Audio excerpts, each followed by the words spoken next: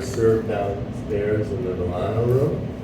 And the evening reception will be out here on the terrace. So, again, we are really happy to have everybody here. We should have other people coming in as well. And luckily, I see the total, the absolute capacity is 300 people, so we're not in too bad a shape, I think. So, let me start by saying a few words about why this conference was put together. So, some of you may remember back in the mid-1990s, Ray Ye, who was the dean of the architecture school at the time, had an idea to put the School of Architecture more on the world map by having a biennial conference on Asia-Pacific architecture. And there were the Kenneth Brown Awards was part of that, and it was given to up-and-coming architects throughout the world.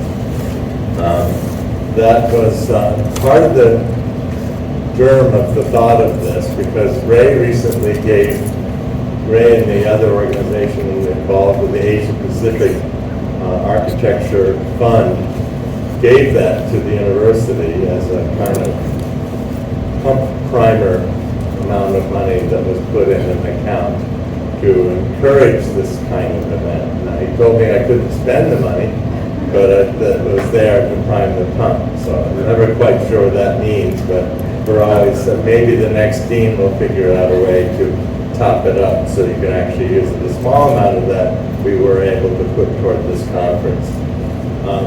I think Ray's plan was ambitious. It came in at a time when the D-Arc was first, at that point the Arc-B was first being developed. And again, I think it did a lot to, in fact, bring attention to the University of Hawaii. And so I think that was part of the inspiration. A more specific part of the inspiration was the Yuan Kwan Fund. Yuan Kwan was a designer, furniture maker. He donated a substantial amount of money to design and innovation. So it was a Yuan Kwan Design and Innovation Fund, really honoring both himself and his wife, Hae Chung Lee. This was the brainchild of Esther Aranaga and her family, Susan Lee and Bruce Aranaga. And at one point, I think about a year ago now, they came to me and said, you know, you haven't been doing anything with our fund, and I think we may not be keeping it alive. Yuan Kwan is in the back rear. He was a Korean immigrant to Hawaii, as was his wife, and they made a success of their life here. He's in the center rear. And even when he was older, he looked much like this. So again, they had a great interest in architectural education and worked hard to try to make this a possibility. So they said, can you think of some way to further the aims of the School of Architecture so we could spend the rest of the fund down? Because that was the idea at the beginning. And I suddenly thought, well, you know, I always wanted to do a conference on tropical modernism, and I threw that out to them, and they liked the idea. So that was the beginning of this. But it also went back to the beginning of my tenure as dean, back in 2019.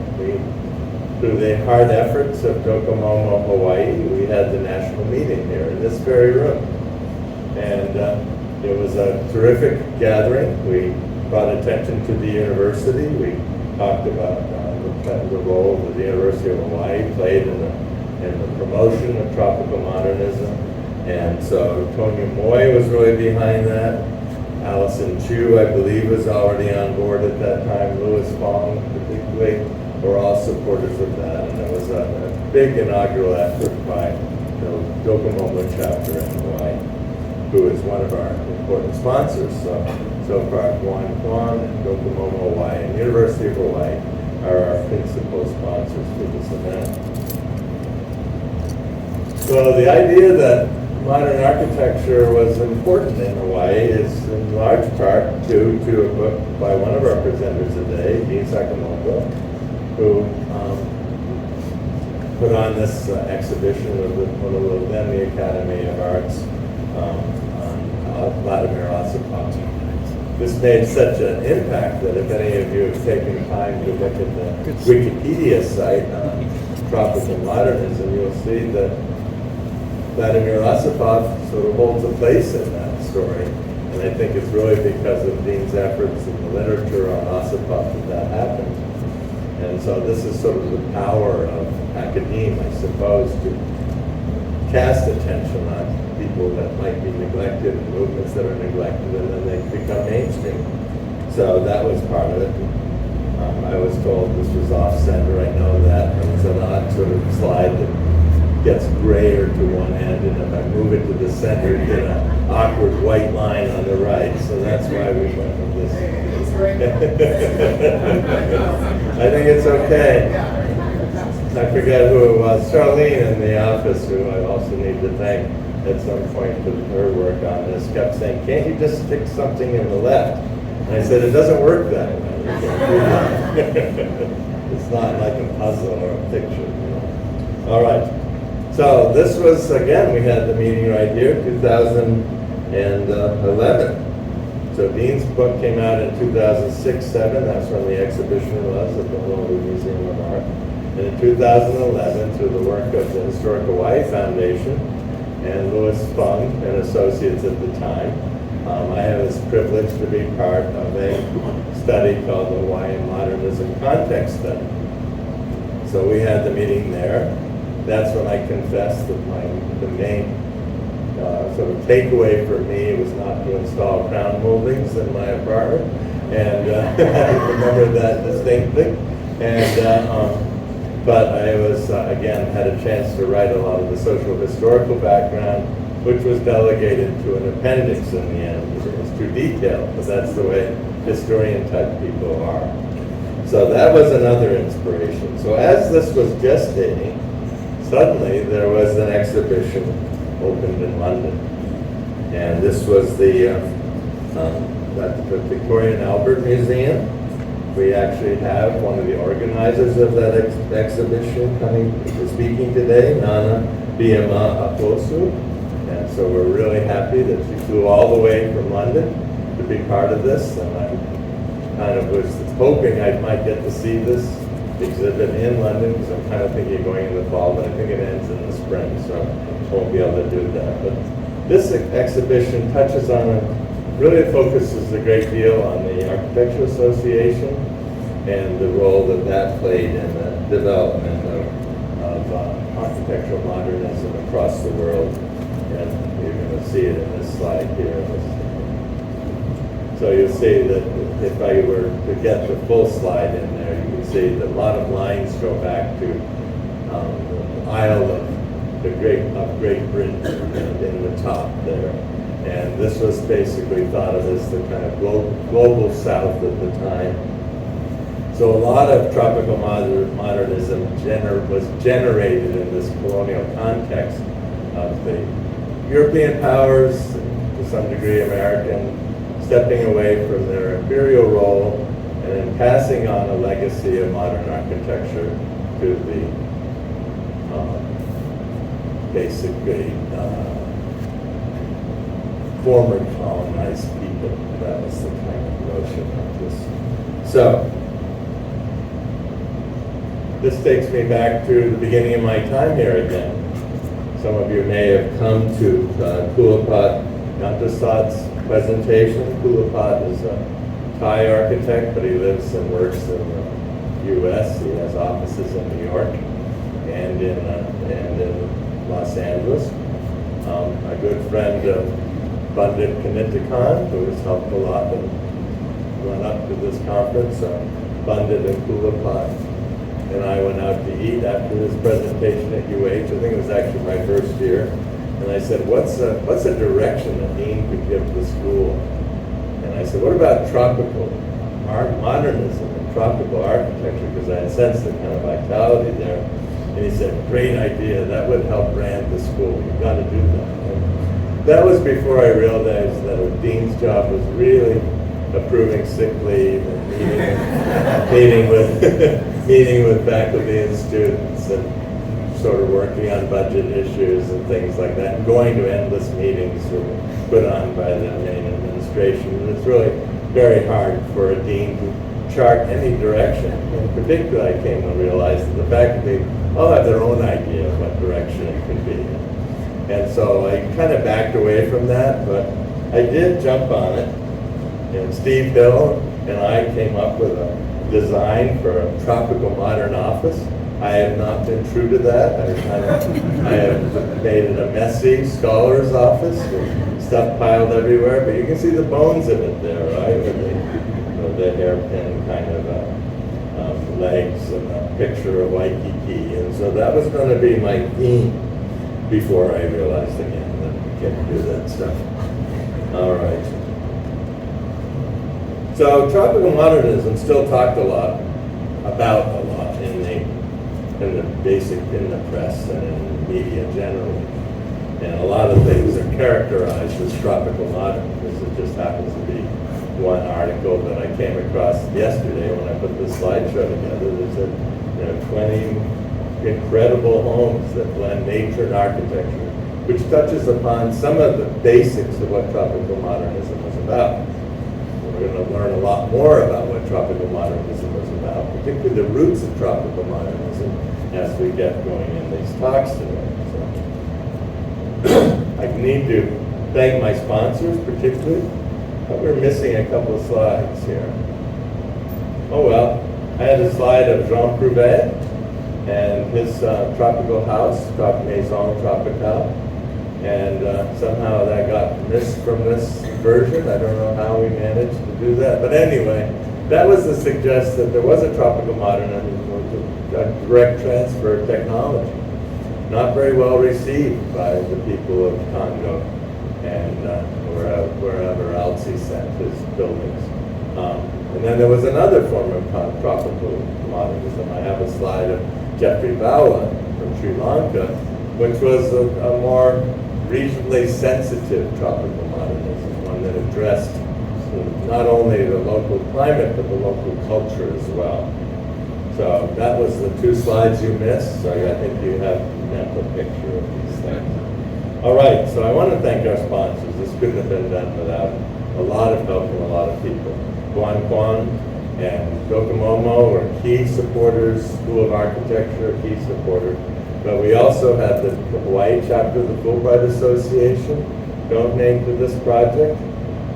Mason Architects made a substantial contribution. Pacific Architects, G70 all made large contributions. We had additional support from Dean Sakamoto Architects, Architects Hawaii, Fong and Associates, and Juan Blue, who printed these really nice brochures for the program. I also think I want to thank all the people involved in putting this together. At UH, I have to thank Joan Jones and Eva Sakamoto for their hard work. Ronnie Noland in the back, will be taping us all day. He helped out along the way. Christy Cardoza and Trudy at the Lewis Strand and the supporter and the board of the Lewis Strand for letting us hold a private reception last night. David Charlot, he's loaning out his house on Sunday for the presenters. And I want to thank all the people in the office at UH, and particularly Char and Lisa in the financial office for their work on helping with the plane tickets and all the other things. So it's been a hard-fought project for many months now, and I'm glad it's finally come to fruition. And again, thank you all for coming. And let's see, where do we go from here? We go to our first speaker.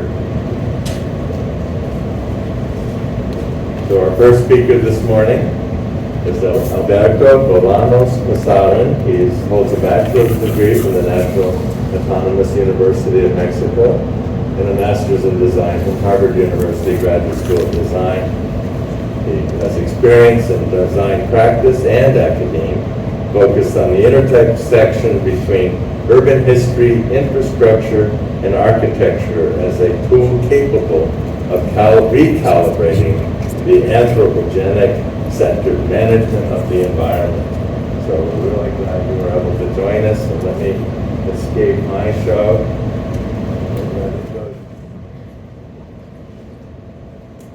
Can you hear me?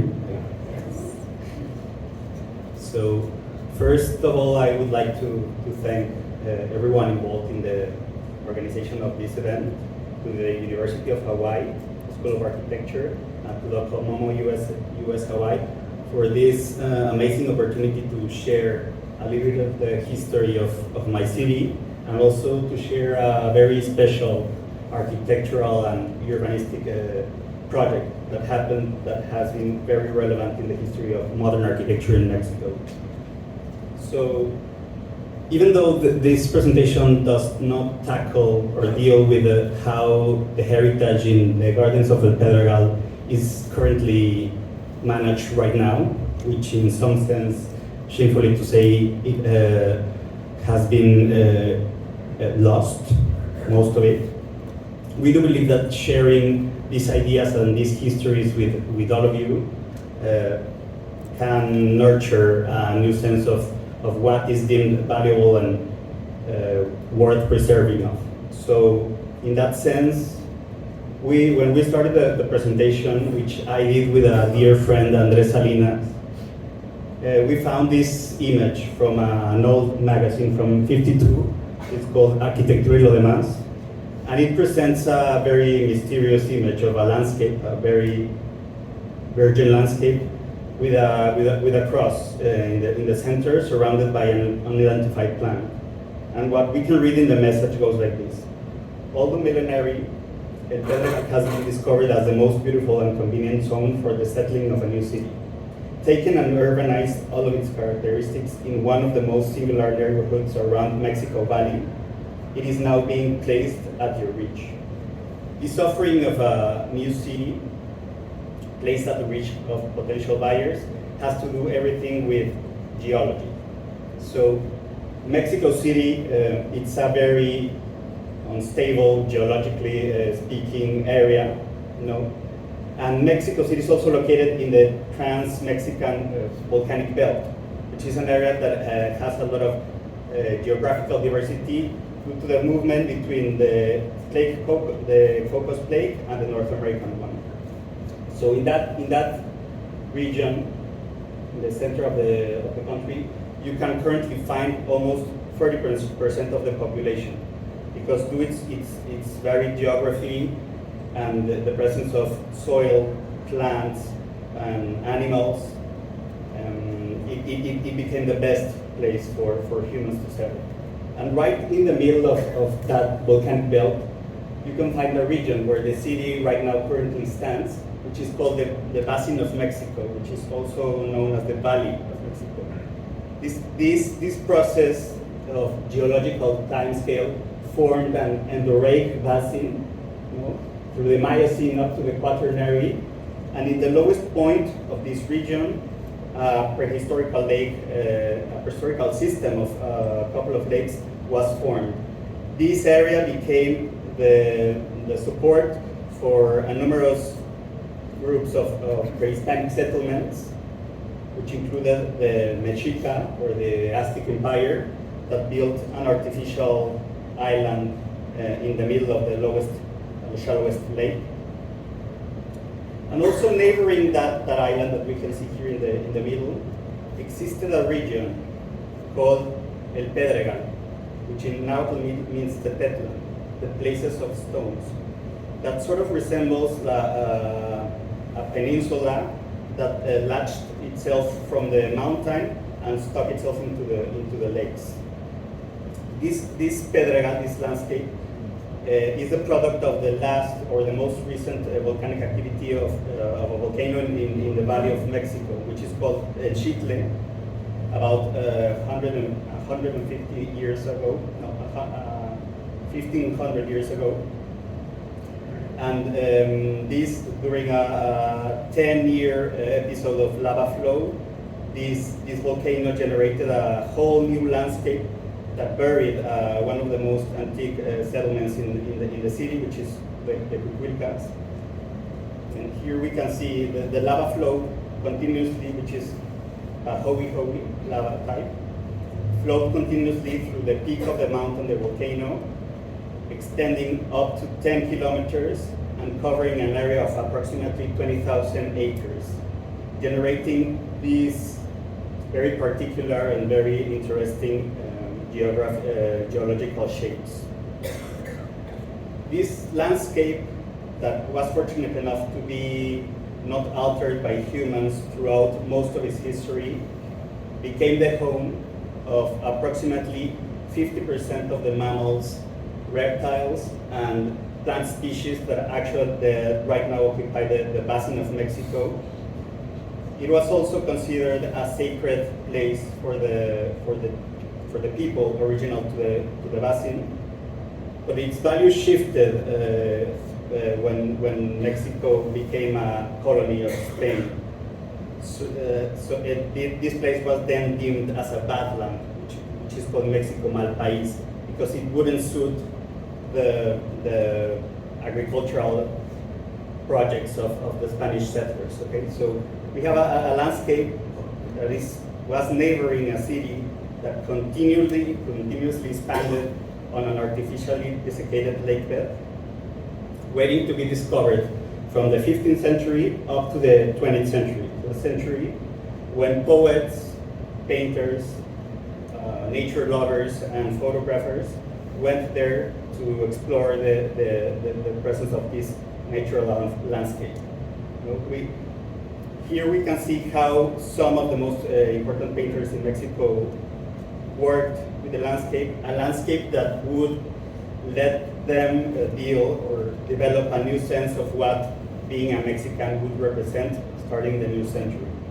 We have a painting by Joaquín Clausel, Gerardo Murillo, doctoral, which was very influential to Barragan, and the painting of a tree by Diego Rivera, which was also the first artist to spearhead the urbanization of this region with the building of his museum and a huacal.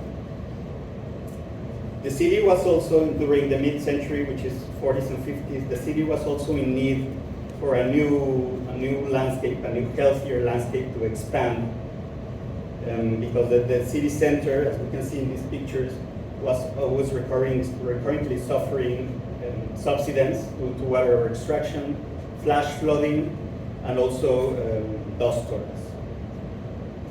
A government-led urbanization expansion deemed ideal for the city to start expanding first to the west, which is very privileged, and finally to conquer the volcanic plateau of El Pedregal.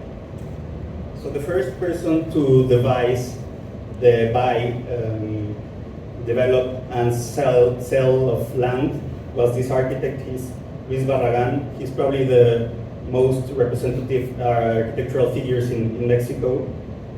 He was born in Guadalajara. He wasn't born in Mexico, and he was also trained as an architect. But he had a special vision that through the Pedregal project he started to implement. There were two sources of inspiration for the development. One was the influence of not so much the built works, but the writings of two architects that had developed their career in America, Frank Lloyd Wright and Richard Neutra, which allowed in the designers of Mexico City on the post-war era to really develop a new sense of awareness of the environment, how to build in the landscape, how to read it, how to read its history, and especially how to use technology in order to solve the contemporary architectural problems.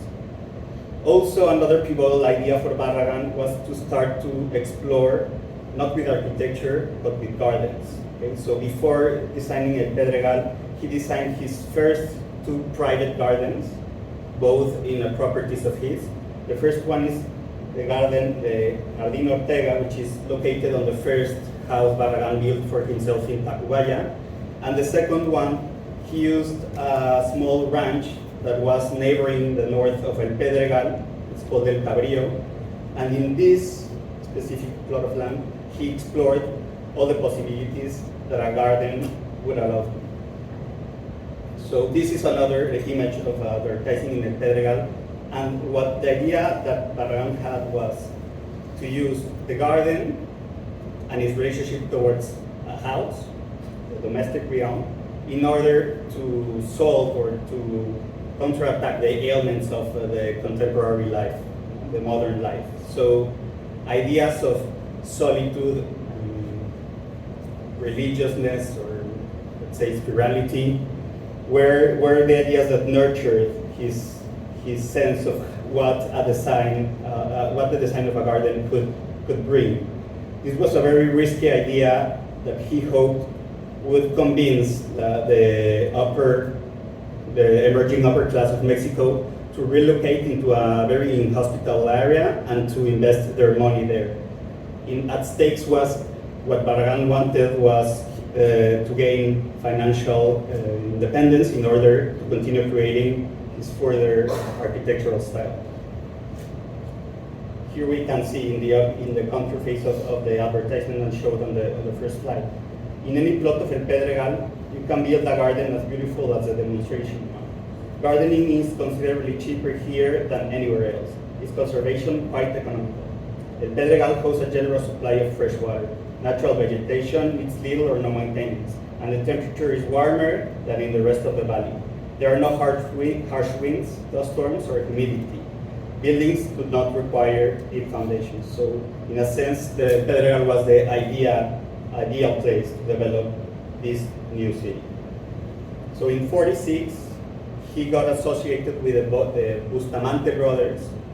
They bought the first piece of land, which involved almost 1,000 acres, and with the help also with Carlos Contreras, an urban designer, they developed the first iteration of the master plan for El Pedregal, one that could adapt to the very harsh and violent topography, with these lines covering and colonizing all the landscape, but also for plots of land which had a minimum surface of 2.5 acres to be sold. The idea was to sell these plots and just to be able to build there 10% of the whole surface.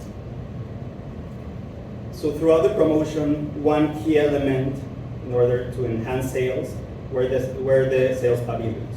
The first place of contact between potential buyers and a landscape they were about to discover. Barragan's proposal that was done on 49 was located very, very, very close to the main entrance of the development, which is this avenue called Fuentes Avenue, where you had to cross this plaza. This plaza, which is called the Plaza de las Fuentes, a very abstract place, very surreal, also very characteristic of Barragan's interventions here in El Pedregal, where you will also cross a monumental fountain and find an animal sculpture by Matias Guedes. The idea was that you would drive across these fences because it was a private development, drive about 2 or 3 minutes, and then park your car in this second small paved plaza, where you would encounter a very large rock wall hiding what appeared to be a garden. You would need to enter through a brightly painted iron gate, and what you would find at your right would be the pavilion, which, interesting to say, was the first example of architecture Barragan built in El Pedregal project. These were the ideas that Barragan thought were the valuable architectural element that could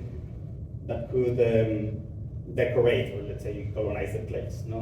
Very low-laying buildings, very heavy, grounded to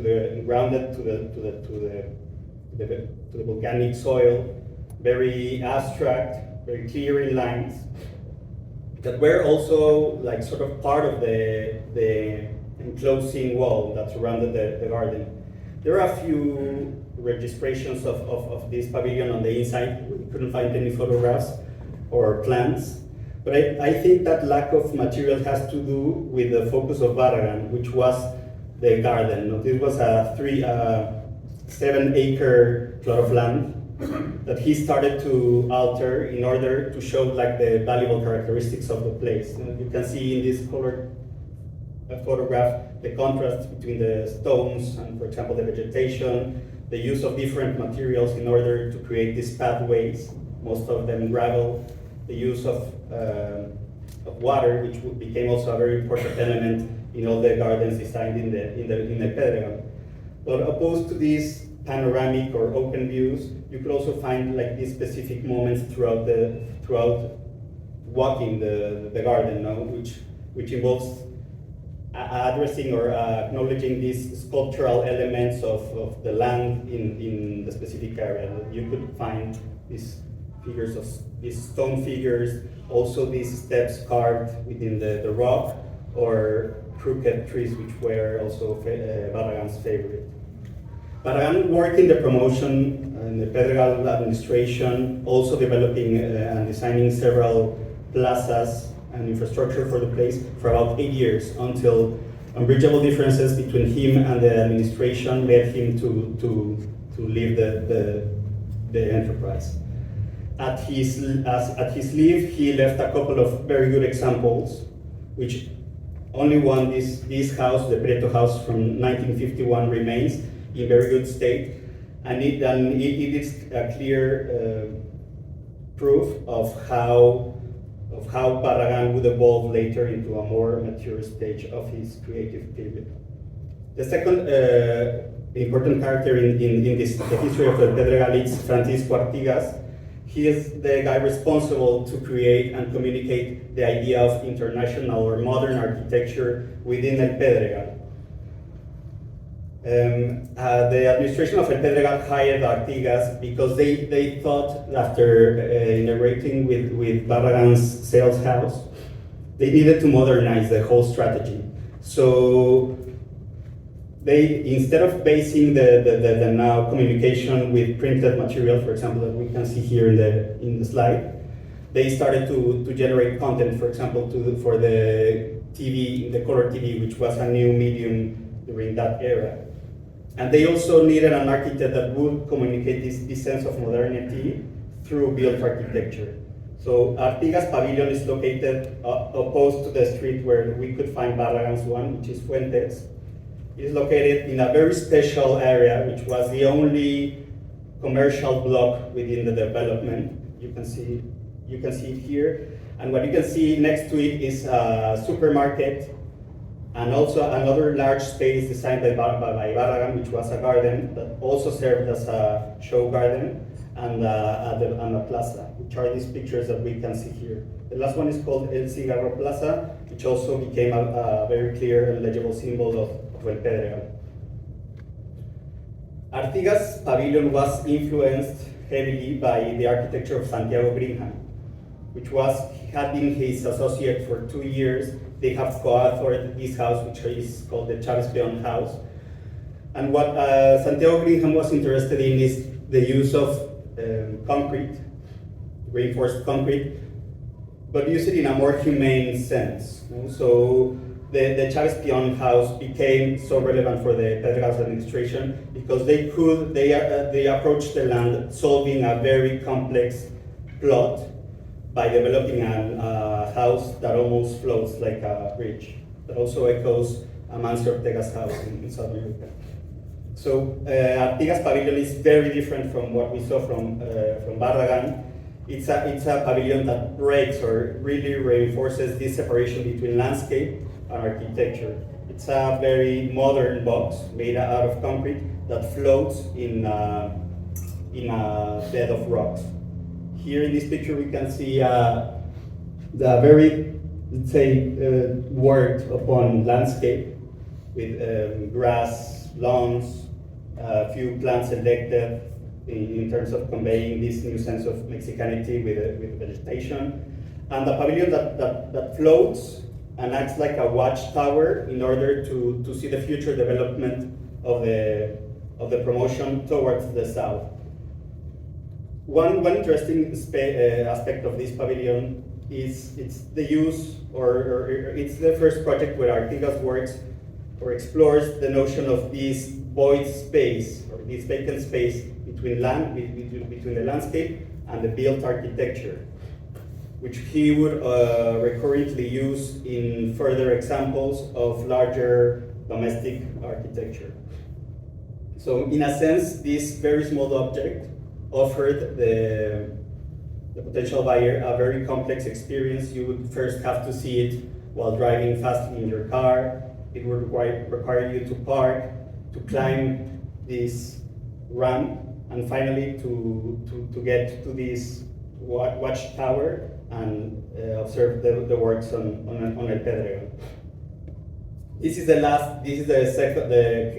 house that Artigas built after he completed the pavilion, where you can see the resemblance. It's another scale, but it's the use of this technological display, touching the landscape on a very conservative manner, and for example, to convey a new sense of domesticity that was based more on American values of livelihood. The first character that is important in this story, and the first one that designed the pavilion, is Antonio Tolini Lac. He was also a student from Artigas, and he got to know the promotion administration through him also. Tolini worked in a Pedregal that was very different from the one Barragan or Artigas worked. He started designing his pavilion on 58, which implied that the Pedregal was already a project that had 10 years on the making. The original first section was almost urbanized, and what was remaining was the northern side of the area that was the one neighboring the Ciudad Universitaria. So in that sense, this new pavilion is located in this new expected to grow area to a project that is already, the Pedregal had already been absorbed by the dynamic of the city. So you had the university that had been already finished. You had Avenidas Insurgentes, which was the connection between downtown and the south of the city, fully operational, and you had the requirement from the government to remove the private gates that made the gates that made the development private in order to integrate it to the city. Tolini's pavilion resembles more a house rather than a sales pavilion. He operated, or he worked in a different plot type, which was a more uniform, less geologically surprising. And he was clearly influenced by American architecture. We could mention, for example, the works of Craig Aylwood, Richard Neutra, or other architects working in the case study houses program. And what Tolini tried to do here is just embrace what was present in the plot of land, rather than stepping violently on top of it. So in that sense, this pavilion gives a certain sense of domesticity, with the use of materials, with this interaction between the inside and the outside, the location of the vegetation.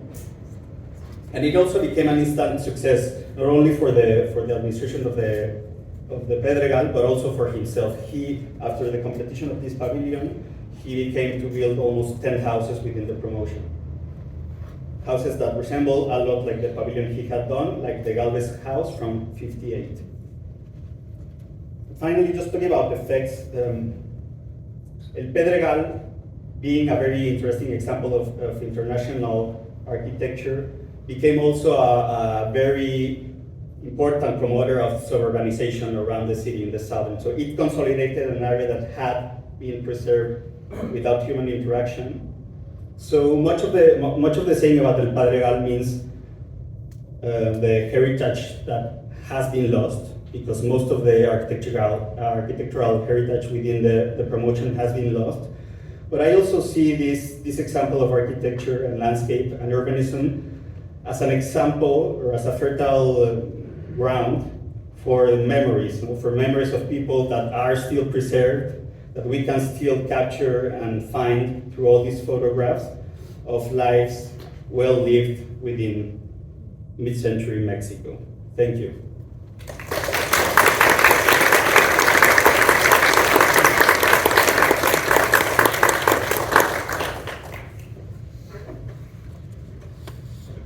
Thank you so much, Alberto. A good kickoff. And we have a little bit of wiggle room in the schedule today because James Steele, who was one of our final presenters, came down with an intestinal illness just before coming, so he isn't coming. So, but we will try to stay somewhat on schedule because of the lunch and coffee breaks. And I'm happy to say that the air conditioning's back. I thought it was great having the tropical modernist experience, but now it's working. And at one point, you know, this place, these windows all were on a pivot, and it was completely open to the outside.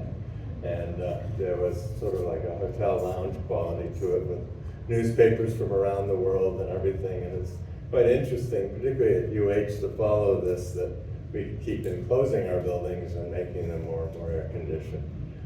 I am so remiss in all the thanking and everything. I forgot to thank our main team, which is Don Hibbert and Grant Hart, who actually put this whole thing together. I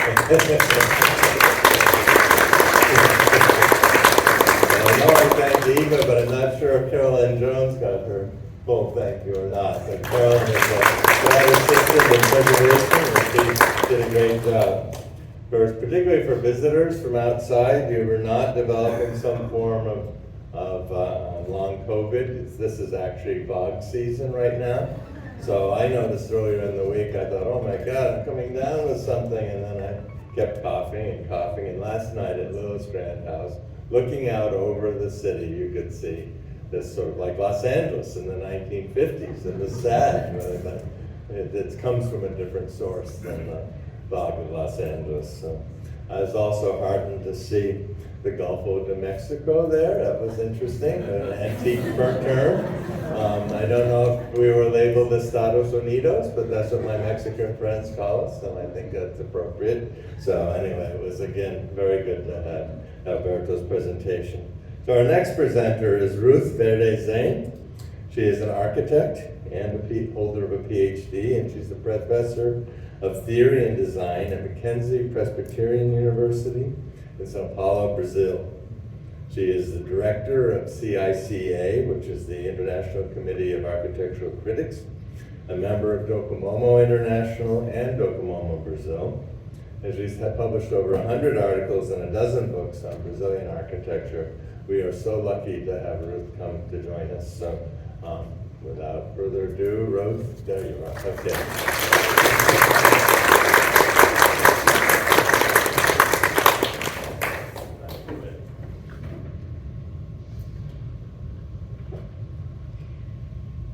Aloha, dear colleagues. It's an honor and a privilege to be invited to this symposium. I want to thank the University of Hawaii, all the sponsors, and especially Docomomo Hawaii, for this excellent opportunity to debate on tropical modern architecture. According to Argentinian historian and critic Marina Weissman, the dismantling of the mechanism of historiography is a fundamental operation for any critical reading. It makes us aware of our position in relation to architecture. History is never definitive. It is continually rewritten according to each present, each cultural circumstance, and the convictions of each historian. I'll briefly consider in my presentation some of the main concepts we are dealing with here, considering them from a contemporary point of view of a Latin American woman. Then I'll give some brief information about my country, Brazil, and its tropical biomes. Finally, I selected 10 buildings from all over Brazil to illustrate some aspects of our best erudite tropical architecture and its commitment to its place, local heritage and traditions, and the search of innovation. How these works deal with the ideas of inside, outside, shadows and breezes, privacy and community. In the last centuries, the concept of tropical has been entangled with the idea of primitive.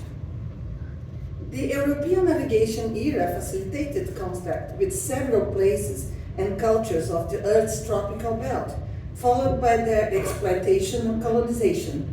And the tropics were deemed as a kind of mythical Eden, where people lived in nudity and innocence, which had to be broken by Christianity and civilization.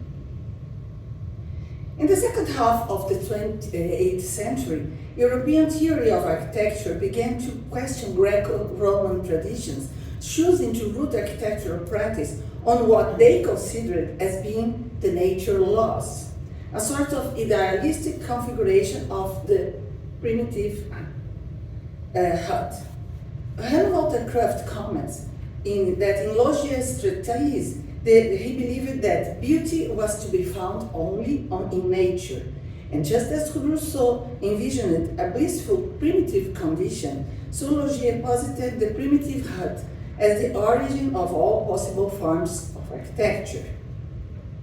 This sort of primitive hut was initially an imaginative supposition, but it opened an important conceptual change, establishing the technical knowledge about construction as an essential part of understanding and conceiving architecture. In the second half of the 19th century, the origin of architecture turned from an imaginative to a supposed scientific approach, thanks to the archaeological, geographical, and naturalistic expeditions, findings, and musings. Publications and exhibitions made available information that supported new architectural theories, such as the idea of tectonic.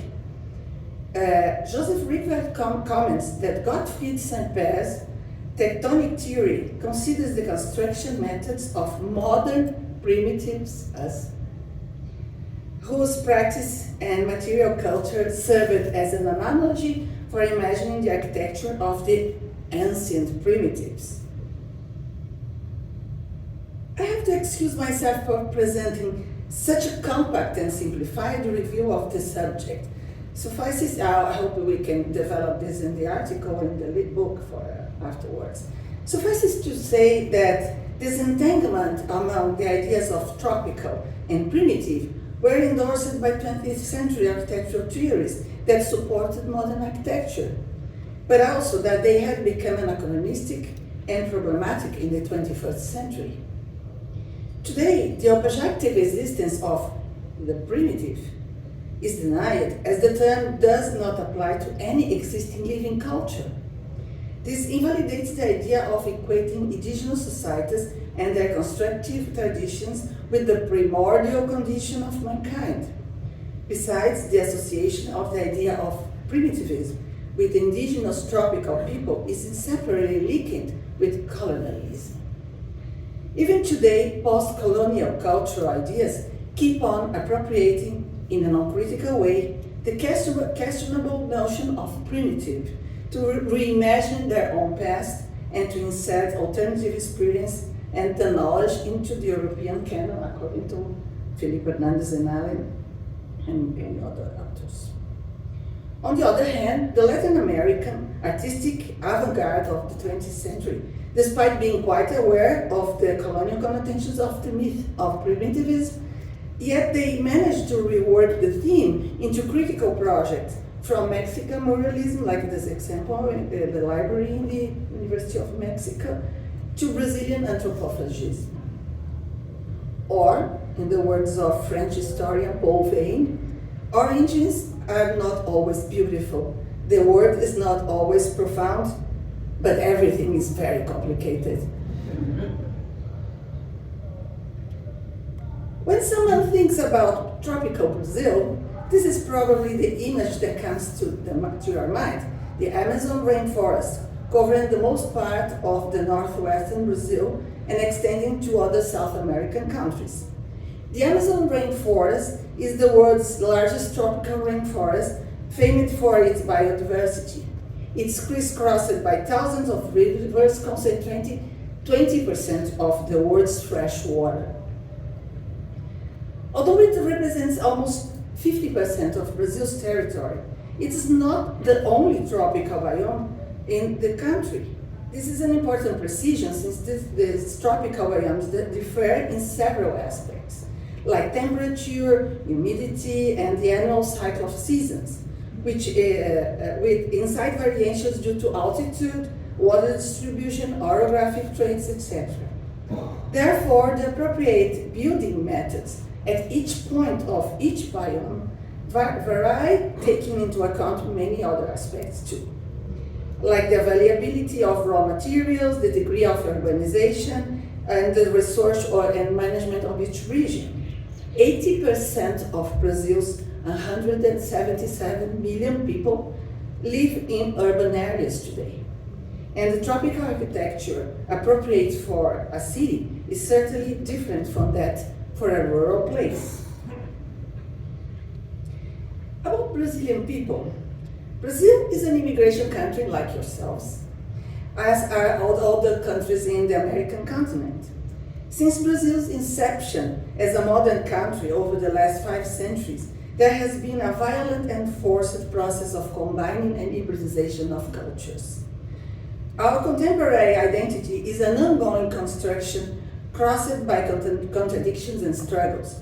Our identity is strained by social and economic inequalities derived from colonization and post-colonization structures. When Portuguese colonizers arrived in 1500 of the South American continent, they encountered a varied mix of an estimated 3 million indigenous population.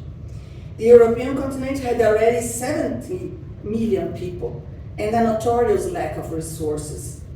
Colonial enterprises plundered and appropriated the Americas, not only driven by greed and not only for the accumulation of capital, but also to appropriate resources to ensure their survival, producing as a side effect the genocide of many local populations. During the colonial period, agriculture and mining exploitation of the Americas was made possible by the infamous Atlantic slave trade, whose consequence was their African forced diaspora, affecting an estimated 24 million people. Today, at least half of Brazil's population is of African origin, with varied degrees of miscegenation. From the 19th and 20th centuries until today, immigration from Europe, Asia, and the Americas remained relevant, with a steady growth of South-South populational movements. About traditional constructive materials and techniques. Lúcio Costa, the most preeminent Brazilian modern architect pioneer, had a double interest. While praising and divulging the new possibilities of modern architecture's technical, material, and conceptual innovations, he also cared about Brazilian traditional architecture legacy, having been one of the founders of the National Historical Heritage State Institute. He proposed interpreting modern Brazilian architecture as a natural development of Portuguese Brazilian vernacular tradition and Brazilian Baroque legacy.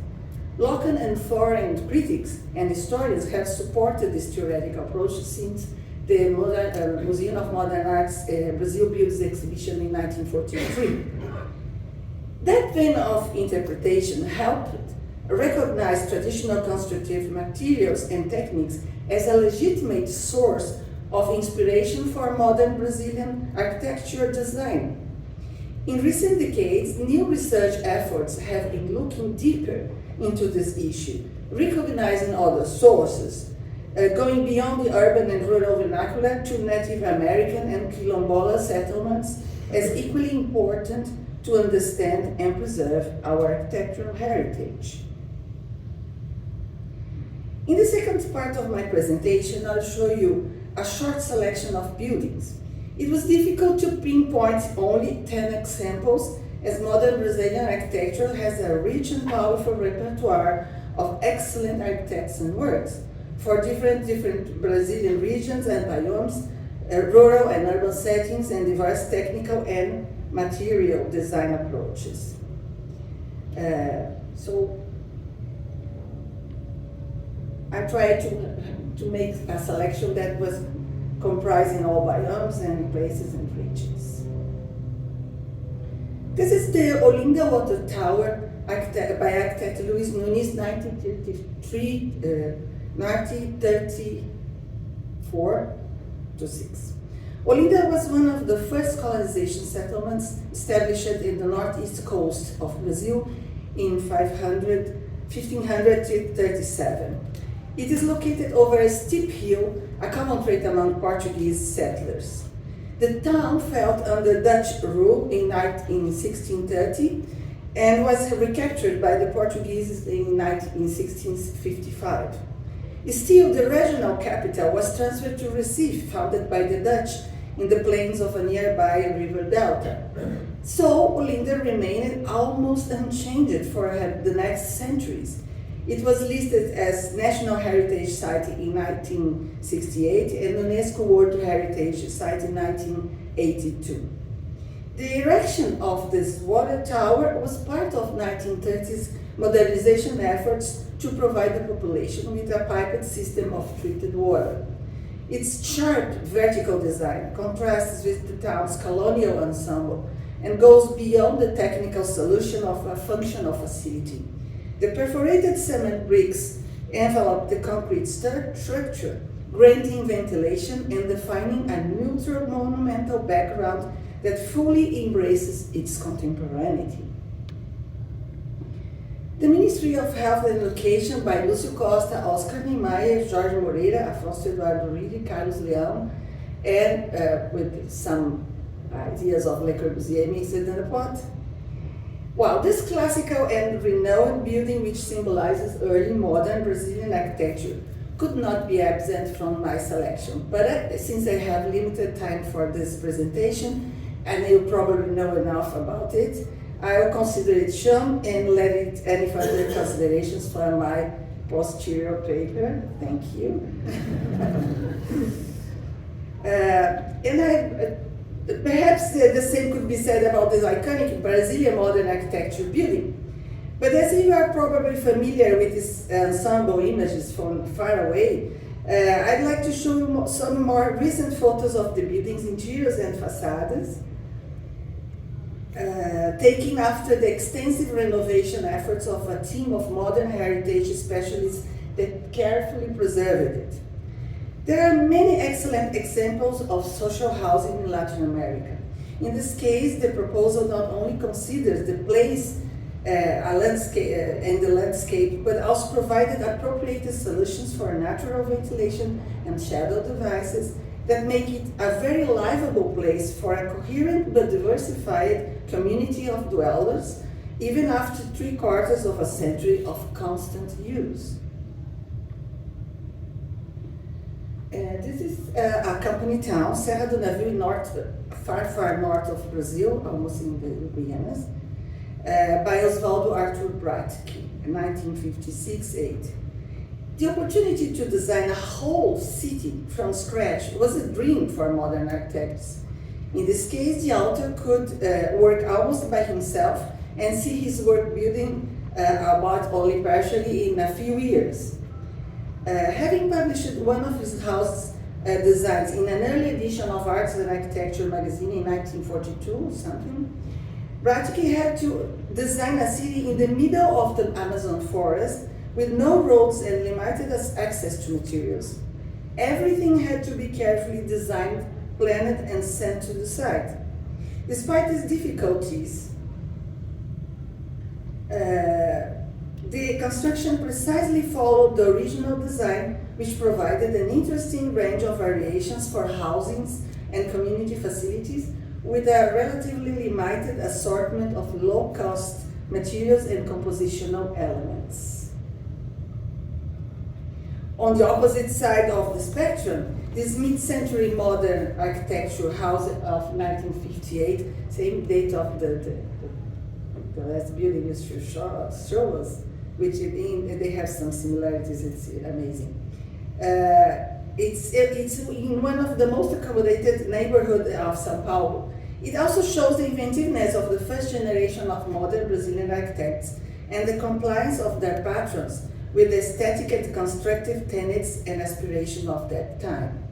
My city, São Paulo, despite being exactly over the Tropic of Capricorn, it has a subtropical high altitude climate. We are 800 meters above sea level, with hot summers and temperate winters. That we are tropical people, so we find that they're very cold, but they're not. The social areas may be completely open in order to extend their areas into two parallel percolated and vegetated patios, efficiently ventilating and illuminating the house.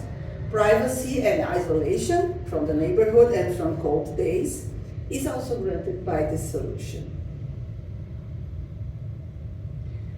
The Faculty of Architecture and Urbanism in University of São Paulo by João Villanova Artigas and Carlos Cascaldi. We could loosely tag this iconic building as tropical brutalism. The building has no doors and is permanently ventilated by an internal covered patio and the gaps between the walls and roof skylights. This openness makes it quite environmentally effective, excepting during the brief weeks of São Paulo, very, very cold subtropical winter. The internal voids renders the building bigger than what is needed for its functional floor area. But that may be considered as sort of a staple for tropical architecture design. Circulating air under a shadow roof as an excellent device for temperature regulation. I have also chosen to show this building for you due to the important efforts that have been recently made to preserve modern architecture, in this case with the help of the Gettys Foundation Keep It Modern program. Unfortunately, some botched restorations that you can see here, bottom left, were made before thoroughly studying this particularly difficult case. One can also learn from failures to avoid repeating them. We debate, study, and work for that as members of the Docomomo.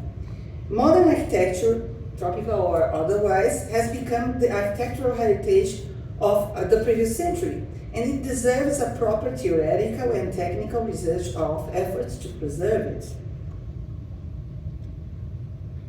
This music school in Fortaleza, northeast of Brazil, was, here I should call for a minute of silence in homage to the recent demolition of this beautiful building, made by ceramic reinforced brick buildings using Eladio Diestes, Uruguayan engineer Eladio Diestes technology.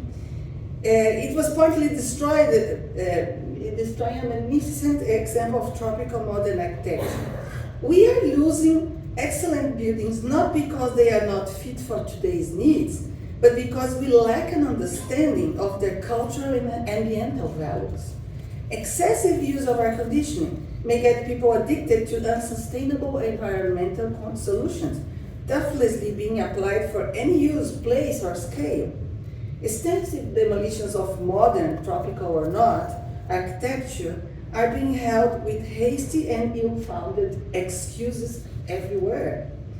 That will probably be regretted in a few decades, so we must act immediately to fight against that. This is the Sesc Pompeia in my city, São Paulo, by Lina Bobardi and her team. Lina Bobardi may be today the best known and most praised Brazilian architect, despite her demise 30 years ago. This lively ensemble for leisure, education, sports, and cultural gathers different generations of people all day long, all weekend long, from the neighborhood and beyond every day. It masterfully combines old and new structures, programmed and spontaneous activities, materials and textures, day, night, and weekend activities. If you only have a few hours to visit my city, São Paulo, please go there. Perhaps the main tropical feature of these buildings is that the authors designed the voids with the same quality and care as the closings and structures. That its fenestrations are not just glassed windows, but carefully placed perforations. That natural light sieves through the walls and rooftops abundantly, but not overwhelmingly, as we are there in the tropics and the sun can be a blessing when it brings lights and a challenge when it transmits heat. I will say no more, please visit. These are a program of transitional rural schools program by architectural Figueiras Lima. He likes to be called Lele, architect Lele. Despite being less known outside Brazil and Latin America, Lelé was probably one of the best Brazilian architects of the last 50 years. Sorry. That may not be evident as he was not working for the media show, but for people, and most of the time for common people. He insisted on prefabrication, design, and research all his professional life, using local and appropriate means and economical solutions that could potentially solve mass-scale problems for infrastructural devices like pedestrian bridges, waterproofed steeped hills, stairs, bus stops, etc., etc. And also to social and community facilities for rural and urban areas. Despite being a technically oriented architect, he believed in technology as a tool, not as an end. This Rural Schools prototype solved a local problem. Still, it was also the seed for his and his team's experimentations in the following decades all over the different tropical regions of Brazil. This is the environmental center in Albina, some 300 kilometers from Manaus, actually in the middle of the Amazon forest. Tropical Brazil is not only the Amazon rainforest region, as I said, but it seemed appropriate to conclude my selection of words with a case located there. During the construction of the huge Balbina Dam to provide electricity for this region, submersing large forest traits resulted in extensional environmental problems. Under the pressure from environmental movements, the government decided to create a scientific research center, which is this one, to study and find solutions to mitigate all these effects of this construction. The architects who designed this facility proposed using the wood that would have been lost inside the dam. So this is it's the same wood. For its construction, they proposed technical solutions inspired by local and traditional construction, like you can see here in this image details.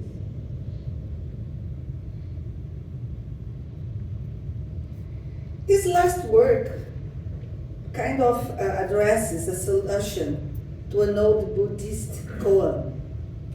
If a tree falls in the forest and there's no one there to hear it, does it make a sound? Maybe an ethical answer could be that no tree should fall anywhere due to our unduly interference with nature. Tropical modernism architecture may be compared to an endangered species. Beautiful examples may be studied and praised, but kept on being destroyed. Perhaps we are failing to hear that sound. This symposium is not a small drop in the ocean, but a call for attention. We must put in value what we want to preserve, and I hope we succeed. Thank you very much for this opportunity.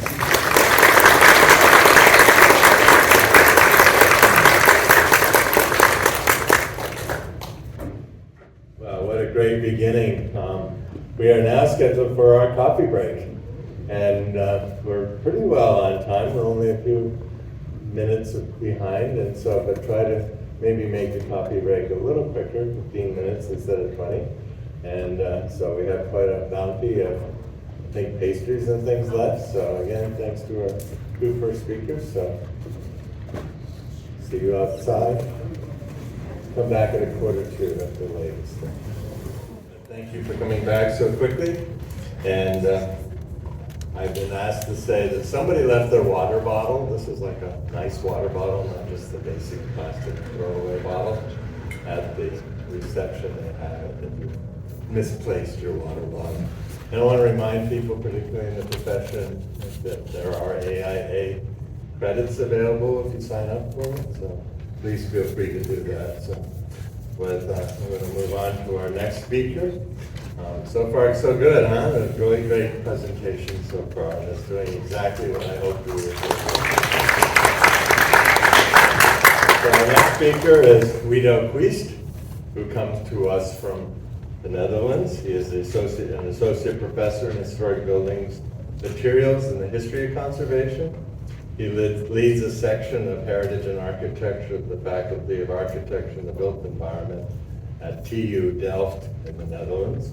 He is the Secretary General of Docomomo International, so a celebrity in a sense in the Docomomo circle, and chair of Docomomo Netherlands. His research and teaching centers around the preservation and adaptive use of the built legacy of the 20th century, connecting specialist disciplines. And so Ruth had actually nicely segued into talking about preservation. So we will see what Guido has to offer us. So Guido, welcome, aloha, and we look forward to your talk.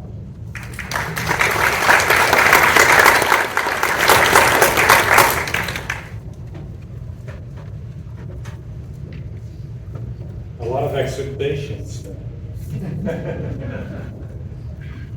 I'm glad I can finally wear my collared shirt without feeling like a child in somewhere, you know. But that's what happens often in Europe, where all architects are still wearing black. So that is thanks for the support so far. All right, only 20 minutes on Docomomo.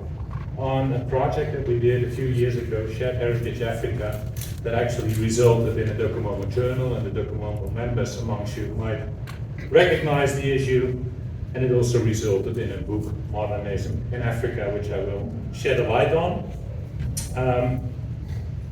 But first, and I guess most of you know this, or should know this, what Docomomo stands for. So I will not read the abbreviation, but focus on the smaller letters below, which is actually the mission of Docomomo. Act as a watchdog, exchange ideas, and foster interest in the ideas and the heritage of the modern movement, and elect responsibility towards this recent architectural inheritance. I don't know for how long we can keep the word recent there, but okay, that's another one. So that is what Docomomo is. But this is also what Docomomo is. Docomomo is a bunch of people, and Ruth, I think you recognize yourself somewhere on the image. I don't know whether there are more people who joined the Chile International Docomomo Conference last December. Docomomo is a bunch of people, a bunch of sometimes organized, mainly not organized, but in any case working together on this mission, sometimes in a very high speed, sometimes very low speed, but always dedicated. And then when you bring that to the map, that means that in 85 countries or regions, Docomomo is present. Yeah, I mean, Hawaii never shows up on those kind of maps, right? So I could have emphasized it, but you know, it's part of Docomomo US, of course. And what you already see in this image, that although there's almost a global spread, there are very few Docomomo working parties in Africa. So that is one of the reasons of the Shared Heritage Africa project I'll be talking about later on. I'll be talking about the DO of documentation. And documentation within Docomomo was mainly organized around the Specialist Committee of Registers. And that was already established in 1992 during the second International Docomomo Conference in Germany. And it was explicitly stated, and I just looked it up yesterday, that it's not only about national things, it's national and international. And it already in this first statement on what the Specialist Committee on Registers is or could be or could become or should become, it regards monuments, and it's, I just quote as it is quoted in this introduction, and it should also have a list of buildings under threat. Well, Ruth, you already mentioned buildings under threat is always an aspect of the work of Docomomo. And it said embrace the cultural difference already in that beginning. So although modernism, modern movement, there is this global international aspect in it, it already said there and acknowledged that there are local aspects in modern movement buildings. And that resulted, for example, in this very nice so-called black book with the early register nominations from the early Docomomo working parties, and it resulted in the Docomomo virtual exhibition on the website. And this illustrates another issue. When you do something online, you have to maintain it, because this one is currently offline because it's an old version, etc., of a database, etc. You all know the drill, and that is, I think, one of the biggest challenges in documentation that we face as a global organization. How do we share all the knowledge we produced? How did we share all the documentation that we made over time? And of course, architects, architectural historians who like to write and like to make books. The Docomomo Journal, I just put a few covers of Docomomo journals here, mainly on Africa, tropical architecture, and the journal I brought with me, and the Modernism in Africa. And if there's some time left, I will also point out this landscape architecture book, which is right in the middle. And what I can proudly say is that from now, or from a few years ago, we make this available open access. So if you go online, you can find it, you can use it, you can refer to it, etc., etc. Docomomo Journal, Docomomo Books, and Docomomo.com. So far, the advertisement. The project, Shared Heritage Africa. It's a cooperation between a lot of people, but Uta Potgieser, as the chair of Docomomo, was instrumental in that. Also, Olaf Lugo, currently at Liverpool School of Architecture, was instrumental in that. And the photographer, Jean Molitor, and of course all the others played their part in it, but I wouldn't want to stress them. A project with the aim to increase knowledge and build capacity related to cultural heritage among the younger African generation. I will explain later what and how we did that. It's about creating partnerships for documentation, aka Docomomo working parties, or other way, for build cultural heritage in general, but of course with a specific focus on modern movement architecture. And digitalization is also one of the main project goals. And it's centered around the 1950s to the 1970s, the period where most of the African countries became independent from colonial rule, all in different ways, all in different times. I will not go into depth of that. Another focus was also to try to increase inscriptions in registers one way or the other.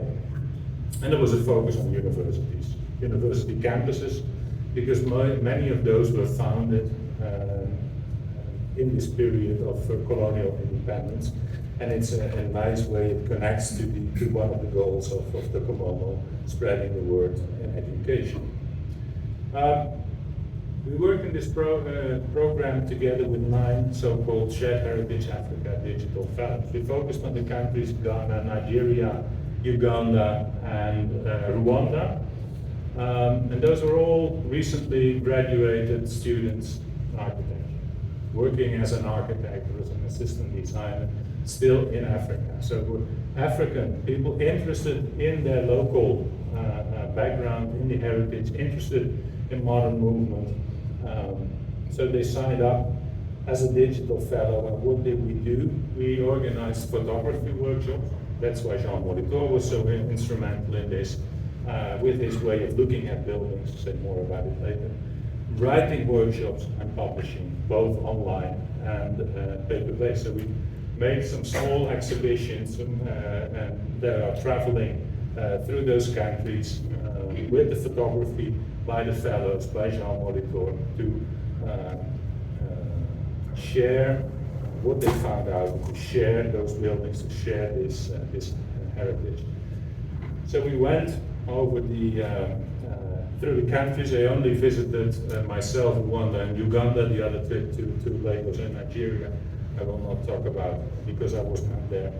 Personally, going around, finding out with a piece of paper that showed sometimes an image of a building that someone had from an old publication. Hey, is this building still there? Do you know it? So going around, literally going around, do you know this building? Probably it's there. So we drove over, went down. So it's completely different in the context where we, in the Western world, let's say, are really used to it, that we can find a lot of things online, a lot is already documented, a lot is already published, but in this case, we try to discover or to rediscover buildings that were published probably in the 1950s, but after that were forgotten about. Also an image here from the School of Architecture in Kigali, where we had a few classes talking about modern architecture, talking about architecture in general. And then just going around. Well, whether it's modern architecture, I'll leave that out of the question here, but it's a cloister in Kigali. Very interesting, very nice building. It's still from built during the Belgian rule. But there's barely anything to find about this building. And it becomes even worse. This one is also Kigali. You see in the background, you see the business district already coming nearer and nearer. And these kind of streets, and I actually don't know when these buildings were made. Is it 1930s, 1940s, probably even 50s or 60s. But they seem very interesting. They're not all alike. They are alike, but they're not the same. We all questioned, do we know an architect? Was it built by an architect? Or was it built without an architect?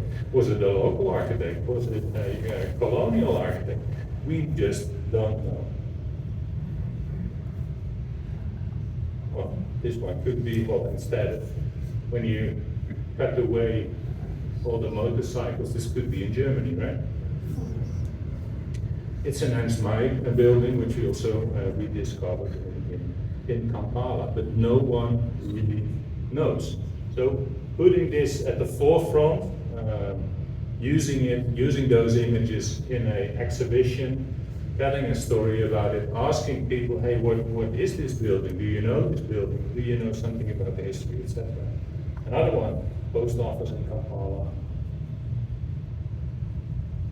Yambogo University. So here we are at one of the two main campuses of Kampala. The other one is Makerere University. A nice collection of buildings, a lot of students, very nicely used buildings, but no one knows anything about the history. The extension of the Ugandan Museum, also by Ernst May in Kampala. This one was a very interesting one. When we were just driving around with these two minivans and 20 people all together, we came across this building, which appeared to be the Faculty of Technology in Kampala, completely abandoned. Completely abandoned. But when going in, quite some interesting details. Very interesting buildings. Where do you come across things like that you have the idea, hey, but when was the time before me that someone looked at this, or an architect looked at it and rediscovered it? So with the idea of sustainable use, sustainable reuse, adaptive reuse of buildings, of the sources that are there, I think those buildings deserve to be rediscovered. And of course, I don't know the background, why it was abandoned. Probably there's a very good reason, but let's leave that out for now. This one is a bit more published, the library at Makerere University, very big university campus. And this is the library, which is also the national library. So it's quite well maintained, also extended a few times. Very big reading rooms and thousands of students studying here, talking about tropical architecture. Oh, I promised myself not to use the word tropical architecture, but only in my finals. I will try not to do that again before I get to that one.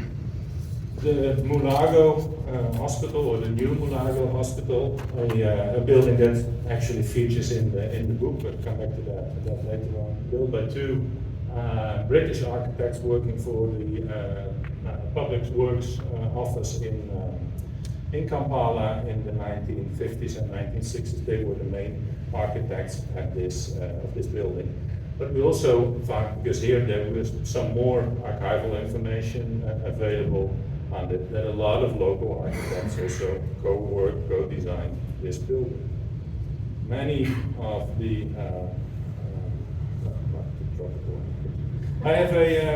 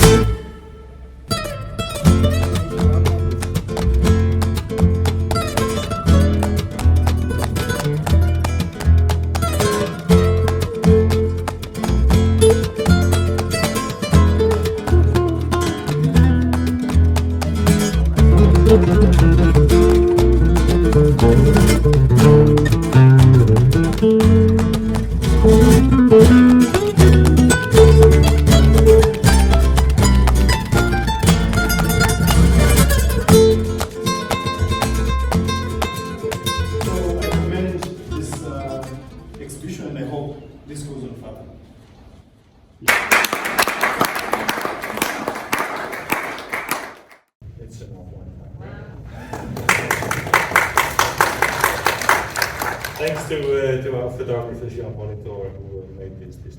One thing I learned is that architects always talk with their hands, right? You've probably seen it in the yeah. So the project outcomes, and it's there's quite some interaction between Africa and Europe, African scholars, European scholars, not only in the project itself, but mainly on the publication later on. We made several small, literal traveling exhibitions that go around, still go around the country. I think we created quite some awareness among younger generations of the existence of the architecture we're talking about, the modern architecture. Jean Molitor already went all over the world with exhibitions, doing photography sessions, but now also incorporates the architecture, the photos he took in Africa. There's a new Nigeria working party from Docomomo, and there's quite some efforts in making new working parties in East Africa. But it mainly resulted in a lot of more questions, actually. Questions that we did not all answer, but we tried to answer some of those questions in the Docomomo Journal, which is very interesting because a lot of the articles here are written by African scholars who did never publish an academic article before. So it was really the effort not to get it published as is, but mainly get it published by scholars that are not used to publish yet. Something on conservation management plan at the university, valuing architecture by our fellows, writing courses, academic development, and in the end also the Modernism in Africa book. Well, you see that there's still a lot of blank spots in the map, but the book includes a lot of buildings documented, again written by local people. So it's not a book of Europeans writing about Africa. But what we tried is to involve through the Docomomo working parties and through other contexts to have local architects, local scholars writing about buildings, to rediscover buildings in combination with the project done before by Anna Storch, the former chair of Docomomo International, mainly focusing on educational buildings. So this is one of the pages from the book, which documents an elementary school, which is from the project on Mozambique by Anna Storch, and the stunning photography of Jean Molitor. The style of Jean Molitor making his photos is making very clean. He has not an architectural background. So he looks at the building as a composition, which naturally fits a modern movement architecture, because you would say you would find the same kind of buildings in many places in the world. Which leads to this very nice pictures in the book. I'll leave the book to the library of the university bill, so it can stay here. I think we achieved quite some, and 20 minutes or 22 minutes is too short to tell it all.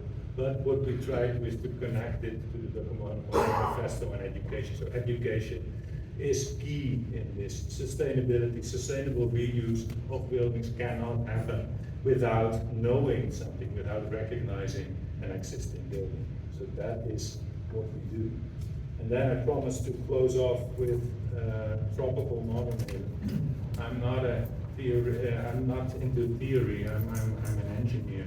So for me it's very difficult to point at tropical modernism as something to be defined. But I like referring to this statement, and it's not a new statement, but by Jan Henket in his book Back from Utopia, that modern movement architecture is, and not was, it is about creating a better built environment for all through rational and functional implementation of technological and or social innovation. And I think what I saw in Africa was more social innovation than actually technical innovation. It's not only about sun shading and having cross ventilation. I think the efforts to provide cross ventilation lead to spaces that are commonly used, that are privately used, that have a different relation with inside and outside. And for me, that is what I learned through this project about what tropical modernism is, which is actually confirmed again here when walking over the campus, walking over the Wakiki and seeing the different interactions, public and private. For me, that is what tropical modernism is about. Thank you.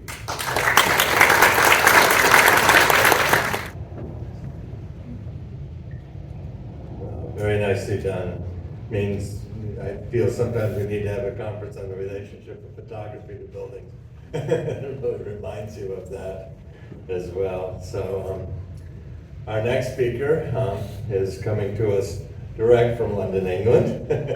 This is Nana Blama Oposu. Nana is a Ghanaian British architect and director of YAA Projects, a London-based architecture design and research studio. Her practice focuses on architecture urbanism of African modernity, communality, domesticity, identity, geography through a diasporic and decolonial framework. She's a tutor at the Architectural Association in London and a lecturer at the Kingston School of Art. Her recent projects, in fact, involve the research and background for the Tropical Modernism exhibition, Architecture and Power in West Africa, at the Venice Biennial, and also at the V&A. And she reminded me just before the break that that the exhibition, the V&A, is in fact closed, but you can still get the catalog online. So, Nana, without further ado, let me turn the podium over to you, and thanks so much for coming so far. Thank you all so much, and thank you so much, Bill, for that kind introduction, and also for the invitation to be part of this symposium. I'm so thrilled to be here, and it's a real pleasure to listen to the presentations that came before. So today I'll be talking to you about tropical modernism from the perspective of West Africa.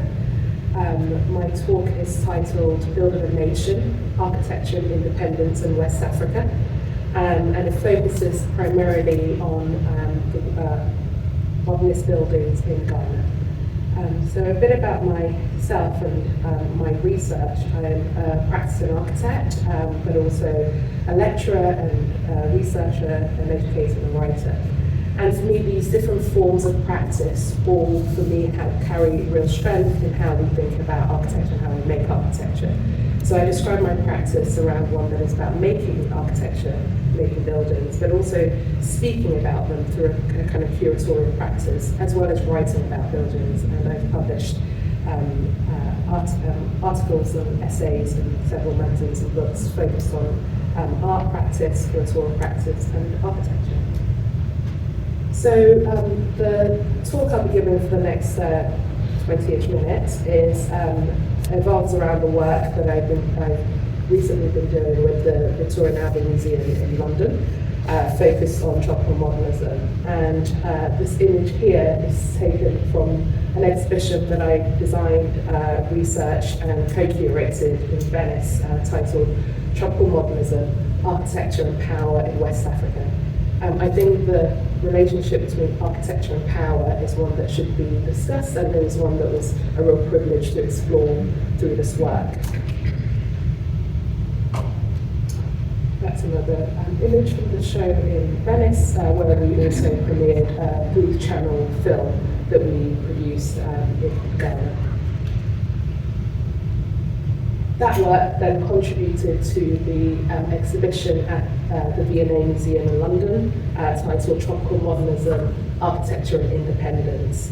And in this exhibition, the subject matter of tropical modernism was expanded to include Ghana, but also India, as well as other countries in Africa. And for me, it was a real privilege to see that work coming back to London and also expanded and making the connections between places that had been under British colonial rule and the architectural language they had developed, and actually having these architectures be talked about through the kind of relationship between previously colonized places and decentering Britain from that conversation. One of the key aspects for me of doing this work was to establish a relationship between the Kwame Nkrumah University of Science and Technology in Kumasi in Ghana, the V&A and the AA. And interestingly, the relationship between the two universities, Kwame Nkrumah University of Science and Technology, and the AA is one that charts back some 70 years, and I'll be talking about that a bit later. But I wanted to show this image because some of these items here,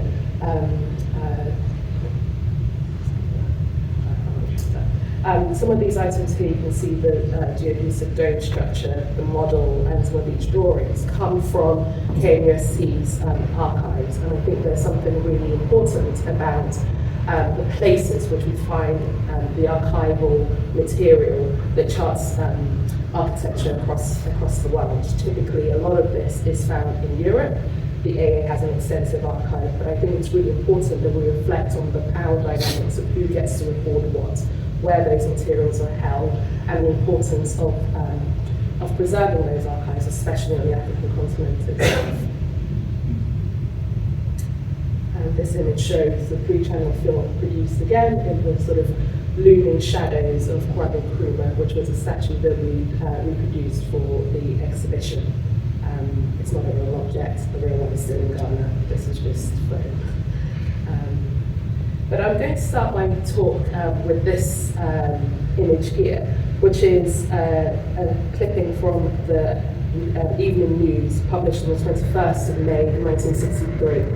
And this was a daily graphic newspaper, and the title of it in this spread is This is a new Ghana Kwame Nkrumah's building. Ghana, land of freedom, with justice where progress and development never cease. And I think for me this is a really important framing of how independent movements leaders like Kwame Nkrumah saw the power of architecture to transform a nation's fortunes. So this is a map that we've previously seen before, but for me, looking at this map, I think it's really important to think about how this image of tropical, where was the tropics is constructed. If we look across that yellow band that actually sort of tries to identify all these countries, I would say that while these countries share similarities, they also do have vast differences in climate. And I think one of the things that tropical modernism and tropical architecture was doing is somewhat of an oversimplification of these places in order to kind of create a kind of synergy and a kind of sameness across a region with really remarkable difference.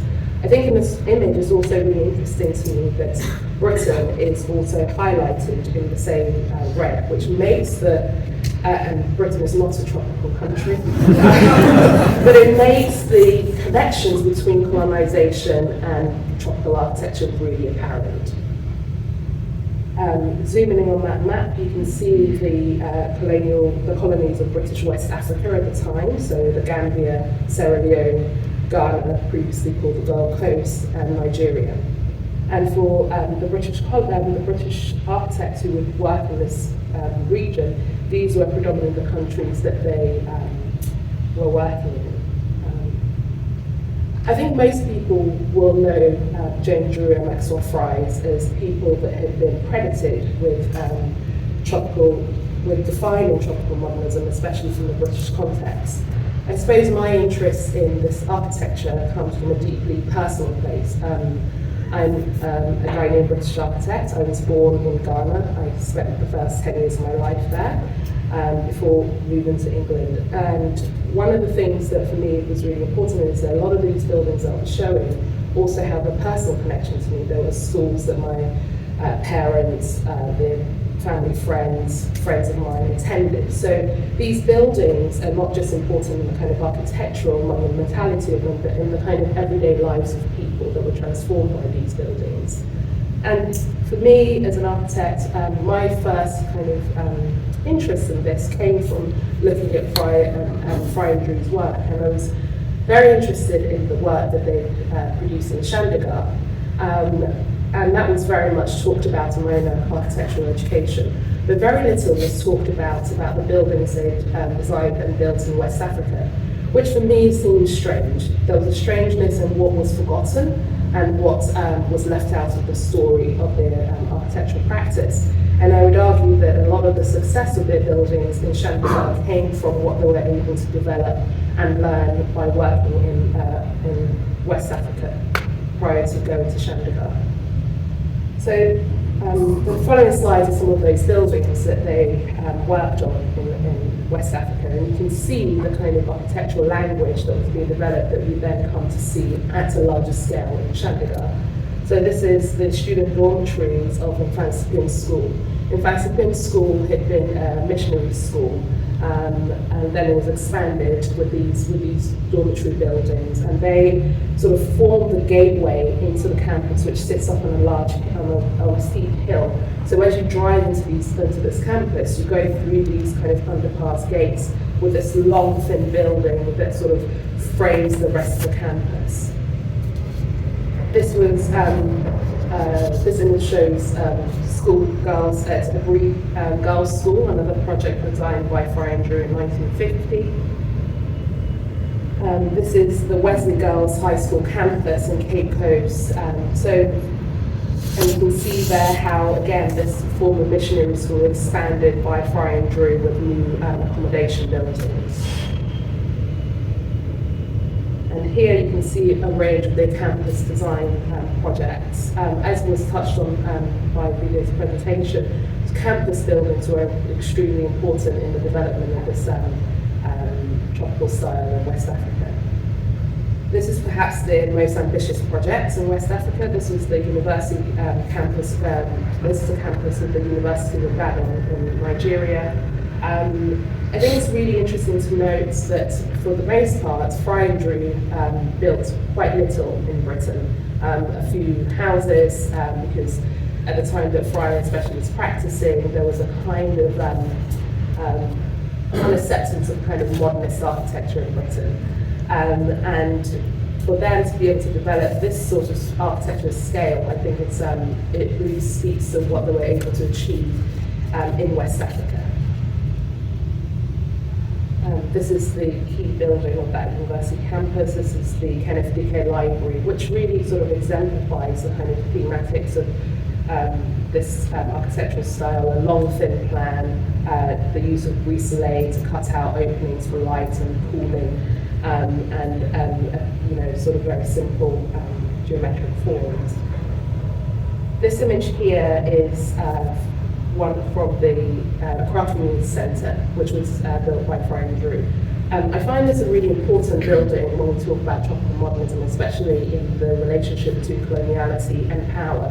This building was built by Fry and Drew, funded partly by the British Colonial Office, but also a company, the United African Company, which was operating largely in West Africa at the time. And this building was built after their workshops had been looted and burned in the 1948 riots in Accra. And as a kind of a building seen as a gift, but also a tool of pacification towards calls for independence, this community centre was developed. Interestingly, the mural designed by a Ghanaian artist called Kofi Antoine, it reads in a local language, Ghan, and I'll translate what it means. It says, "It is good we all live together as friends and one people." And so you can really see the manifestation of a kind of sort of propaganda tool manifested in the buildings. And I'll end this part of the presentation with a couple of images seen of publications of Fry and Drew's projects in West Africa at the time of their building. And I find these images really interesting because for me they very much talk about how this architecture was perceived by people, the British government and the work that they were doing there. And I find it interesting how the African body, the African citizen is portrayed in these images. Architecture is seen as something that envelops them, creates a good citizen, and it's an educational tool. And I think that the relationship between power, coloniality, and architecture is very much present in these images. That relationship between coloniality and architecture is also really seen in the architectural education of the time. So the Department of Tropical Studies was formed at the Architectural Association in London, which interestingly I teach teacher. And the school was founded by Maxwell Fry and Leo de Salis in 1954. And the foundation of the school followed a conference that had been held in 1953. And it came at the foundation of the school came after the suggestion from a Nigerian student whose name was Adedekun Adeyemi. Adeyemi was studying in Britain at the time, and it was reflecting on the fact that his architectural education in the UK was not preparing him properly for returning to build in Nigeria. He complained that while he was learning about snow loads and insulation, he was going back to a country which, on a cool day is about 27 degrees. So not unlike here in some ways. So there was a real need to kind of prepare architects properly for the environments that we're building in. And from Britain's point of view, this was also important because it had a lot of architects of British heritage working at that time in these countries. So the mission of the school was really to prepare its students who took this particular course to learn how to build for the tropics. And this is a cutout from a 1957 newspaper article on that. The school started in 1954 and had about 20 students under Maxwell Fry. And by the time that Otto Königsberger took over in 1957, that number had rose to about 40. And under Otto Königsberger's directorship, it saw a real increase in the number of students coming from elsewhere in the world. These are sort of typical images of what a jury would have looked like at the Department of Tropical Architecture at the time. Another is this image here. In the center of that image is Camille Khan Mumtaz, who had studied at the Department of Tropical Architecture, who would then go and teach and later work in Ghana at the Kwame Nkrumah University of Science and Technology. This slide shows what that department was teaching. So you can see here the way that the teacher training course was broken down. You can see the themes, the subjects, and the lecture series that was part of that course. And the next few slides show a few images of students' projects at the time. A very technologically driven education that was all about the sort of using scientific data to define architecture. This particular image is a series, it's from a series of images from Patrick Wakely's graduating project at the university campus in Dar es Salaam in Tanzania. And this, Denise Scott Brown's graduating project, where she designed a market in Onitsha in southeastern Nigeria. And here are some of the students at the time in the 1957 to 1958 session of the school. And I mentioned earlier that the connection that we formed with the KNUST department as part of our work for the exhibition really resurrects a partnership that went back a long time ago. So in the 60s, the AA and KNUST formed a partnership program within its architecture department. And on in this image here, you see the Kumasi special issue of Arena, the AA's magazine, and also John Lloyd, who had been an AA first year tutor, who had moved to KNUST to head up its architecture program. He was on a field trip with students in 1964 from the KNUST campus. That campus at the time was a real kind of epicenter of architectural discourse and architectural education. And in this image here, you see the likes of Joe Drew in the company of Buckminster Fuller, who had in 1965 taught a semester in the program. The craze at the time was the geodesic domes, and everyone was building them. We found one of them in the archives of KNUST, and that was restored as part of the exhibition, restored and displayed as part of the exhibition in London.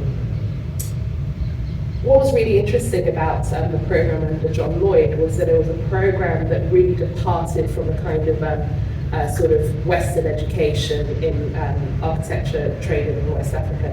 And it was a school that really wanted to focus on how it could blend tradition and modernity in the schools. the school at the time, motto was tradition teachers, technology teachers. And I think this embracing of traditional architectural forms in West Africa incorporated into the architecture of the time really came to define a particular sort of strand of modernist architecture in Ghana. And these occasional reports were produced as a way of exchange and recording what was happening between those two schools at the time. And here you have some images, and at the time I'd say that one of the important things about the development of this architectural style was that it was not just centered on European architects, but also Eastern European architects working in Ghana, mostly at the invitation of Kwame Nkrumah post-independence. And for Kwame Nkrumah, architecture was a really powerful tool. It was a way of defining a newly independent country's future and direction. And he really saw the university as a place for testing those ideas and also how those ideas could be beneficial for the country as a whole. And you see him here at the ceremony, graduation ceremony in 1961. One of the things that I felt was really important in doing this work was to highlight the work of Ghanaian architects who, for a long time, had been sort of not as celebrated as European architects in the definition of modernist architecture in West Africa. So these buildings by John Owusu-Addo, the Unity Hall, were really definitive tropical modernist buildings on the campus, which he designed. I'm going to play a short clip of the film that we produced, and I'm really sorry that you won't get to see the exhibition, but I hope this brings some of that to life. The British architects, including Jane Drew, Maxwell Fry, James Cubitt, Kenneth Scott, Dennis Lasden, and all of them, they didn't take enough time to go beyond what they saw by asking penetrating questions. A building from Ghana must show the evidence that it's Ghanaian because it's from within the context of Ghana. The people's culture, their economy, their circumstances, and everything must be reflected in the buildings. All these things have very deep psychological and spiritual significance, which the British architects did not take time to understand.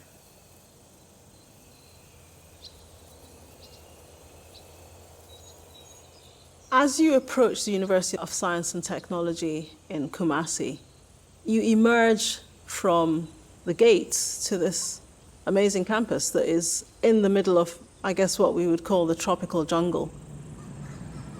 The buildings are interspersed in a fairly concentrated part of the campus, which is enormous. The kinds of building are all modernist, really, in their conception. So it does seem like you have met the Bauhaus in the tropics.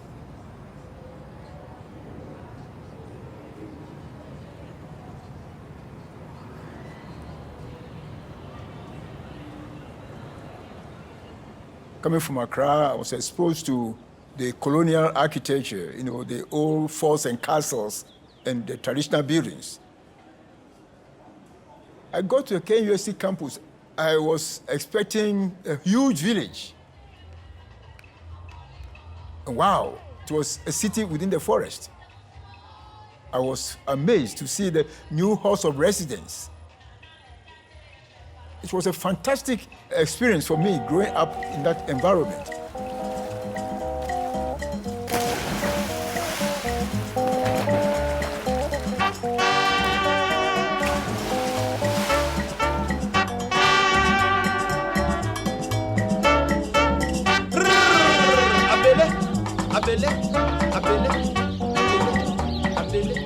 Unity Hall, designed by Chico, Eastern European, and John Addo, Ghanaian architect, is a really good exemplar again of international modernism.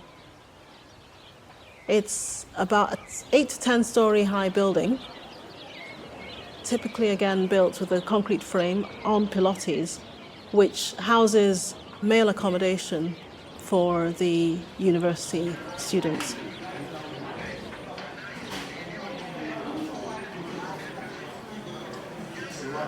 Don Wusado had been to the AA, but of course, because of his Ghanaian background, he has a good sense of history. You can see the extent to which the sense of place was created. What I call the spirit of the place.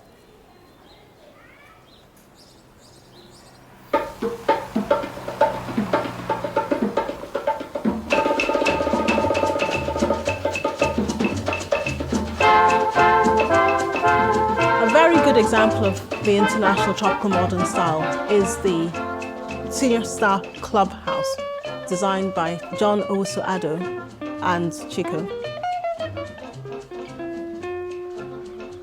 You almost sort of see yourself in the 60s, maybe dancing to African high life music, but also having this residential space where the kids can play in the semi-pool, swimming pool. It has its own cinema projection area. This was the Vice Chancellor's idea. He wanted to see a very busy place. He didn't want people to move from room to room. When you get there, you see people playing table tennis, billiards, so everything was open.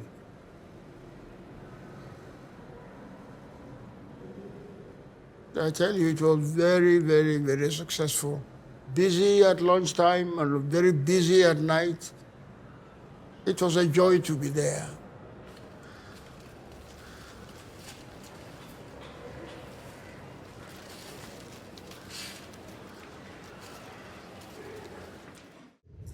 So that gave a slight flavour of the film we produced, but also the campus of Kwame Nkrumah University, which is a real kind of really displays the kind of characteristics of tropical architecture. So just to finally wrap up, I'm just going to cycle through some of the kind of projects instigated by Nkrumah to really celebrate how architecture was used to propel a nation's fortunes forward. So, you know, architecture was really definitive of big social projects, big sort of capital projects like the Volta River construction.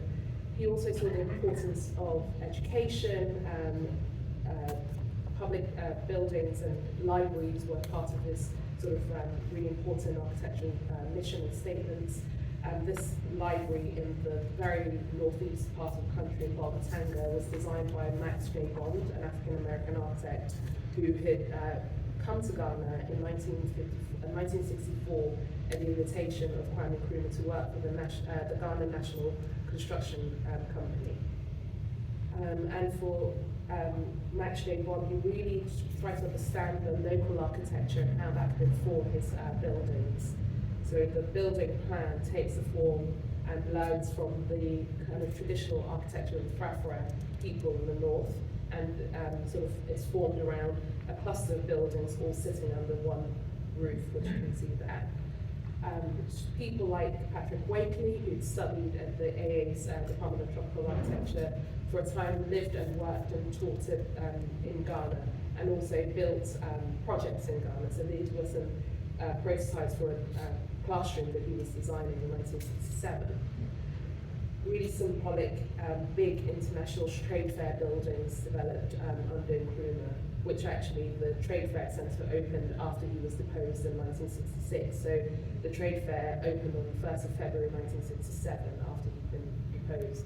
But talking to people who were alive at that time, they really discussed the kind of the sort of celebratory spirit of this international trade fair, the sort of innovation that these buildings were seen to have brought. I think it's also really important to reflect on how we remember things and how architecture is archived.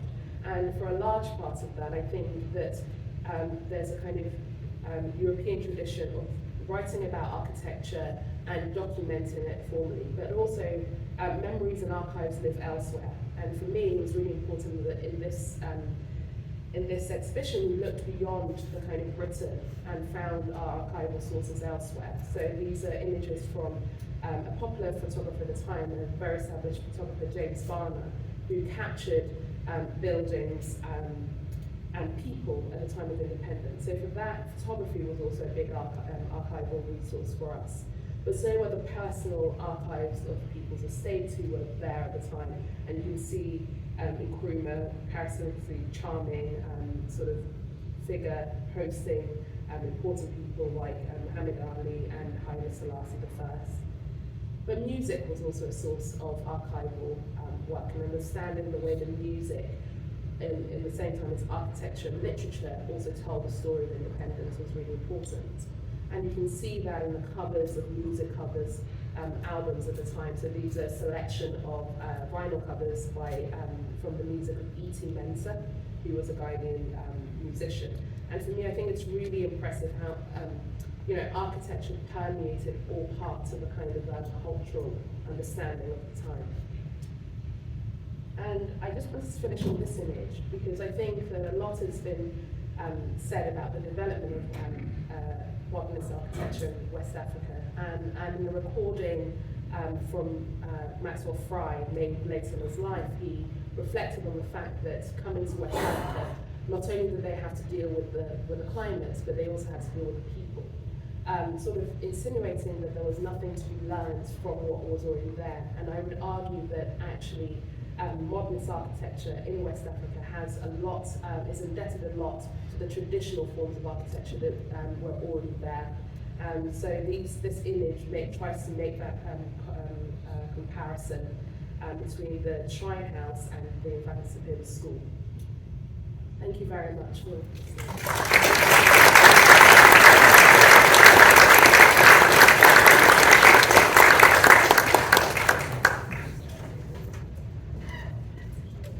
So we are running just a little late, but that's mostly my fault. And so probably lunch we can count on starting at 12:15 instead of at 12 o'clock on the dot. So that was terrific, really interesting and wonderful parallels, right? You couldn't help but think of where we are today as comparable in many ways to that nationalist expression of the times. And I was saying to Nana earlier that the East-West Center itself was a kind of response to the Patrice Lumumba International University in Moscow, which looks remarkably like the East-West Center.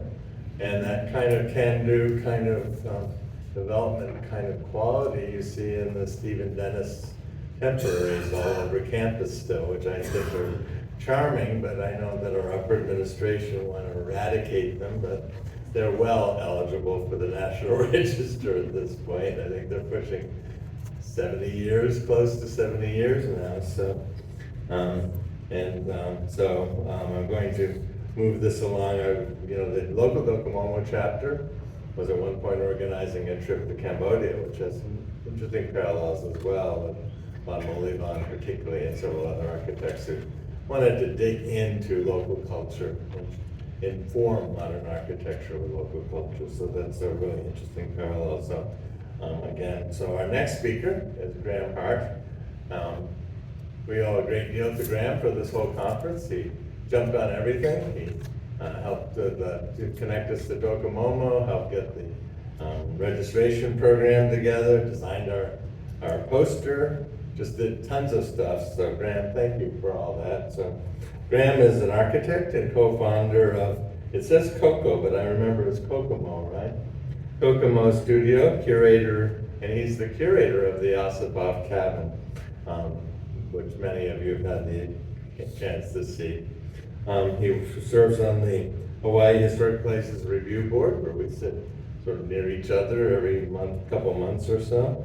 And he's a lecturer at the UH School of Architecture. His work focuses on mid-century architecture in Hawaii, and he's committed to documenting forgotten gems and working on the restoration and the education of people who happen to own older buildings or have a connection to them.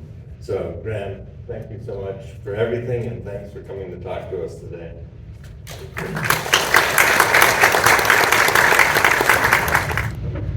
All right, we got 10 minutes before lunch, and the whole time. We can stall? Okay. Well, the whole time I'm going to talk about food, so you're going to be really hungry. All right. Yeah, start. Okay. I usually go off on tangents and kind of go all over the place, so I'm going to a little bit stick to a script, just because there's so much I want to talk about. Luckily, Dean and I are both covering Hawaii, so we kind of get it from different angles and everything.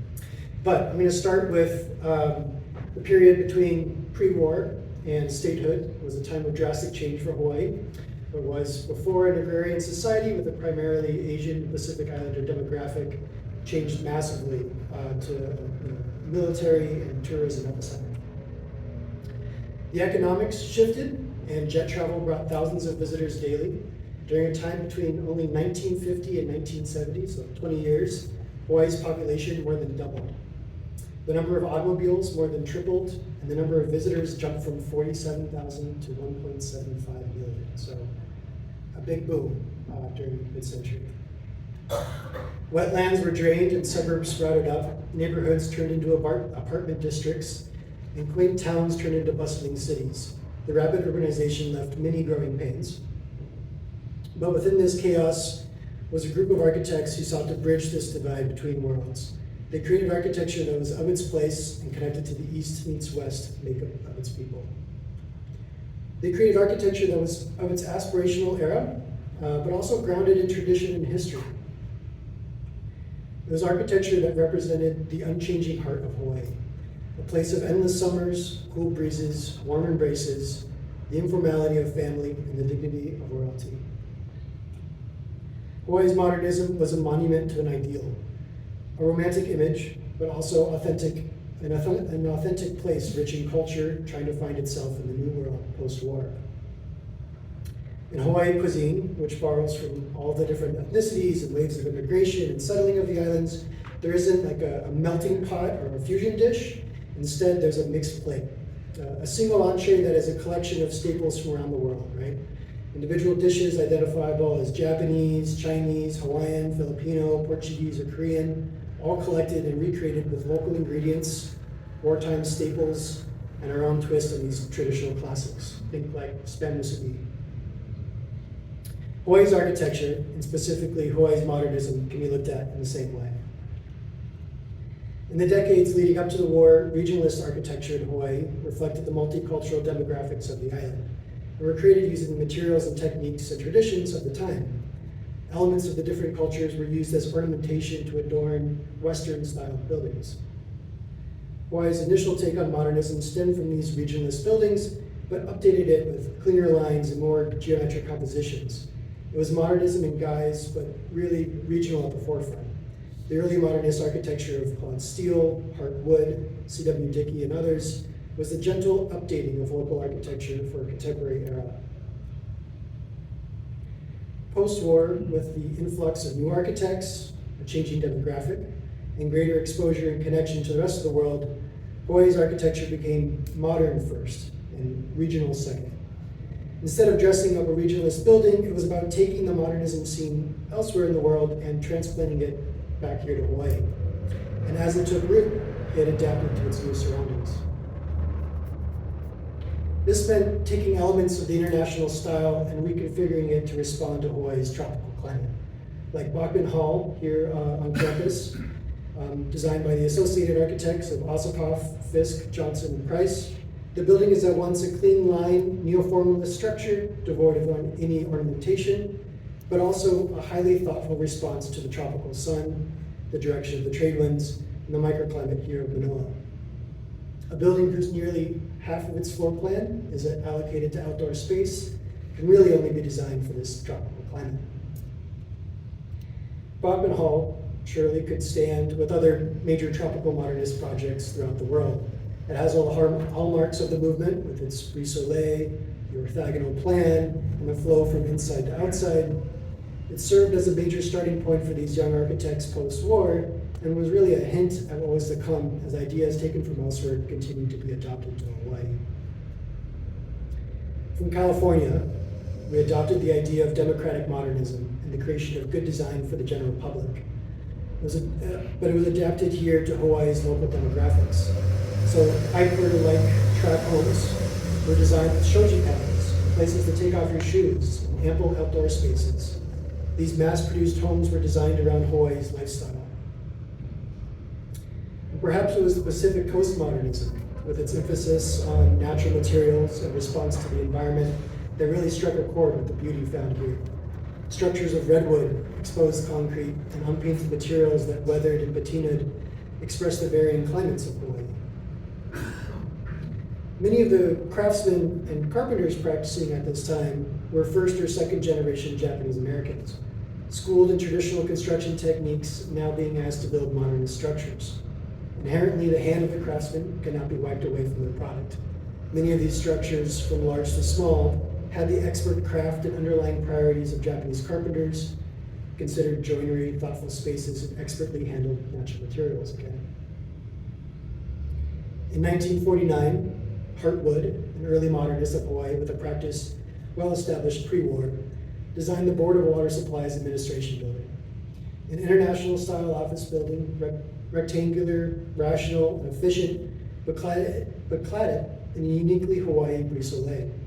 Chinese and abstract and marked by a referentially Japanese style portico pavilion as its entry, the building was a mark of a new beginning. A type of design or language that was unique to Hawaii, one that evoked through form and reference the cultural history of Hawaii, but reinvented it with the construction techniques of the time. If you look at Hawaii's state capitol building, built at the end of kind of this modernist period, one can see how the many symbols, references, and meanings associated with the cultures of Hawaii came together in an expressionist sculpture, a modernist monument to the people and place. From the water that surrounds the capitol like an island, to the palm tree-inspired columns and the chambers representing volcanoes rising from the ocean. Most importantly, and most differently than any other state capitol building, is the fact that the center is a public lanai for people to gather, embracing the environmental living of the islands. This idea of, I'm calling it mixed plate modernism, might best be seen in the different residential projects of Hawaii's most prolific mid-century architects. Last night, our speakers got to see this house. In 1952, Vladimir Osipov, a Russian-born, Japanese-raised, California-schooled, and Hawaii transplant architect, designed the Lillestrand House for a missionary family who grew up in Chengdu, China. So very multicultural. The house has elements that are uniquely Japanese, Chinese, Californian, and of Hawaii.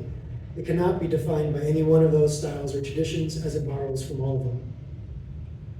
A Hawaiian lanai serves as the primary living space. A Japanese ingawa traces down the border of one wing. The California ranch-styled plan, the Bawa-esque umbrella of a roof, and the integration of garden, landscape, and house all as one show the mixed references of its design. In 1958, Pete Wimberly, a University of Washington grad with a burgeoning resort practice here in Hawaii, designed the Charlot residence. It was a house for French-born, Mexican muralist, Hawaii transplant artist, Jean Charlot and his family. The house is a true hodgepodge, mixed plate of those different cultures and architectures. Some spaces evoke the Mexican modernism with the plaster walls, terracotta brick floors, and heavy proportions to the woodwork. And other parts pull from Charlot's love of Hawaiian culture, artwork, language, and flora. Ceramic tiles with hand-painted petroglyphs, two-story walls with hapu'u fern, and the collection of Hawaiian and Polynesian artwork punctuate the house. Other parts are hallmarks of Wimberly's expressionist style. With the cantilevered staircase and a dining table that bridges from inside to out, the house is a collaboration between architect, artist, family, and site.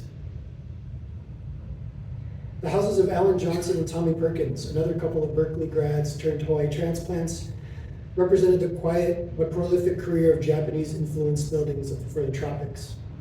Houses without walls, minimal enclosure, and oriented towards views and breezes, balanced the construction techniques of post-war, namely prefabricated steel, fitted with shoji panels and screen lanais instead of large expanses of glass.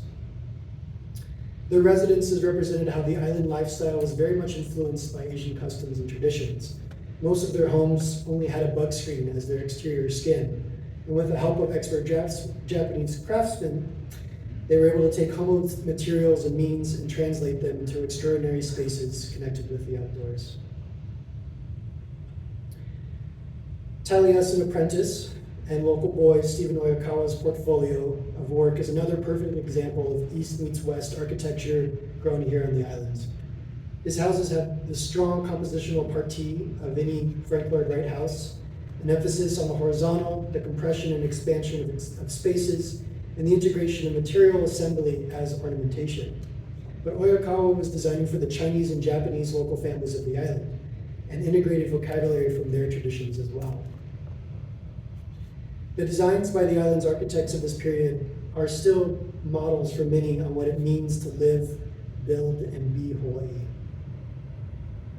In a region that spans most of the world, calling a structure tropical modernist is a blanket statement encapsulating architecture designed in consideration to climate, but with the ethos of modernism.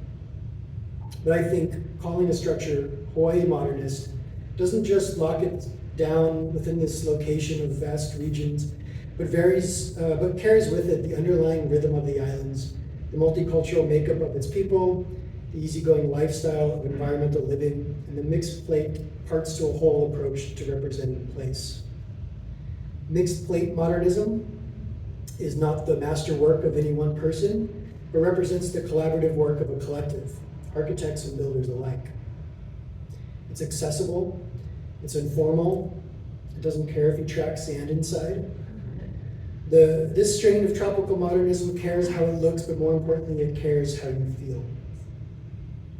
Modernism here is fun, at least I think it's fun. Experimental, it's playful. It represents the explorer's mindset as one voyages out into the Pacific.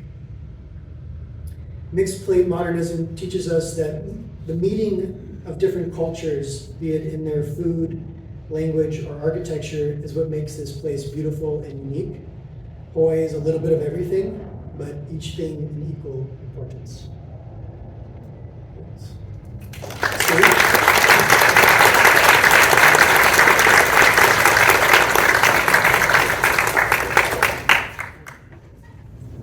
Far beyond short and sweet, a remarkably concise and overview of Hawaii architecture. So now we are scheduled for lunch, and I think you are all signed up for that as part of the conference. So that will be downstairs, and everybody doesn't seem like they're ready to leave yet. I think they're enjoying this. I always love seeing Nana's picture of geodesic domes. We have a legacy, a sort of forgotten legacy of a geodesic dome at the Hilton Hawaiian Village. And I think Dee Razika, one of my students, I think may have been the sole protester there when they tore it down. But anyway, we too had that tradition in Hawaii. So thank all of you for coming. Please don't go away after lunch. Come back. We have some great papers this afternoon, and we'll kick off with Dean Sakamoto as well. So enjoy lunch, which I think maybe play lunch. It's a great pleasure. We've mentioned him already in my introduction to introduce Dean Sakamoto, a really key figure in the preservation of the Lewis Grand House and in the basically providing background on Vladimir Osipov and bringing him to international attention. He's the principal of Dean Sakamoto Architects. He's also the executive director of the Shade Institute, a nonprofit focused on design and organization in Hawaii. He currently teaches at the Department of Urban and Regional Planning at the University of UH-Manoa, and he's a founding member of the Hawaii chapter of Docomomo. So, Dean, thank you for coming, and thanks for being so much a part of it.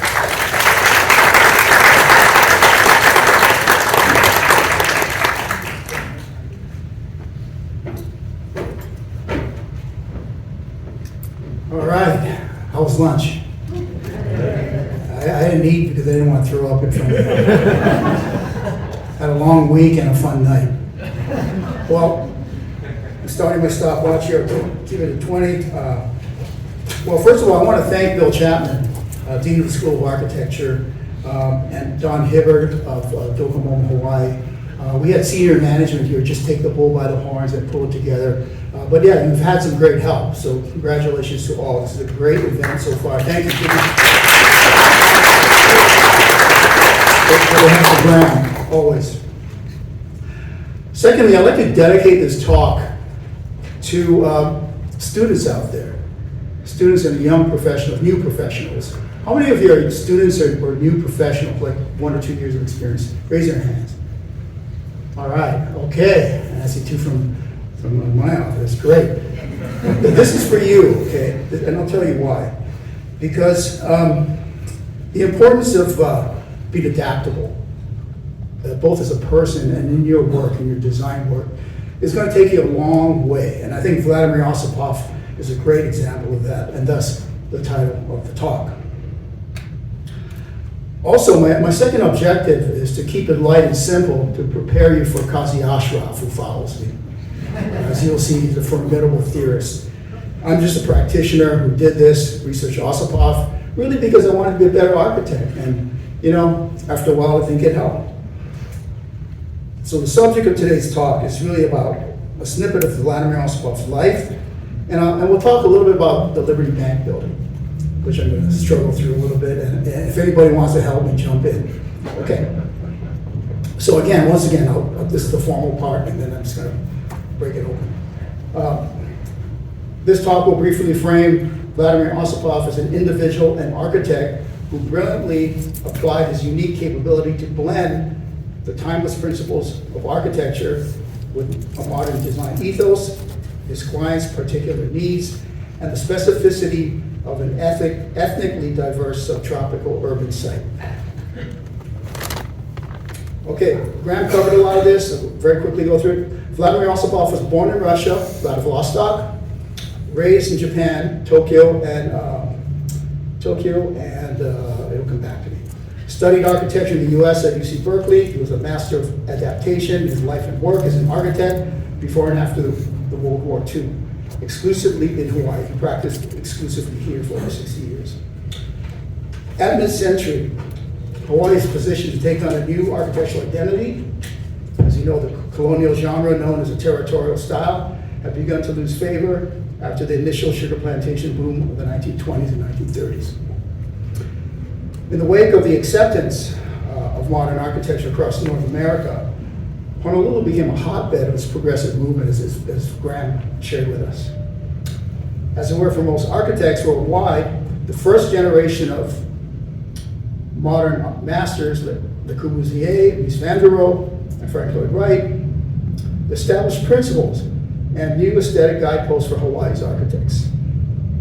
Osipov, while practicing in the most remote location imaginable, adapted his principles and elements of the modern masters when it made sense to do so.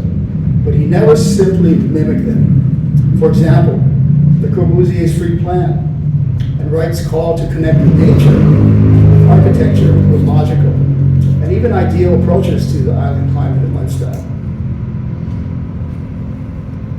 Here's a 1930s postcard view of Waikiki as Osipov first experienced the islands in 1931.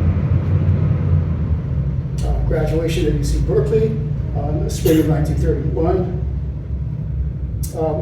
After a while, it took him a few months, but he got a job working as the head of the home design department at Theo Davies. Theo Davies is one of the big 5 sugar planters corporations here.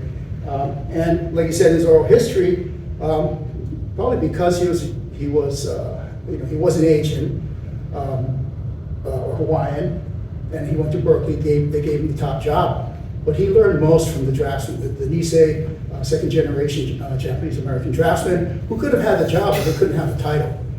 So there he was. This looks like a PR shot for Theo Davies. Osipov's first commercial commission on his own, he started on his own in 1936. And Harry Onomoto, a Nisei draftsman, was his first employee. And here's an illustration of the Blue Cross Animal Hospital on Kapiolani Boulevard, 1937. You can see it's kind of an art moderne, right? It's Art Deco influence. And lo and behold, it's still there, well, at least in 2006. But if you drive by there now on Kapiolani Boulevard, you'll see it. This was a large animal hospital primarily because Medical Dairies was across the way where Walmart is now. It was a pasture. Now, by the early 50s, after the war, even in like 1949, the global architecture media, searching the world for, how modern architecture is making its way around the globe. So here's a cover and feature of Architectural Records 1950 Part 1 series on architecture in Hawaii. And the editorial objective was to demonstrate that even in the faraway territory of Hawaii, modern architecture emerges. So this is really a boom for the advertisers, right, for the journal, for new products and materials post-war. But like Graham was saying, Ossipoff and others like Alfred Price, for example, Pete Wimberly, made it clear that they're just not taking the international style whole hog and just mimicking it, but they adapted it to our climate and our culture as best they could. Here's a photo of Ossipoff with his family at his second house of his design. This one's on the Diamond Head side of Kahala, the Hopinoa Place. This home was widely published, but it no longer exists. It's a vacant lot still, so it's got a great view of Kolu Head, but I heard it's haunted. So, if anybody buys it, go get it blessed again. Yeah, it's eerie, it's empty. It hasn't, someone bought it, realized it's haunted, took the house down, but the site's still there, empty. Ossipoff had a unique and complex persona. I met him once. I had 10 minutes on the couch with him late in his life. I had no clue that I was going to do a book and an exhibition on his life. And in retrospect, it couldn't have happened because of his persona, which all at once he was charming, discerning, gruff, and elegant. Although he was ethnically Russian, his granddaughter Kira said he was culturally Japanese because he lived in Japan until he was 16. Ate with chopsticks at home every night. And he spoke the most elegant, high-level Japanese, which helped him work with the Nisei and Issei carpenters. They would fall to their knees when he speaks because they spoke the farmer Japanese that my ancestors did, but he spoke the Emperor Japanese. In his second term as AI Hawaii's president, Ossipoff staged his press conference with Ernie Hara, also an architect, who was vice president of AIA, to lobby Honolulu's mayor and city council to enact our city's first comprehensive zoning code. And this is 1964. So the war on ugliness was kind of a misnomer because if you're around in the 60s, you're in the Johnson administration, there was a war on everything, right? There was a war in Vietnam, war on poverty, right? And later war on drugs. So I guess, there was the architects here, their way, they staged this madman-like press conference to, get some attention and flex a little bit, right? I think it's something we're missing today. I think my architect colleagues out here, I think, I think this is something we can learn from. Be a little bit theatrical, it's okay. So the end result was 3 years later, we had the CZC in 1967, which eventually became the Land Use Ordinance, which now needs to become something else, right? Karen? Yeah? Karen and others, yeah? Cheers for that. Okay. Here's a holiday card photograph from 1977, when Ossipoff's office at 1210 Ward, the building's still there, renovated by Jeffrey Lewis. And there he is, with probably his largest office ever on the balcony on Ward Avenue. Greg Getz was one of the partners at the time was there. Sid Snyder, who still with us but couldn't be with us today, and Al Roller, his partners at the time. Well, and there's young Glenn Mason. Is Glenn here? Yeah. Okay, but thank you, Mason Architects, for the support. All right, so as you saw, Bill, thank you for I didn't know you were going to show the book, but I just wanted to acknowledge my colleagues. This book was actually an exhibition catalog, 286 pages, and I had contributors. Jenny Chan of Jack Design, an elegant book design. She came up with the type for the title. Also did the exhibition design graphics. Diana Murphy, who you probably don't know, is a legendary a nationally known architectural editor. And, like I said, I'm not a historian, I'm not an English major, and she was just fantastic. It was a day-to-day thing writing the book.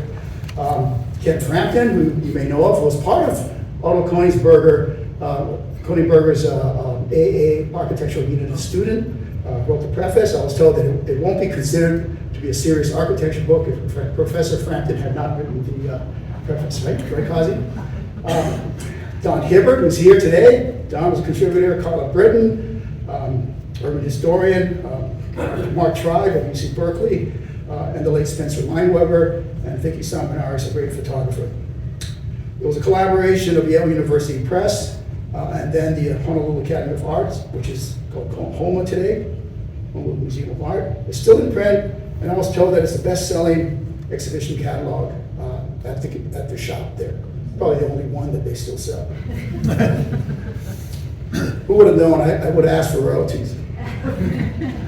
The show opened at HOMA on near Ossipov's birthday, November 8th or so, 2007. Was his centennial. He would have been 100 years old. But here it is at the Yale School of Architecture Gallery. I was the director at the time of the gallery, and it was the inaugural exhibition of the newly renovated and restored Yale Art and Architecture Building, which is designed by Paul Rudolph, and it's now called Rudolph Hall. So Hawaiian Modernism was the first show that was pretty significant for me, but the deal with my dean, Robert A. Stern, was he said, "Hey, Dean." Dean said to me, "Hey, Dean, I'm the dean, your name is Dean. If construction is delayed, your show is canceled. It's not going to be rescheduled." And I held my breath, said, "We're going to move full force," but Dean Stern was a real mover and shaker in the building that, in record time, the A&A was restored within a year. And our show, Hawaiian Modern. Here's a section, native materials and modern tectonics. There are 5 spatial sections. Spatialized Ossipov's ideas in 3 areas, which took a while to get to. The book was already written, so this is not in the book.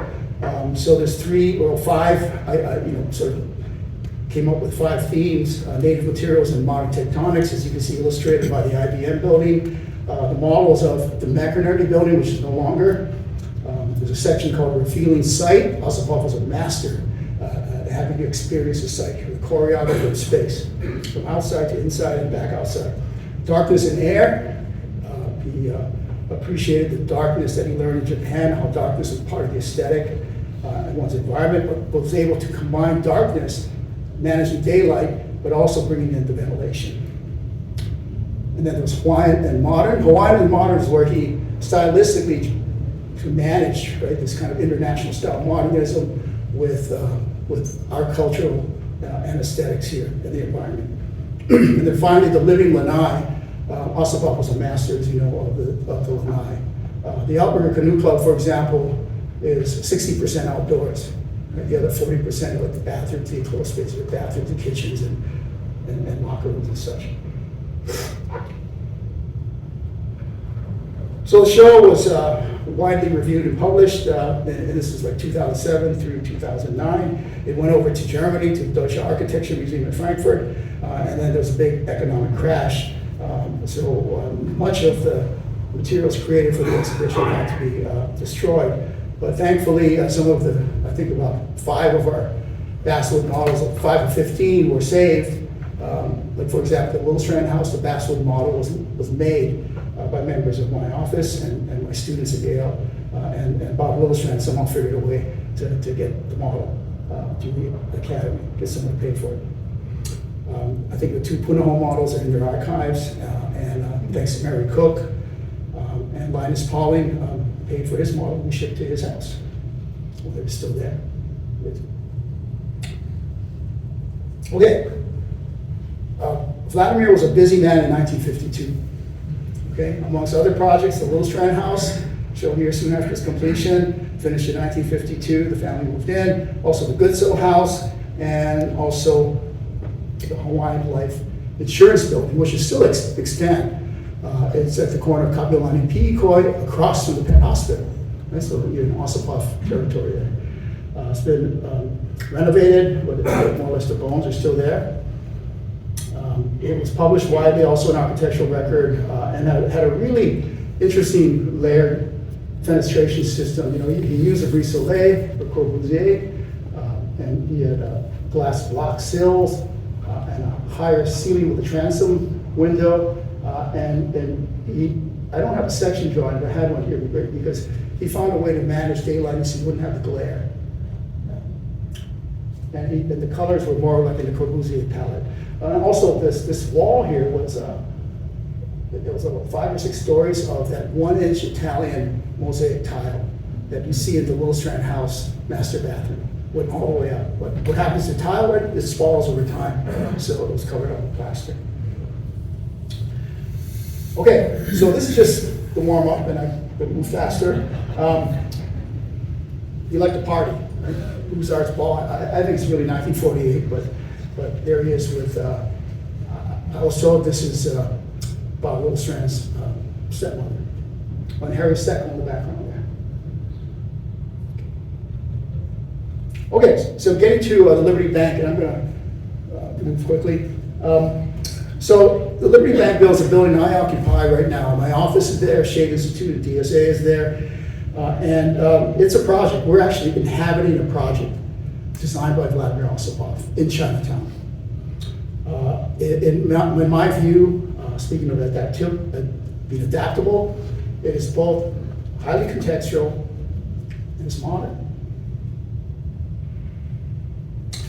One reason why I think Osipov, one way, and this is just my thinking, that he felt like he needed a counterpoint to this building here. This is Wolfat.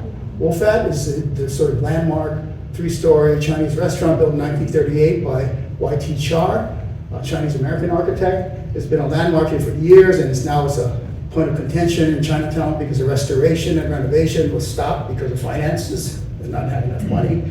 But it'll start again, rest assured. But it's right down the street, right? It's about 300 yards away from the Liberty Bank site. Also, I put this up. Can anybody pronounce this word here? Anybody German in the audience? Gesamtkunstwerk? We don't? Yeah, Gesamtkunstwerk is, it describes design, a total work of design. And, I think Osipov was aware of the PSF's building, the Philadelphia Savings Fund Society building, which was the first international style high-riser in the world, built in Philadelphia for the Savings Fund Society of Bank. It was mainly bank functions with tenant spaces. It's also the second fully air-conditioned building in the world. And it was recently converted into a hotel, 25 years ago, because it was like the Liberty Bank building. It was at risk of being either demolished or defaced. But the reason why I bring this up is, this is a great example of a Depression-era modern building that the architects had the license and the budget to design everything. And here's a clock. Every floor had a different wall clock. This one's by Cartier.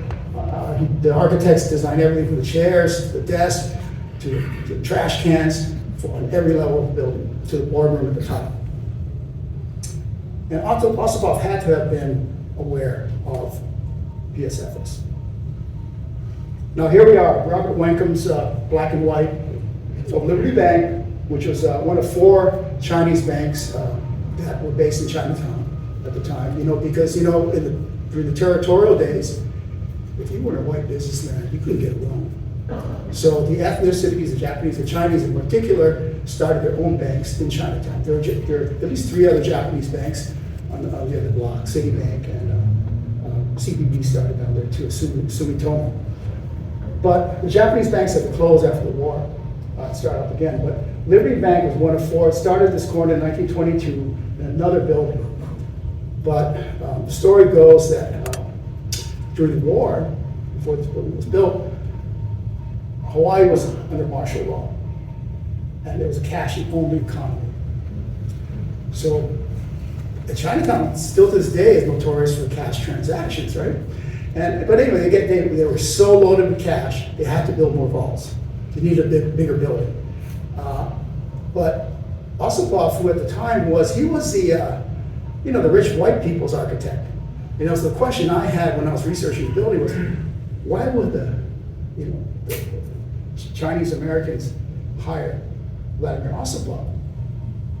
And I remember talking to an elder, maybe 20 years ago, I was looking into this, and he said, a Chinese man, he said, D, you have to know something about us Pakes. Pake is the Hawaiian word for Chinese. He said, hey, when we got the money, we're like show it off. So that's the best answer I have to date. But it's, you know, still, I'm in it now, so I have to dig deeper, right, Professor Chapman? Okay. I'm in it. So these are some pictures from 1952, and what's really cool about this is the savings department, which is no longer there. You can see the millwork. It was a wood called Akatong. Ossipov spec koa, but the client said, no, we can get another wood from the Philippines, right? Probably expensive, right? Terrazzo is still there, it's amazing. White Portland cement terrazzo, but this is taken out by another bank. But what's really cool about this picture is when you look at the name tags, you probably can't see it, but they're all single women. So, and you know, the objective of the bank is to gather deposits, right? So anyway, that's Mr. Wagen back, the manager. He put the prettiest girl next to him and he married her later. Okay, just some ephemera here. So, next one, this is a great view looking down. Our architectural office is up here now. Yeah, this shows you the complexion, right, of the leadership at Liberty Bank. And my next task is to really understand, go beyond that, we want to show off thing, right? And find out who had the vision here to hire Vladimir Ossipov, who made a building that's quite remarkable. It looks very stark when you first encounter it, but as you get to know it, you know, there's a certain richness to it in terms of how you move through the spaces, the daylighting, and all of the good stuff that I should ask Nana and Annabelle to talk about later. Okay. You want to say something? No. Okay, so that's just a view during construction. It's replacing the building that used to be there. The bank folks moved down to a swing space for a couple of years. And what's interesting about the building contextually is I think it's also a Roman building, if you know what I mean. Okay, if you've been to Rome, you know how buildings, they just hug the street. And they hug the property line. They use every inch of space. Here's a plan of first floor. So you can see that it's really a trapezoid. There's no right angle in the plan. It's a combination of acute and obtuse angles. And this is pretty characteristic of Ossipov. He was physically and I think culturally contextual in his work. I'm not sure about his behavior, but his work was. Okay? So you can see this is really interesting. So this is a working drawing of the floor finishes, and you can see in terms of progression, this is the original entry. Right now, they put in a diagonal stair, but it used to be always a hard, left or right turn. You hit a pivot point. At this point, you go up the stair, you go to the conference room, and it's multi-level. It's a step. And the building was also what I call a biophilic building. It was full of planters, inside and outside. And that's another thing we're trying to restore. We activated one of the next generation planters here. We actually excavated a covered floor that was actually a planter. Here is a planter on the outside here. The planters are on columns. So this is a banking hall. This is the savings department we saw in the picture. There's a conference room that was an ATM room for almost 40 years. Get my wrap up here. Oh, and this is a zigzag pattern. It's actually the proposed floor pattern for the penthouse. The penthouse is a boardroom. So everything was designed from the tiles to the clock. Oh, here's the clock, right? I put that in, like the Cartier clock, the PSFS. We still don't know where it was in the building. Now, this is another archival drawing, and my shout out to Malia Van Huykelen, who's here today. Mahalo to Malia, who's the keeper and conservator of the Ossipov papers. Thank you, Malia. For my last visit, Malia, I pulled up this treasure. This is like a section elevation of the banking hall. And one of the areas that eventually we hope to restore is the really intricate metalwork around the lobby. Somehow it got lost. We managed to restore some of the brackets and the dowels, but that's going to be a big project. Okay, so last slide on this. This is, the elevation, the split level, the banking floors around here, the basement. You're walking on Mauna Kea Street, and so Ossipov, if he couldn't give you a window, he could give you a pattern, right? Here's the detail. And the bricks are ancient. They're actually Roman bricks now. Roman bricks are like maybe 2 inches high and maybe 10 inches a foot long. And he created a pattern out of that. And this brick was manufactured by HC&D, which is no longer. But it was made out of volcanic aggregate. So it's got that gray. You can't do that anymore, right? But you know, this is the level of detail we have. Even in a facade that seems otherwise could be utilitarian. Okay, and this is Chinatown today. That's where we are. That's the map pen. Right, the rail's going to come here. Rail station's going to be right here, and Mauna Kea Street, King Street. So come and see us at Shade DSA, and I'm just going to flash these through. If you drive by, you'll see it. Fantastic photograph by the great Andrea Brizzi, our photographer. Picture of the restored, somewhat restored banquet hall. We have a lot of parties here, for those of you who have attended. We have events. And here's the former Savings Department. We're paying homage to it with a large mural of the ladies who once sat here with Mr. Wong. And the lamp by Mark Chai. Mark is here. Thank you, Mark. Mark is a hero. Let's give Mark a hand. Because the character is right. See the blue symbol under there? Yep. Mark answered the call, and I forever am grateful to Mark. Currently we have, it's starting to come down on Monday, Swiss poster exhibit. Thank you to Nana and Annabelle who pulled it together with Corbin. It's Corbin here, Corbin and Adam, architecture students, put it up. And thanks to many of you here today who came to the party. So we like the party too, and we must remain resilient and adaptable. Now students, remember that your life and your work, students and young people, will have its ups and downs, but it's only temporary, right? You can't have sex all day, right? And finally, I want to say that my friend Johannes Wodola, who we'll hear from after Kazi, I think, Johannes will say something about the next event that we're cooking up, and everybody here should be a part of that related to tropical architecture. So thank you very much. We don't do questions now, right? Kazi's out. Sorry for taking too long. Thank you.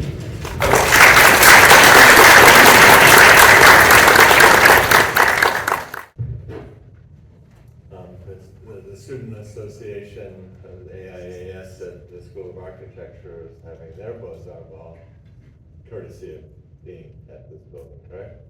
Yeah, no booze, right? We have to do that for them.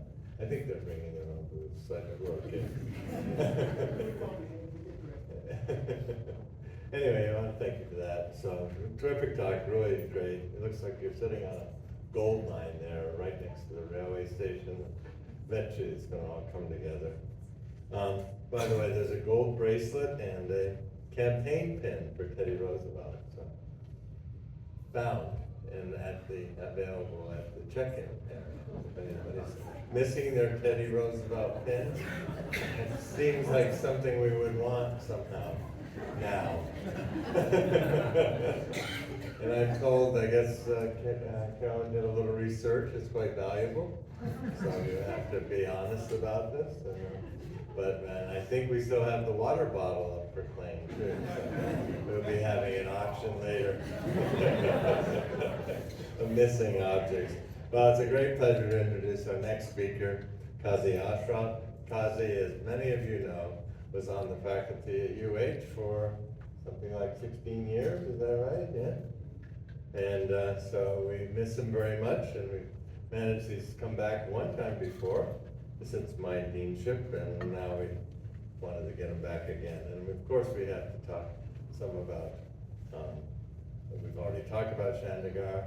We really need to represent South Asia, India, Sri Lanka as part of our story. So, and this is the central piece. So, Kazi is an architect, an urbanist, architectural historian and critic, and he works at the intersection of architecture, urbanism, and landscapes. He is trained in BUET, MIT, and the University of Pennsylvania, where he also holds a PhD. He taught at the University of Hawaii, University of Pennsylvania, Temple University in Pratt. He is now with the Bengal Institute, which he co-founded and directs, and he's engaged in researching and envisioning urban futures for Bangladesh that integrate urbanism, landscape, and hydrology. He just presented us with a book for our reading room, which are constantly under threat reading room. I was just saying to somebody that we have a group of people that just want to get rid of our reading room. And, but it'll be there, Kazi, and we'll hold it for you. So without any more notes, Kazi, welcome back. Aloha nui.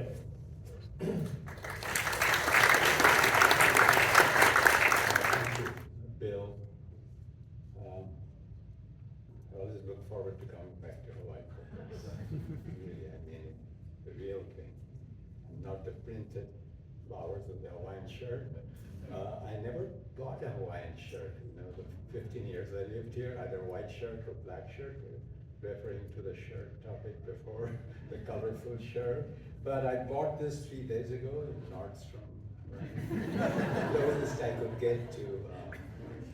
The next time you invite me, I'll be wearing the colorful shirt. Thanks to Bill, Graham, Don, and Carolina for organizing this. I already learned a lot, you know, always, you know, sometimes you come to these conferences, you don't know what's going to happen, but wonderful things do happen. I'm going to be talking about a particular architect, but a little context before that. Mazharul Islam. He's a Bengali or Bangladeshi architect who was born in 1923, and then he was trained as an engineer and then worked as an architect in 1952 until his passing away in 2012.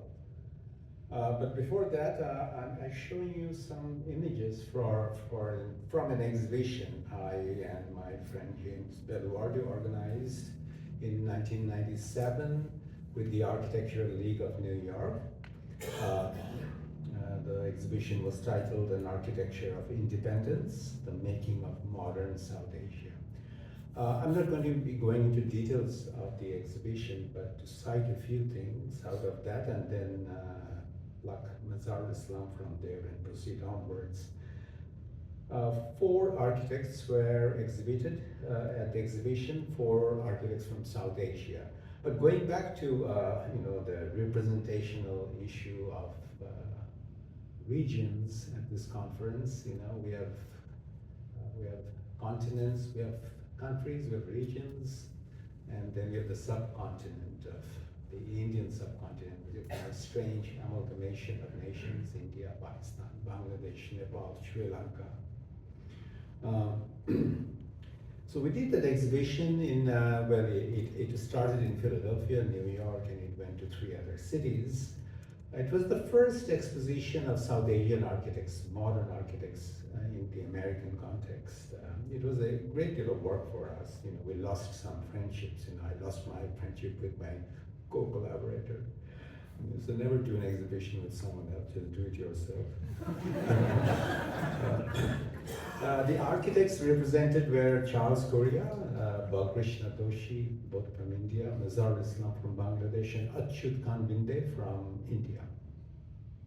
We had a 5th architect who agreed to join the exhibition, the group, then he refused, Jeffrey Bawa of Sri Lanka. So, you know, it was all kind of interesting things that happened, that's another story. The work, the reason to do the exhibition was not only to highlight the emergence of modern architecture in South Asia, which was really a hot spot for modern architectural innovations in a, how should I say this? I still have difficulty in describing this regional context, in a context, in a tropical context, in an Asian context. It's all of the above. But architects who inherited their learnings from modern architecture, you know, the principles of modern architecture, and introduced them, yes, locally, in local terms, in cultural terms, even in spiritual terms in some context, but of course, you know, in an overarching term in response to climate, location, and site, which then would be called tropical. So I'm also wary of using the term tropical architecture unless I have to in my essays and all that. It's kind of hidden somewhere. I haven't highlighted it. So Yeah. Another thing I would like to note is that, while showing these images, the image on the right is the gallery from the University of Pennsylvania. Our conference is titled Tropical Architecture Revisited. We're revisiting various locations, as I was just saying, but also it's important to note the timeline. We're revisiting timelines. The four architects here were active from the late 1940s, especially 1950s, but the 1950s and 1960s were really crucial times. And the context that they're working was in the spirit of nation building. So architecture was really not only a tool, but architecture was nation building. Not only individual buildings, small buildings, but actually they did complexes, institutional buildings, schools, colleges, housing. So I think all in all, it was actually representing a kind of new India or Pakistan at that time, immediately being liberated from colonial rule. And the architects were trying to find a new language for that context. So in that sense, it was an architecture of independence. It was an architecture of independence in two senses. Independence from what these architects would agree to, a colonial stigma. And secondly, an architecture of a kind of an independent language to architecture. It is beholden to modern architecture, yet it would aspire to have an independent language. The one thing that came out of the exhibition, which I'm not going to, no theoretical discussion here, but it was the work of the architects involved encounters in different form for each of the architects, encounters, transfers, and transformations. The four architects, four representative buildings. The one on the left is an amazing building, if anybody knows that. It's a apartment tower in Mumbai, Kanchenjunga Towers. I would say it's the finest example of a tower in a hot, humid place. And it's basically stacked up with villas. And the second building is a very older building by Balkrishna Doshi from the 1969, so not that old. Institute of Indology. And the third building, which I'll talk about soon, the Art College by Mazhar Islam. And the fourth building is by Achyut Kanbinde, residence in Ahmedabad. I would like to mention Kanbinde. I'm sure many of you, especially in the architecture community, know about Doshi and Korea, but not so much about Kanbinde. Kanbinde was the doyen of modern architecture. Nehru sent him to Harvard to study architecture and come back and help him in nation building. So Kanbinde was involved in doing a lot of educational complexes for India in the 1950s and 60s. And in that sense, it's quite similar to Mazhar Islam, who also on his own initiative went to the United States, comes back, and contributes. So Mazhar Islam. This is a new book that's coming out in September this year, I hope. The gentleman on the right is Mazhar Islam. All the descriptions Dean just gave of Osipov reminded me of Mazhar Islam. And I find a kind of uncanny resemblance here, although Osipov starts a little earlier, timeline-wise. Mazhar Islam's first buildings are from 1952-53. Osipov was a Russian immigrant. Mazhar Islam was not a Russian immigrant, he was Bengali, but he was beholden to the Russian Revolution. He was a Marxist to the core. So that little relation there. So the book is going to be out in September, 550 pages, Dean. Yours is not 260.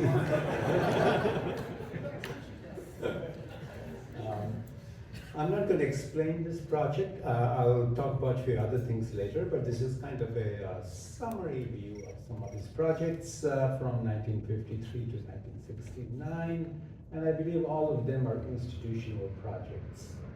And here, a kind of array of buildings, institutional, second is the faculty housing, third is the housing, fourth is the housing. To give you some sense of the plans, in one slide.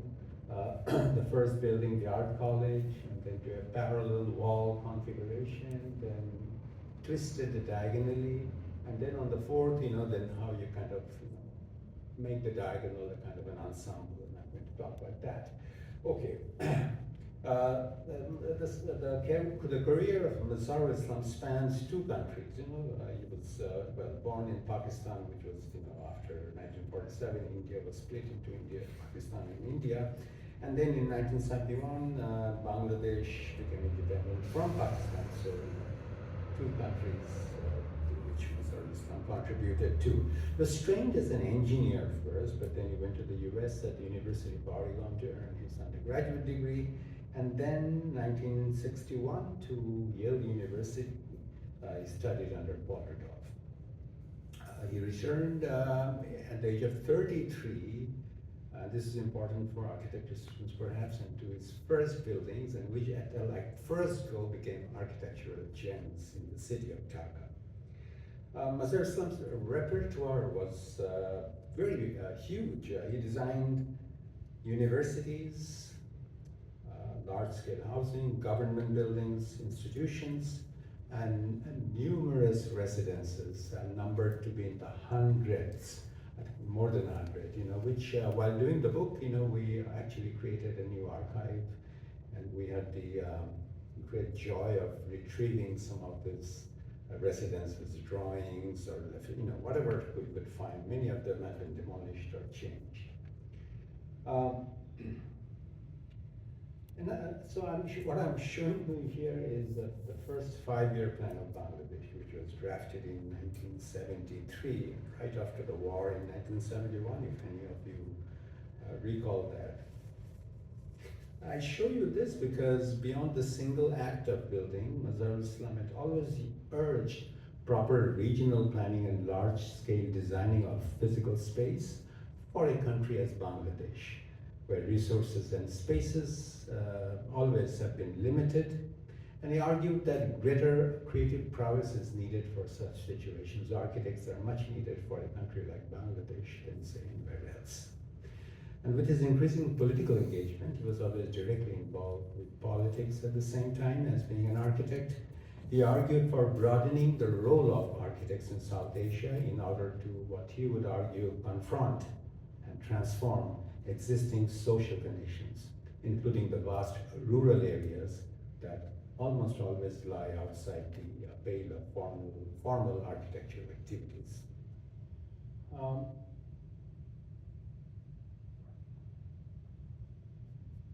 So through his pioneering work, of course, modern architecture was established in Bangladesh almost kind of single-handedly in the 1950s. And his early works were framed what I call meteorological and ecological themes, which of course befits the topic of the tropics, number one. And then a utilitarian ethic, as I call it, that coincided with the nation building project. Everything, the resource was limited, everything had to be minimal, material was limited, and so there is a kind of an ethical necessity in how to employ materials in architecture. Following his seminal project, which you have seen a little bit in that summary, the themes that made tropical modernism, as we call it now in hindsight, were kind of established. Mazhar Islam's work was included in a special issue of Architectural Review in 1964, I believe Nana might know the exact year, which was edited by Königsberger, and it was a kind of a display of tropical architecture. It's kind of tropical architecture revisited, and Mazhar Islam's work was included in that issue. The reason I kind of focused on Mazhar Islam amongst the four is because he's little known. He has never aspired to present his work to a global audience. Before the exhibition in 1997 in New York and Philadelphia, it was hardly known. So for us, making that book is very important, as Dean, as you have done for Osipov. Anyway, 50s, tropical modernism, as we might call it from hindsight, was established. And also with the work of other architects, other European and American architects working in Bangladesh or Pakistan, as it was known at the time, and it included Konstantin Doxiadis, a Greek architect, Robert Bui, an American architect, Paul Rudolph, whose work you can see here. He designed Agricultural University. Mazar Islam invited Paul Rudolph, his old teacher from Yale. Richard Neutra, very few people know that he had done a couple of buildings for one of the universities, and Stanley Tigerman. Stanley Tigerman and Mazar Islam together, they designed 5 polytechnic institutes. Stanley Tigerman and Mazar Islam were classmates at Yale and students of Paul Rudolph. But the most important thing that happened was Mazar Islam responsible for inviting Louis Khan to Bangladesh. And that was what can I say, remarkable event on many grounds, but I'm not going to be talking about that. So all this works in one way or another, without saying so that, I'm tropical architecture, I'm a regional architecture, I'm this or that. They heralded, I would say, an early version of what we today call a sustainable ethic. All their works had that. That combined climate, ecology, functionalism, in which an argument for a regionalist architecture, I put that in quotes, was framed in a climatic logic. The angle of the sun, the direction of the wind, measures of thermal comfort and material propriety. Here's a great photograph of Stanley Tigerman and Mazar Islam in Chicago. 2 very different architects, very different personalities, very different political ideologies, but they're great friends until the last day of their lives, and they decided to work together for these 5 polytechnic institutes. And I'm going to show you some images. And also what Tigerman himself declares in many of his writings, that he owed his architectural turn from whatever he was doing earlier to Mazar Islam. And I cite that especially with Tigerman's establishing of ArchiWorks, a new school that he established in Chicago, which was directed for community learning, as we call it. I've got 5 minutes. I don't see you. I'll bypass some of these things, where Mazar Islam was, when I say nation building, he was not only doing architecture, but he was involved in establishing cultural activistic center at Chetana. This is the manifesto of Chetana, which was published in 1984. And I have to say that I designed this manifesto. So we're doing this manifesto thing, like very energetic stuff. I'll quickly, I know time passed so quickly. So the works, the first building that I'm showing is the public library he designed after coming back from the United States, undergraduate training. It was a sort of a bold echo of the new architecture of Europe in the 1920s, organized clearly in a Corbusian mode. The building was lifted up and the ground floor was completely free, but now that you can see it's been sealed off and all that. But it was a beautiful, shining white building with sunbreakers and ramps. And it indicated for Dhaka city a new approach to urbanism. I hope you can see the plan. So there were kind of various devices that he used if you want to think of just in climatic terms, not only the internal spatiality, which is very complex in terms of the movements, but the brick sunbreakers and their double roofed walls for containing the heat, as you can see here. Some of the interior spaces where he used murals, in a very sort of, I'm sure this is quite a common practice, but especially in Russian architecture, you'd find murals and sculpture as a way of highlighting the spirit of the common people and the natural landscapes. The ramp as it is now. The art college, unlike the public library lifted up, the ground floor being free, the art college was a 2-story, very sort of horizontal, close to the ground kind of a building. It involved in the plan a pavilion, if you like, and the entrance is from here, so there are no doors. You just walk into this pillared, columned, again, a little bit Corbusian, I would say, lifted up on stilts. So there are no doors or anything, you just walk in. And you go up to the top, there are common rooms and galleries, and then this sort of long passage, a veranda if you like, and classrooms. We get into an arc, and here was a big pond. But what I am not showing here are the grounds here. Gardens, trees, green lawns, the trees which he retained did not cut. So unlike the public library, this was a very much kind of a mediated with the landscape. This is very kind of a landscapey building. And I think he found his calling here in terms of articulating a language that would work with the, what I call the Bengali landscape. Some more images. I'm very keen with this particular junction. So here is the kind of the Corbusianesque volume, and then it goes into the low corridor, which has a kind of Frank Lloyd Wright-ish character about it.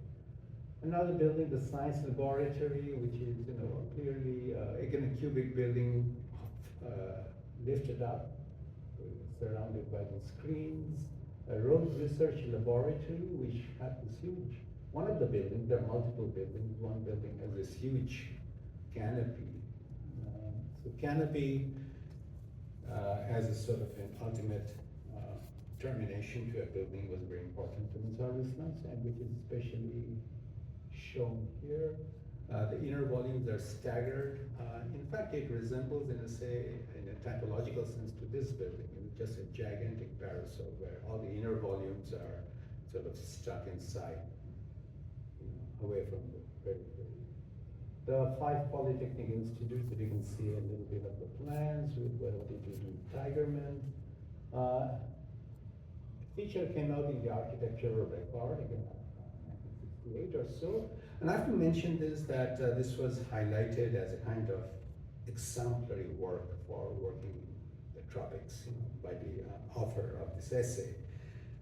The project also involved creating a 300-page manual, which is an incredible manual, from site planning to understanding the community to the buildings and the building was considered as a kit of parts kind of a thing.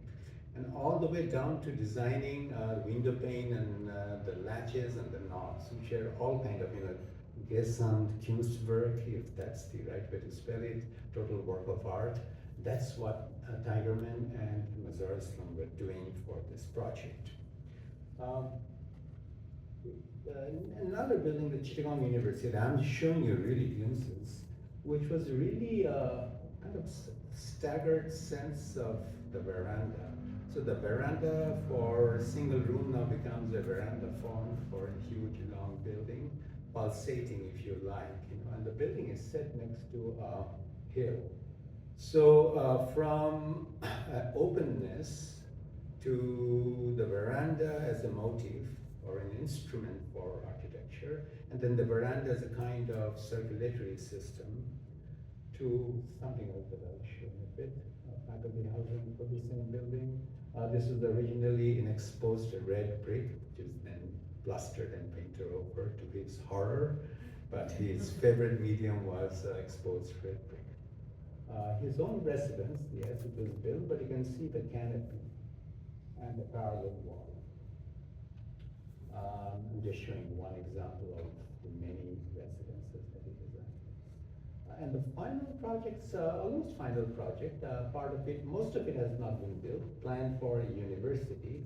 Again, what happens, he takes on the parallel building format, yes, with considering wind and cross ventilation in mind, but then when you have a building, then another building, they become rows of building, but he turned it around in 45 degrees, so you got a logence form. So you could create interesting clusters of buildings, but still, get ventilation. So his last buildings always played on this diagonal formation. I had a few other things to say, but I must conclude. Climate and location, well, of course, I'm just going to say that he considered architecture, not only as an individual object, but as an integrated part of a larger setting. And then, of course, climate and location very important. But the third point, perhaps I might want to say something, which is, yes, I was going to talk about verandas to colonnades, and the tilting it around to create clusters. So the third point, I would like to highlight that and perhaps end with that, and that is Mazar's work is defined, I think, by tectonic clarity, a clear logic in the way a building is put together and expressed through a reductive or minimal application of materials and means. In his own notes on design, he makes it clear that a work has to be logical and disciplined. And in my sort of more writings on him, I've described that expression as being ascetical, like a monk or an ascetic. That is without a flourish, shorn of unessential and spectacular elements. I've argued that Islam's architecture finds its significance in itself, in the realness of buildings, through the art and mark of construction, and not through other extraneous things. I'll proceed quickly and not say much. I had something to say about the pavilion paradigm. The point being, if you want to discuss tropical architecture, which has been framed ironically through colonial architecture practices, and then making London, as Nana was saying, a hub of tropical architecture.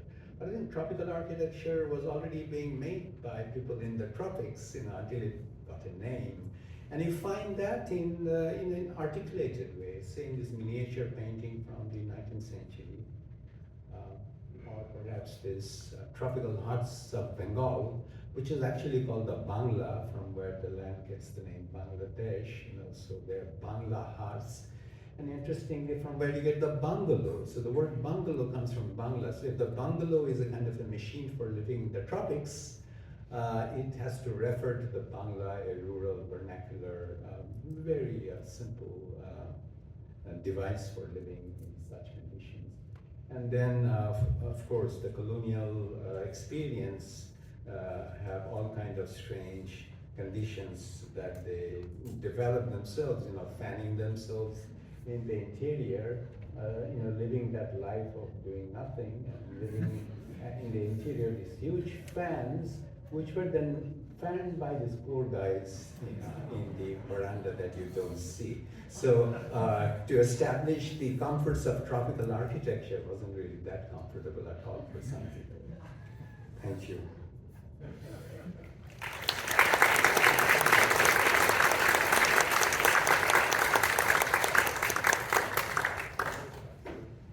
Kazi's talk reminds me of how much we miss him. I hope we can get him back again in the future.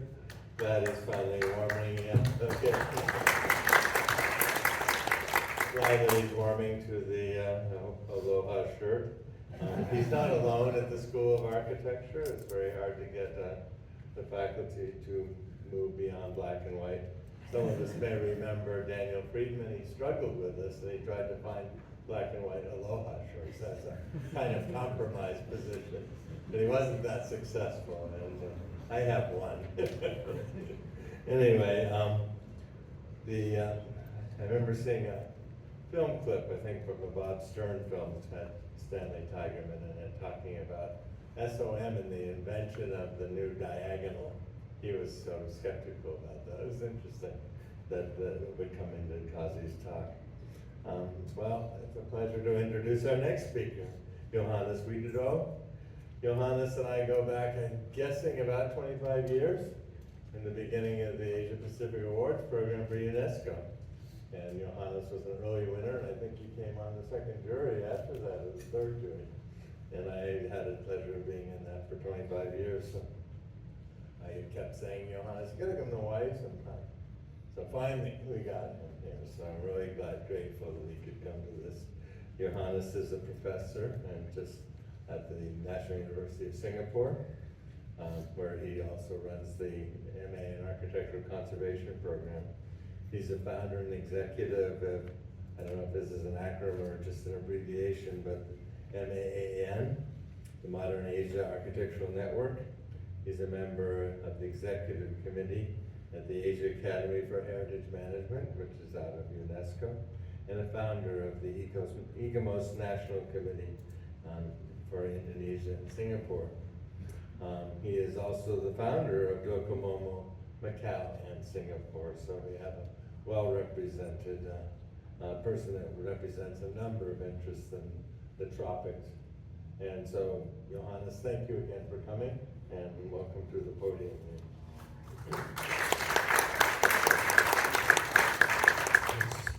Thank you so much, Bill, and for inviting me. This is my first time in my life coming to Hawaii.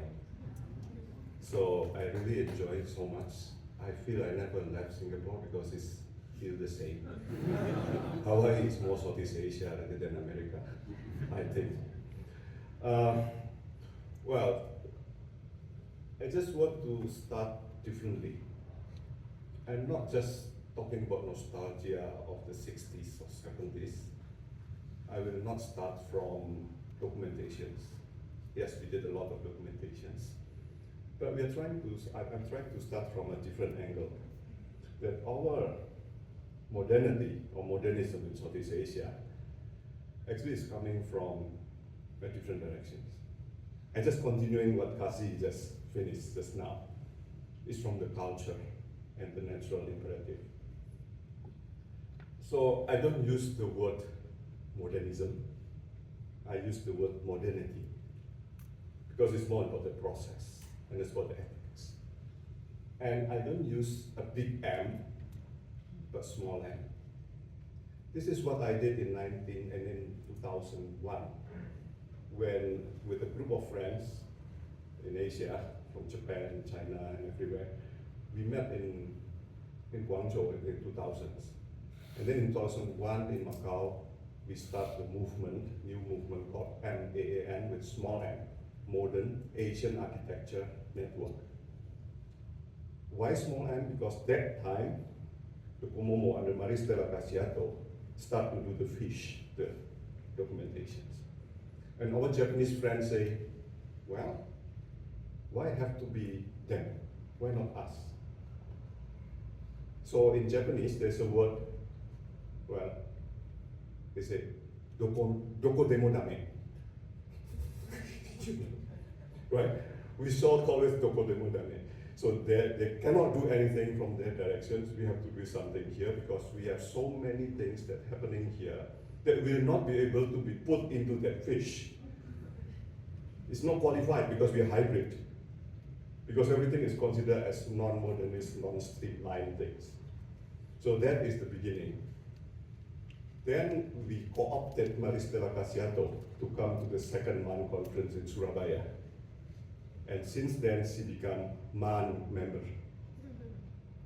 And then we come up with the meeting in Chandigarh with Ron van Oers at that time to organize the first modern meeting about the possibility to list modern heritage into UNESCO World Heritage things. And we also met with Sheridan Group from Australia, and there's representing the ICOMOS 20th Century Committee with the Docomomo International and MAN. We come together and we say, well, probably it's a time to make a kind of declarations that we should not, looking from the dichotomy of East and West. Yeah, the world is round, so it doesn't make sense if we look into from West, anti-West or whatever. So let me just start with this. So this is what is already thousands of years ago. To create comfort, we don't need air conditions. So that's why I'm so happy this morning the air con doesn't work. So when you open the door, it's much more comfortable. But when the aircon start again, I start to feel asleep because it looks like a hotel room, and I was still in the jet lag situation. Now we are talking about net zero energy building, we are talking about circularity, carbon neutral. Actually, our ancestors have been doing this many, many thousand years ago. This is net zero energy building. This is carbon neutral, and this is circular. And it's very comfortable. It's very resilient and very cheap to operate. And it's very simple. It's just by cross ventilations by so-called the passive system. I remember books published in the 70s or 80s, the passive solar architecture. And that is basically, it's just to put the building in the correct direction, orientations. That's it. Facing the sea, the mountain on the back, you know, big veranda, cross ventilation, that's it. There'll be no mosquitoes inside. Humidity is still there. It is not enough humidity, just like our colonial friends, you know, taking the wala, right? People to push their things. The same things, or you choose fan. In Japan, even more simple. Just eat kakigori, ice, during summer, wearing one layer of yukata, eat cold noodles, hanging furin, the bell, on the terrace, and then you turn televisions, read manga, and during the summer, all the theme is about murder and ghost story. So it's a total chilling. During winter is opposite. Well, I just wonder, because I live in Japan for 4 years, I know. Sometimes temperature drop to 10, in Kyoto even sometimes 0. But they can survive in paper house made of paper. By what? Double wall. During winter, you just close these two walls together. It's zoji. Then you eat hot pot and sit on the kotatsu. You put the fire under your table, eat hot food, and then the tablecloth is covering your leg, and you're wearing 3 layers of yukata. It's warm. And then you eat also, you drink hot sake, and you turn on televisions, buy manga, and the themes become romantics and sex. Right, so this is how we achieve comfort and able to survive without paying a lot of money for energy. Because energy is one of the biggest issues here. So we learn from the vernacular tropical architecture in Southeast Asia, because we are living in the warm, humid, exactly like this, high humidity, 32 centigrade. I don't familiar with Fahrenheit, I always use centigrade. Design for survival and comfort, protecting against wind, rain, temperature changes, and humidity, resilience to seasonal variations, natural disasters like flood, and even earthquakes. We don't use nails. It's just we use bamboo. So they always say to my students, actually the design should be like dancing with nature, not trying to resist nature. Maybe we need to abandon the Greco-Roman ideology and then adopt Buddhism. Because Buddhism architecture, I'm not talking about the temples and stupa that is being destroyed in Myanmar right now, it's very sad, but talking about the vernacular, flexible kind of design. And this building blends functionally with sustainability, effectively by utilizing locally available resources, including energy, materials, and traditional techniques. And also on the urban level, this is just one example of sustainable habitat. It's a fisherman village, of course, of Papua in Indonesia. You see that one, the island, there's no building in that island. There's only one single white building in that island. The rest of the building was built on the sea, on the coastline. And all the economic activities happening on the sea. They preserve the island, preserve the source of life. Coconut trees, all the proteins, from snake, or wild boar, or chicken, or whatever living in there, and fresh water supply. And that can happen for many, many generations. So imagine if they build the things on the island, it's only for 1 generation. Right? So the only building on that island is a church.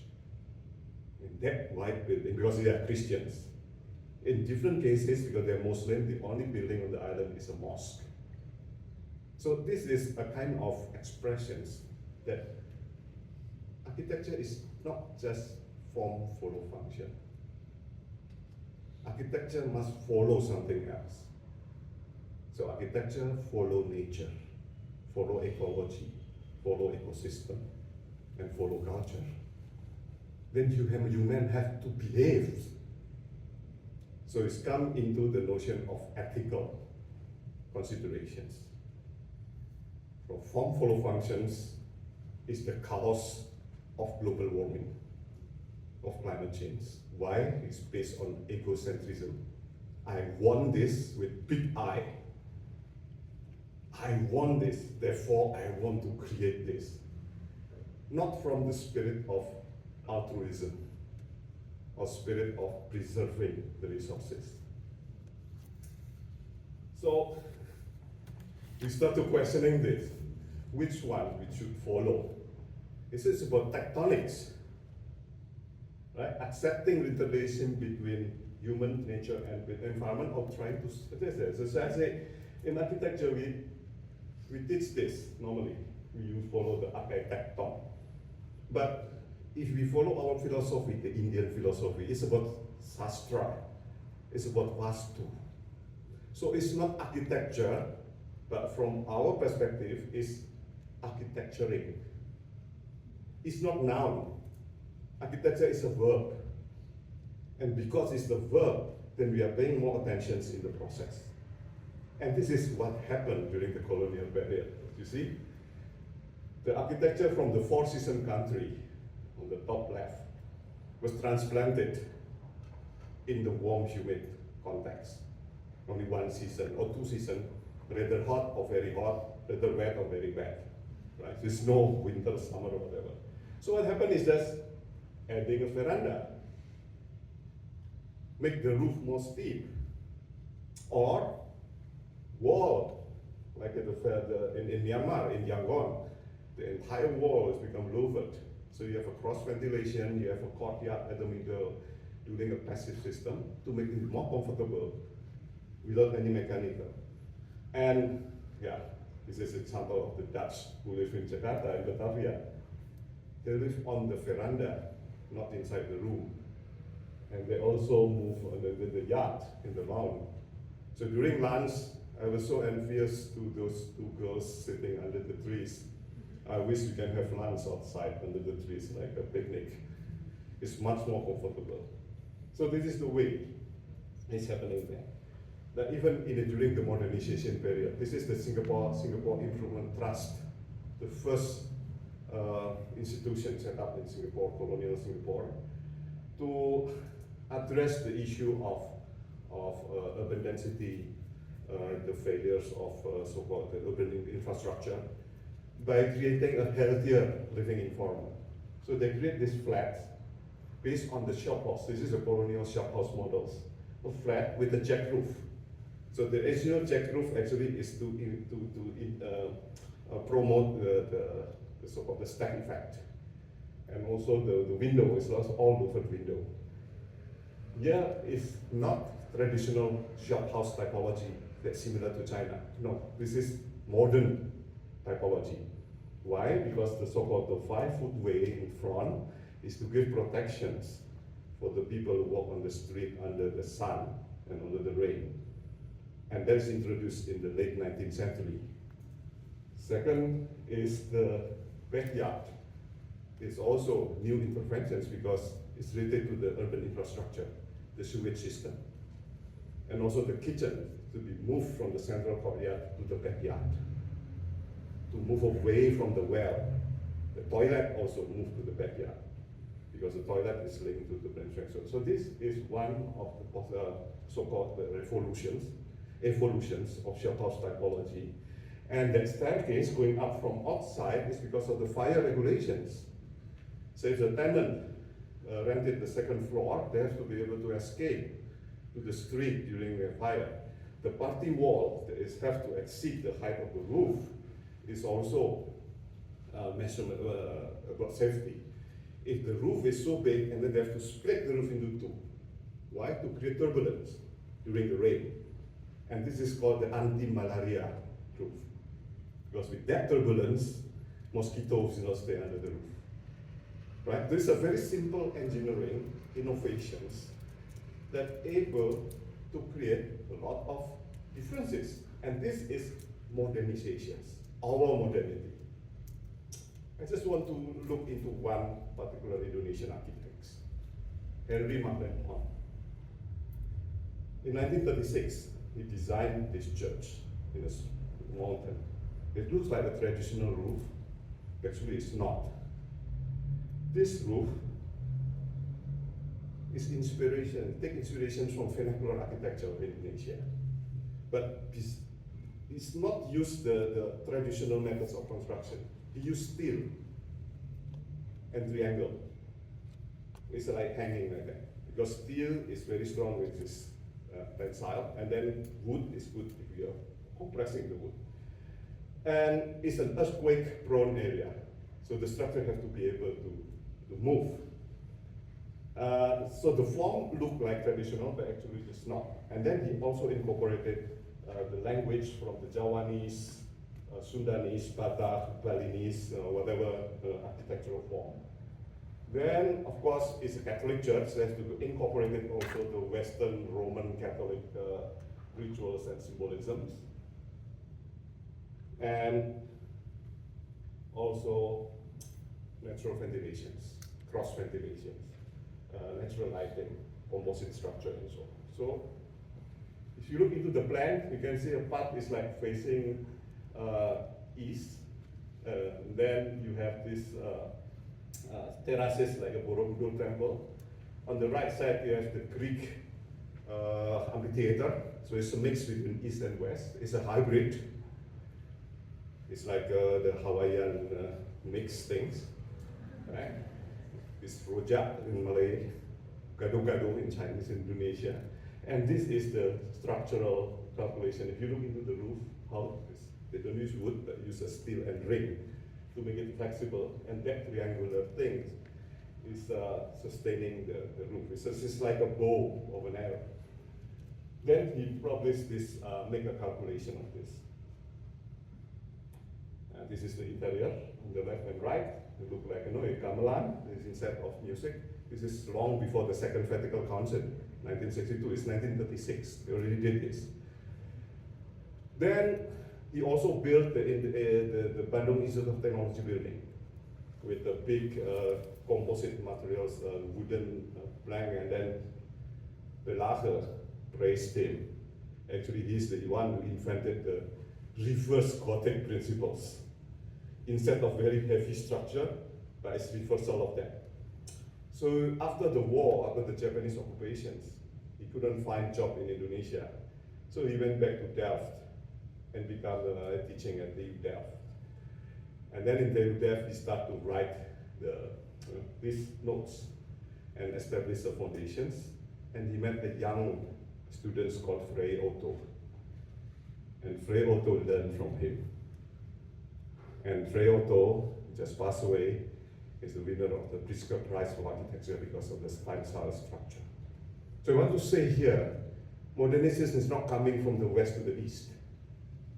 The idea from the east influencing Western architecture as well. It's a two-way influences. So that's why we cannot do the dichotomy. Right? Now we are moving also to this contemporary. Whether this principle can be applied? Yes, it's possible. This is by Woha, Singapore architect firm, in 2003. They built a high-rise apartment by using a contemporary vernacular tropical principles. Monsoon window, so you can control the speed of the wind and to prevent the water coming into the house by simply doing this. And it works. Then, of course, if you have time, come to my office at NUS. This is the first net zero energy building in Singapore, but actually it's energy positive. We know that solar panel is not sustainable because the technological age of solar panel is only 20 years maximum. After that, it's become rubbish. And it's very expensive and difficult to recycle. So we try to minimize the solar panel size to 25% of the actual need of solar panel. Then, to achieve net zero, we need to reduce 75% energy usage. And how to reduce the energy usage? First is by implementing hybrid aircon system.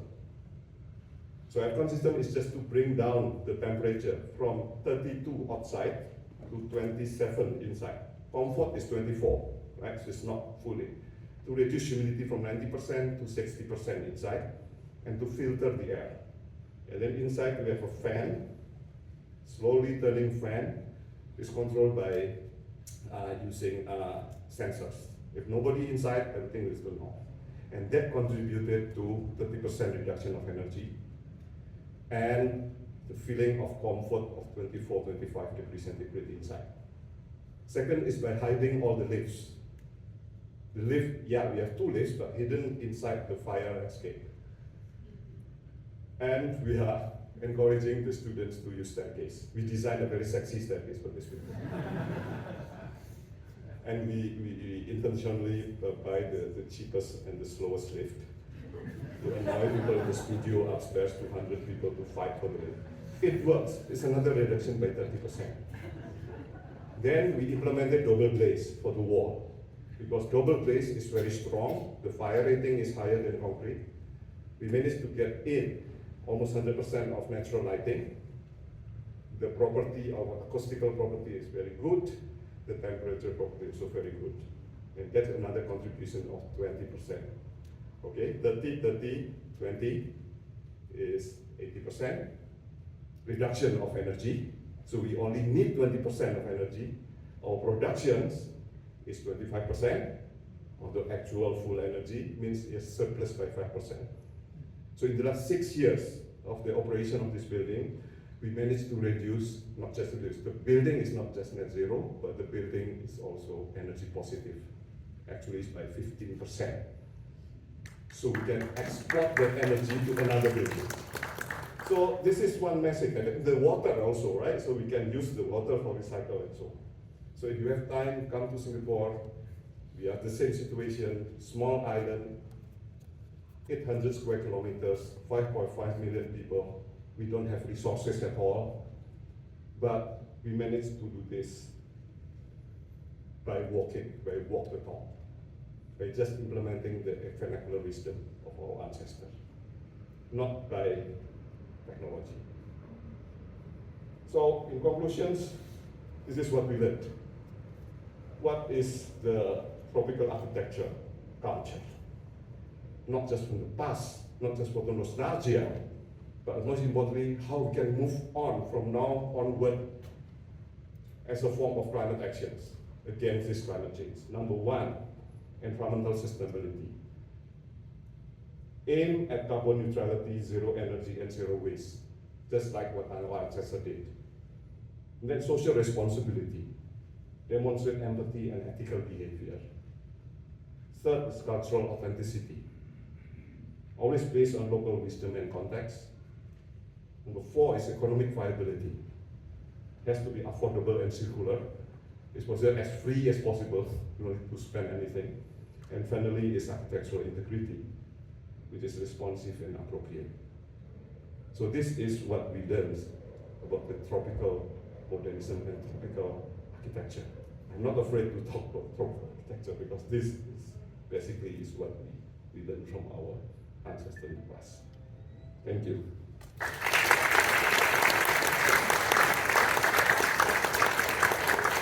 I agree with Johannes about the, Nana had put on her sweater, and it is indeed getting cold in here. So there are a couple of subtexts, I guess, to this talk. One is basically, one of course is history, but the other is natural systems, right? And the importance of that and what we think of as tropical modernism, and then of course the conservation issue.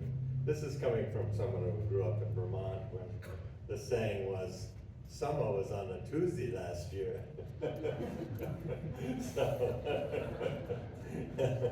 anyway, I've come to get used to air conditioning, but if anybody has been to Guam, it is another whole story. You really need to bring in winter gear into the interiors there. It's only about the exterior temperature and humidity. So the other thing that Johannes brought up was Japan, and I still remember the wonderful day I stood in line at the snack bar and got to say, Hakugogo.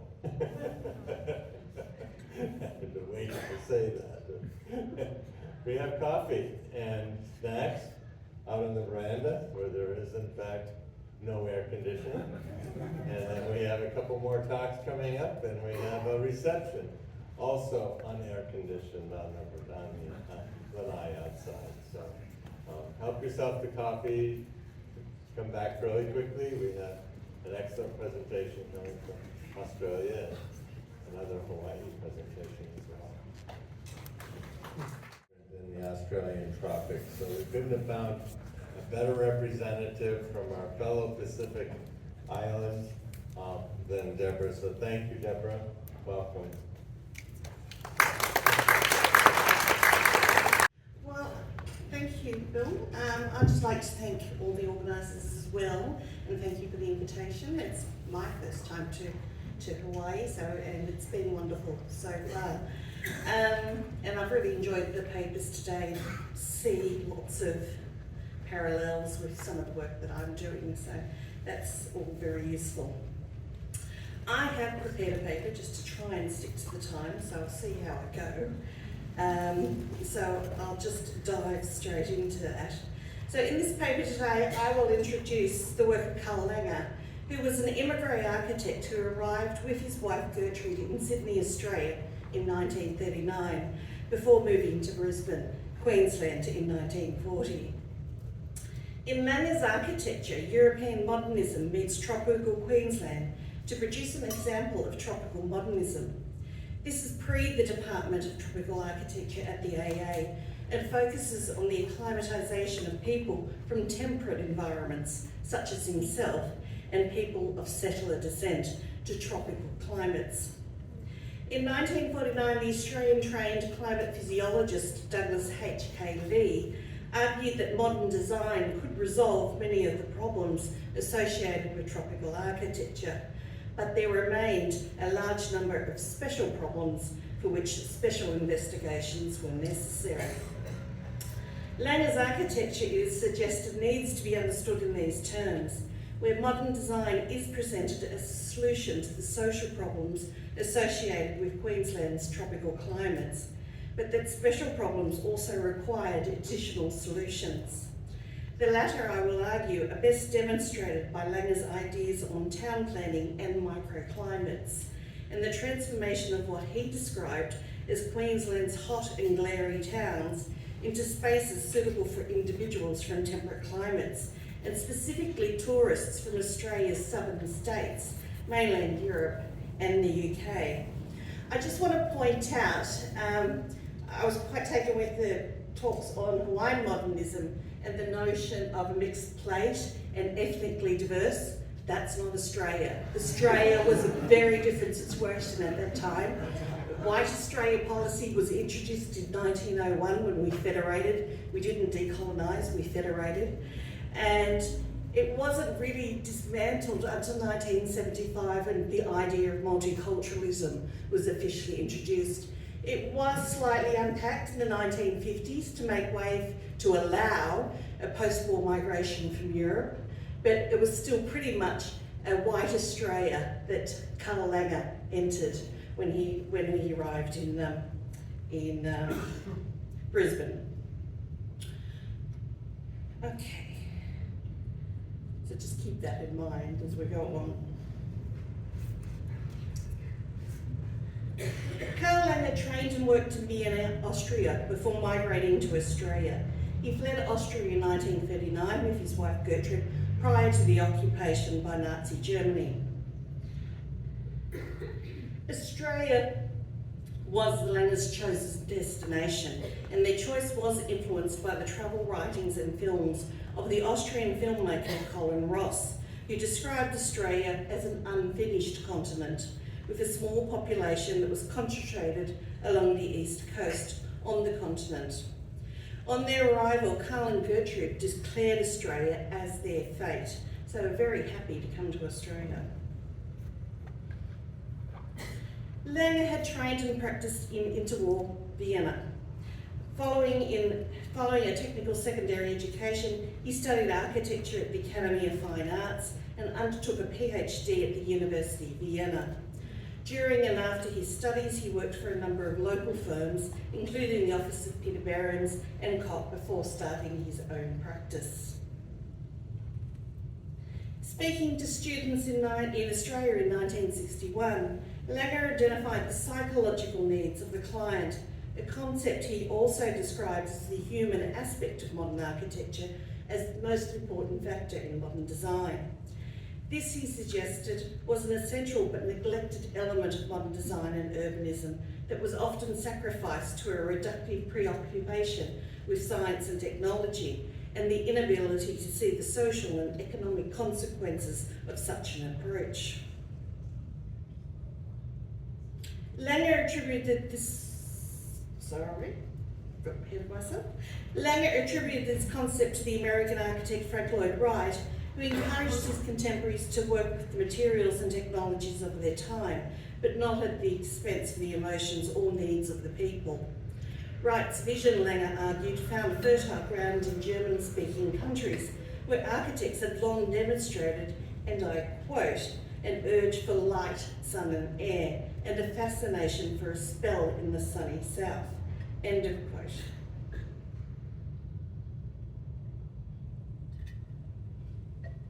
Arriving in Sydney in 1939, Langer and Gertrude moved to Brisbane, the state capital of Queensland, in 1940 to secure work, which Carl found in local practices and part-time teaching at the University of Queensland. In 1944, Langer published,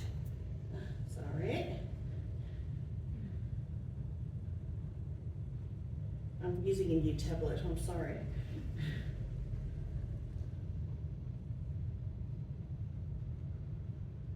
It's just gone and flipped to my page.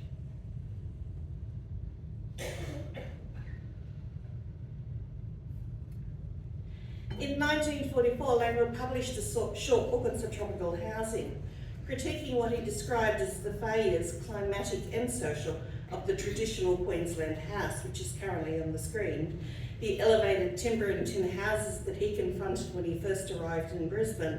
The publication included houseplants that he offered as modern alternatives. These resolved problems that had long been associated with Queensland housing, which he identified as, and I quote, the fatigue of the Queensland housewife, subtropical glare, direct and reflected, and unaffordability. Today I'm only focusing on the first, the fatigue of the Queensland housewife. As one should.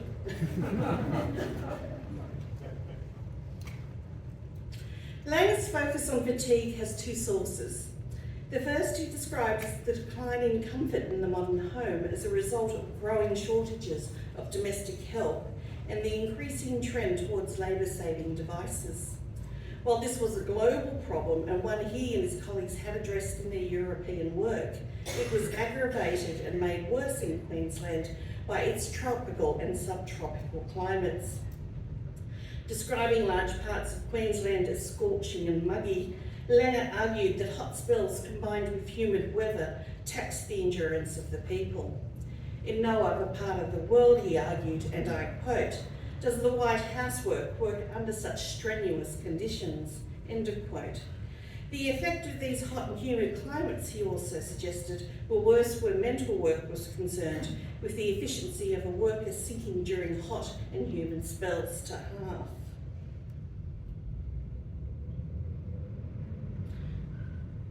I have argued elsewhere that Langer's interest in fatigue linked him to a long-running debate known as the Tropical Australia question.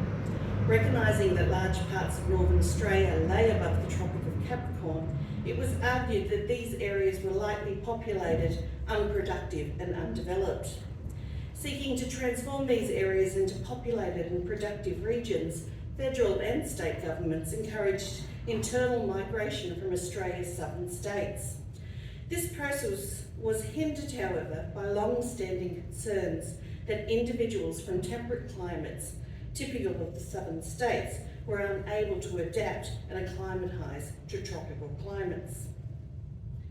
In 1920, the Australian Medical Association, supported by the federal government, initiated a scientific study into the problem and concluded that same year that no obstacles prevented the tropical acclimatisation of such groups. The study, however, also reported continuing anxieties on two fronts. The first of these was the environment of settler women and their exposure to poorly designed domestic spaces, which continued to cause physiological disturbances, tropical fatigue or strain, in acclimatised individuals.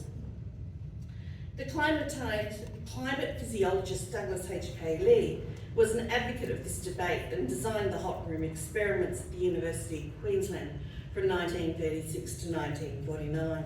And there's an image on the screen of some of these experiments. These focused on the adaptation of individuals from temperate climates to tropical conditions and factors that either aided or hindered this process.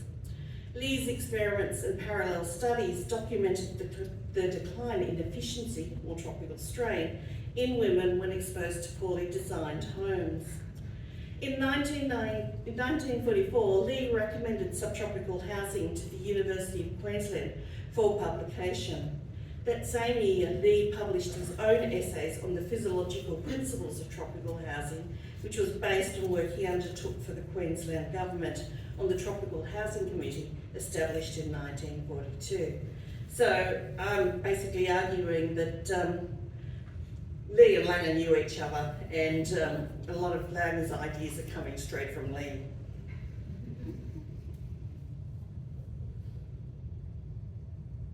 In line with Lee's writings and experiments, Langer's plan sought to reduce tropical fatigue through the application of modern design. Seeking to reduce the number of steps walked by the housewife per day, reducing steps those days, we're now increasing them. Langer's plans were designed to be built on the ground, eliminating the need for stairs, and within 10 minutes walking distance of shops, schools, recreational and community facilities. Plans were simplified and hallways, staterooms and enclosed verandas, common in the traditional Queensland house, were eliminated. Rooms were also reduced in size and more efficiently planned.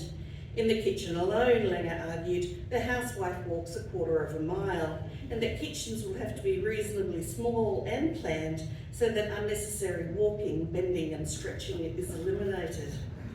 A shift to open plans and inbuilt furniture further simplified layouts, and when there were children in the home, the kitchen had to overlook play areas. Externally, private landscape gardens furnished with open-air showers, seats, sand pits for children and outdoor fires provided both recreational and productive spaces for individual families. Langer recommended lawn areas of 300 square feet per person as a minimum and encouraged Queenslanders to merge front garden, back garden and house to create a single unified area. I hope you can read the plans, they might be a bit small for you. It's upside down. The plans for subtropical housing were drawn in 1943 and published in 1944, only 4 years after Langer's arrival in Brisbane. It is not surprising, therefore, that they reflect the immigres' early enthusiasm for Queensland's climates. Rejecting the shade and filtered light offered by the elevated homes, known locally as Queenslanders and which Langer described as caves, Langer's house plans embraced the subtropical sun of southeast Queensland and the outdoor lifestyles it promised. In the current image, the histogram, consisting of a sun, the 4 compass points and anthropomorphised annotations of the prevailing breezes, dominates the garden space, which is shared by a male figure who mows the lawn, sweat dripping from his brow, and another, or perhaps the same one once he has finished his labours, having a nap in a hammock slung in a bare tree in the corner of the garden.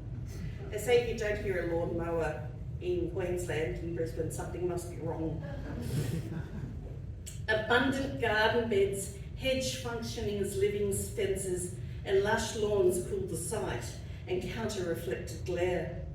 A child skipping on an open terrace, others playing in a sandbox, and an unprotected cooking fire further suggests living that is largely undertaken outdoors, and the climate that supports this, except for a small area of covered terrace achieved by overhanging eaves, indicated on the plan by dotted lines, and a single tree with spreading foliage. Lange's scheme gives little evidence of shade or its necessity. The attraction of the sun, however, appears to fade for the European architect over the next decade, and he developed subtle but significant strategies to reintroduce shade to the Queensland home. In his own house and garden, built in 1950 in the Brisbane suburb of St Lucia, Lange tints the house pink to reduce glare, introduced window boxes or surrounds to prevent the entry of direct sun in the house in the warmer parts of the year, includes a front north-facing terrace with pond to enjoy the winter sun, and sets the main living areas of the house on level with this garden.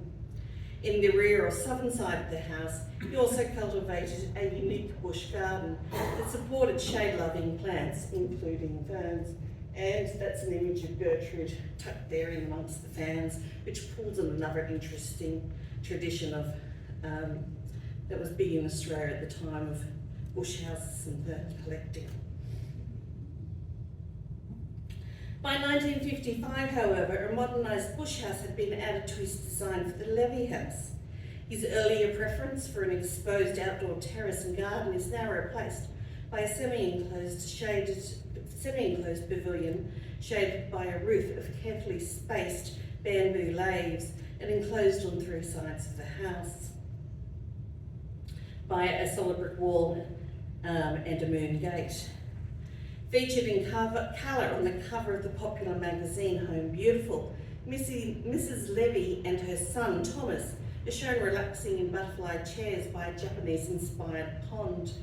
While the garden and pond are in full sun, Mrs. Levy and Thomas, with a collection of shade-loving plants, occupy the shaded terrace. In the architectural drawings produced for the home, Lange described this area of shaded outdoor living, one that ran directly off the living room, as the bush house, recalling an earlier Queensland tradition of the bush or shade house and its attachment to the back of the Queensland home.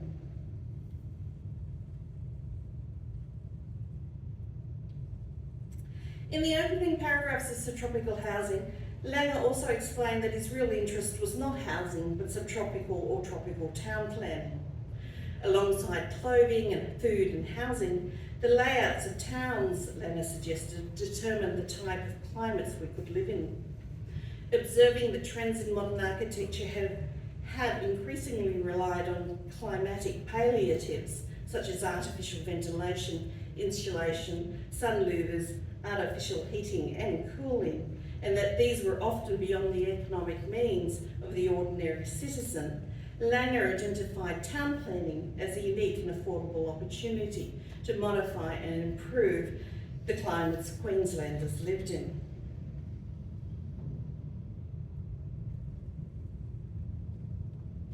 Lange's approach to tropical planning included interventions that altered and improved the immediate microclimate of a region.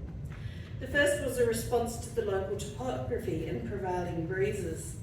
Observing that gullies deeper than 20 feet were significantly colder in the winter months and up to 4 or 5 degrees hotter than elevated slopes in the summer.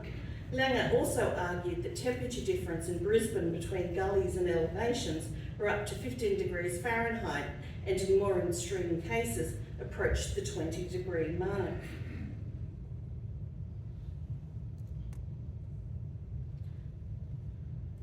Lange also argued that bodies of water, especially if extensive, could reduce the summer heat and winter cold significantly.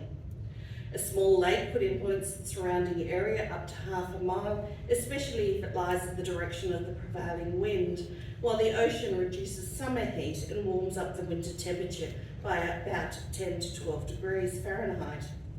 This body could be the Pacific Ocean, where the cooling effect was not only felt on beaches, but which extended 2 to 3 miles inland, and if uninterrupted by other houses or high-rise structures. Lakes or swimming pools are a recreational facility very common to Lange's town plans, and smaller gardens were included not only for recreation, but also for their capacity to alter the immediate microclimate. Soil condition and ground cover was also an important factor.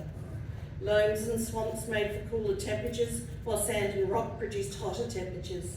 Ground cover or plants, on the other hand, drained humidity from the soil through evaporation and reduced the surface temperature, while at the same time absorbing heat, noise and dust.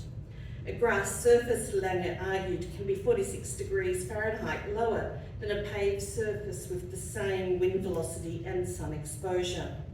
Ground cover and landscaping was one of the more potent weapons in, is that 5? Okay, I'll take 5. It was one of the more potent weapons in Langer's arsenal. A final strategy commonly adopted by Langer was the separation of pedestrian from vehicular traffic.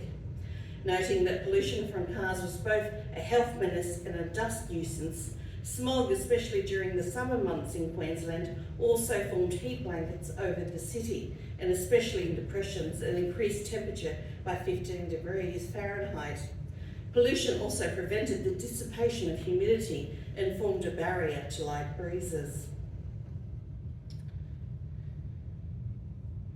A response to topography and prevailing breezes, introduction of water and landscaping, and minimising the impact of the car are strategies that Langer utilised in all of his work, from small-scale projects through to complete town plans. In West's Furniture Showroom, currently on the screen, completed in 1953, shoppers are removed from the road via an arcade that allows them to browse, and glare is reduced by flooding the store with natural light and a sloping window. Water is introduced via a concrete pond which encircles the front window and passively cools by drawing breezes via an air gap over the water and into the furniture showroom. Planters placed along the arcade and on the roof where outdoor furniture is displayed introduce greenery, further cooling the space and minimising reflected glare. And as I'm running out of time, just for a couple of other projects where he basically uses these 4 principles in repetition, but across all different scales of project. So this is your St. John's and Bundaberg, and where again, the landscaping and introduction of water of the site is just as important as the church itself. And this is Mackay, where he makes all these civic centres, basically pedestrianises his civic centres, removes the car and just landscapes the entire city, but also introduces a lot of recreational facilities such as sporting grounds and pools and so forth, to again, not just provide services, but to manipulate the microclimate. I'll just finish up very quickly. For Langer, the goal was to transform Queensland's towns, which to the European immigrant were hot, glary and dusty, into comfortable and agreeable spaces. While improving the microclimates of the towns would benefit Queensland locals, the target of Langer's work, and recalling his introduction to Australia via the travel writings and films of Colin Ross, was also the tourism market that was then emerging in Queensland. Much of the work undertaken by Langer in Australia appears to be dedicated to this task. And I just wanted to quickly show a whole bunch of schemes that he did for tourist sites, primarily in Western Queensland or Northern Queensland. So we're definitely moving away from the subtropics into the tropics. And I won't talk about them too much, but it just gives you a bit of a idea of the schemes that he was doing. And he was considering everything from furniture design, layout of rooms, through to complete site management of site designing for the scheme.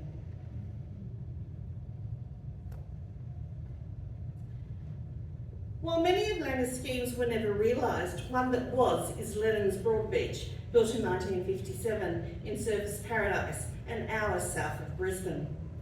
The hotel was designed for the growing number of tourists who were coming to the Gold Coast, largely from the southern and temperate states. The hotel was 5 stories and included 2 public bars, 1 private bar, Queensland's largest private swimming pool at the time, tennis court, landscape gardens with covered walkways, and an outdoor dance floor surrounded by a reflective pool, plus 100 accommodation units, each with an outdoor living space or balcony. Sculptures, paintings and totems by local artists, including Indigenous artists, were scattered throughout the complex. Privacy and shade were maintained by balcony dividers, enlarged versions of the window boxes used in his own home, while careful internal planning and a relatively narrow plan ensured good cross-ventilation. The hotel, however, like Langer's earlier subtropical house plans, retained a strong European flavour and lacked the climatic additions such as screens of sunbreakers or perforated walls of breeze block or louvers which we associate with tropical modernism. Describing such additions as climatic palliatives, the heavy work of cooling was instead achieved by microclimate change, the orientation of buildings to capture prevailing breezes, the planting and landscaping of the site, the introduction of recreational spaces such as the tennis courts, and additional water elements including the pool and a reflective pond, and limiting car access to the site. Surrounded by sand on the broad beach dunes, the hotel was described by guests as a paradise in the middle of a desert. This paradise, I will argue in the expanded paper, reflected the scientific experiments undertaken by Lee at the University of Queensland, was focused on the comfort of individuals from temperate environments, the southern tourists and their adaptation to Queensland's subtropical and by extension tropical climates. And I will leave it at that. Thank you. Perspective, what an interesting paper, so thank you so much. Under the sort of underlying culture that we see is kind of shifting under, beneath us, and how things like housewives. I love that picture of her in the garden. It was sort of Rousseauian, where she substituted for the lion or something, right, in the woods. And I'm reminded when you start, several of our international visitors have used centigrade as something that you would throw out to say it's so many degrees centigrade and we were supposed to have a response, but it's a bit like, me talking about snow log to novice monks in Laos, right? Most of it's lost on us Fahrenheiters. And so we're still stuck with Fahrenheit here. And you and Don will have to talk more about Austrians in the tropics. He's working on a book on Albert Price, one of our Austrian architects. So anyway, thank you so much. That was terrific. And speaking of Don, we have in fact reached the point where we had James Steele was not able to make it, so Don jumped right on it and decided he would give a little overview of features of tropical modernism in Hawaii. So I know we didn't have Don in the write-up, but I know enough about his CV to give him a little introduction. So Don is a graduate of Lafayette College in Pennsylvania. He is also the holder of a PhD for the Department of American Studies at UH and did further study at UBC in Canada. He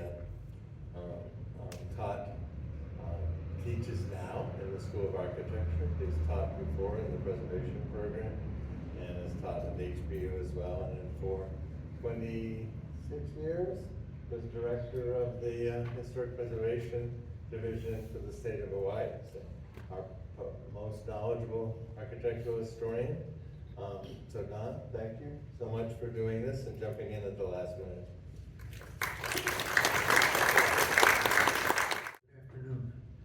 I'm sorry, I don't have a title. I didn't get time for that. But anyway, I view this talk more as a transitional time, going away from the profound talks, the talks about design and things, and starting to transition into going to the reception. So, I just thought I'd start by talking about one of the architects that worked on this building, Clifford Young. He was working in association with IMPay, and he was the local architect on the job here. Clifford, I'm just going to show this one house. This is the Young house, which is up in New Warner Valley, and very, very modern house. And here you can see the inside. Actually, I'll go back to the outside for a second. I think one of the things I want to talk about is I grew up in New York, and so things I didn't see in New York, so sort of equates with tropical. One of the things I didn't see in New York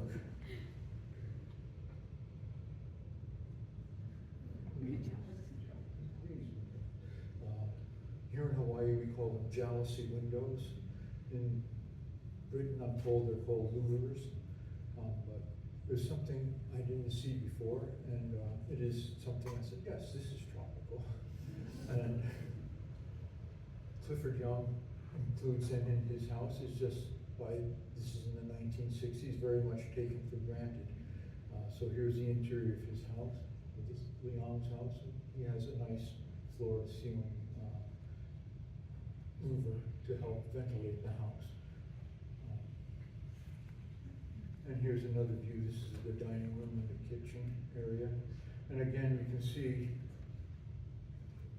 he used jalousies on a vertical stand. And you can see then, again, this is on the door. And then in the kitchen, you can see that for ventilating the windows. I assume everybody knows what jalousies are, but I thought maybe I better show you one up close, just in case. And very easy window, aluminum frames, and the initial ones were all using crank handles. And it's something I sort of watch now when I look at houses. Oh, what kind of handle is on the jalousies? And I can start to figure out when they were built or when they were put in. The first ones were all cranks, and then going over to louver levers, and so you just turn it that way. And that's all part of the history of the jalousie, because I did start to get interested a little bit about jalousies and what about them.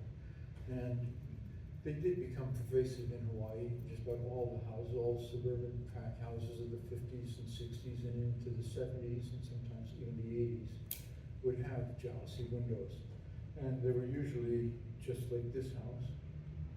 Oops, button. It'd be on the windows. And also, you'd put them underneath picture windows for ventilation. And in this house, you can see very typically in Hawaii, the subdivision houses all in the 50s and 60s were single wall. So you'll see the window frames jutting out because there's no other wood to put behind. So it was just very much that. And they were all over.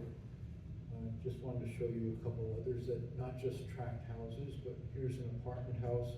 This is done by Stephen Oyakawa, who Graham mentioned this morning, who was born in Hawaii, but then he studied with Frank Lloyd Wright for 25 years or so before coming back to the islands. And this is an apartment house he did. And you can see the whole back wall of the second story is essentially jalousie windows to provide ventilation. Here's another one of Oyakawa's buildings.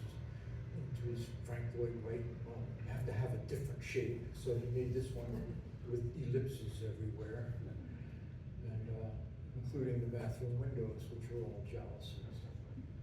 So, very much. When I started thinking about jalousies more and looking at it more, I found out they just didn't appear out of nowhere.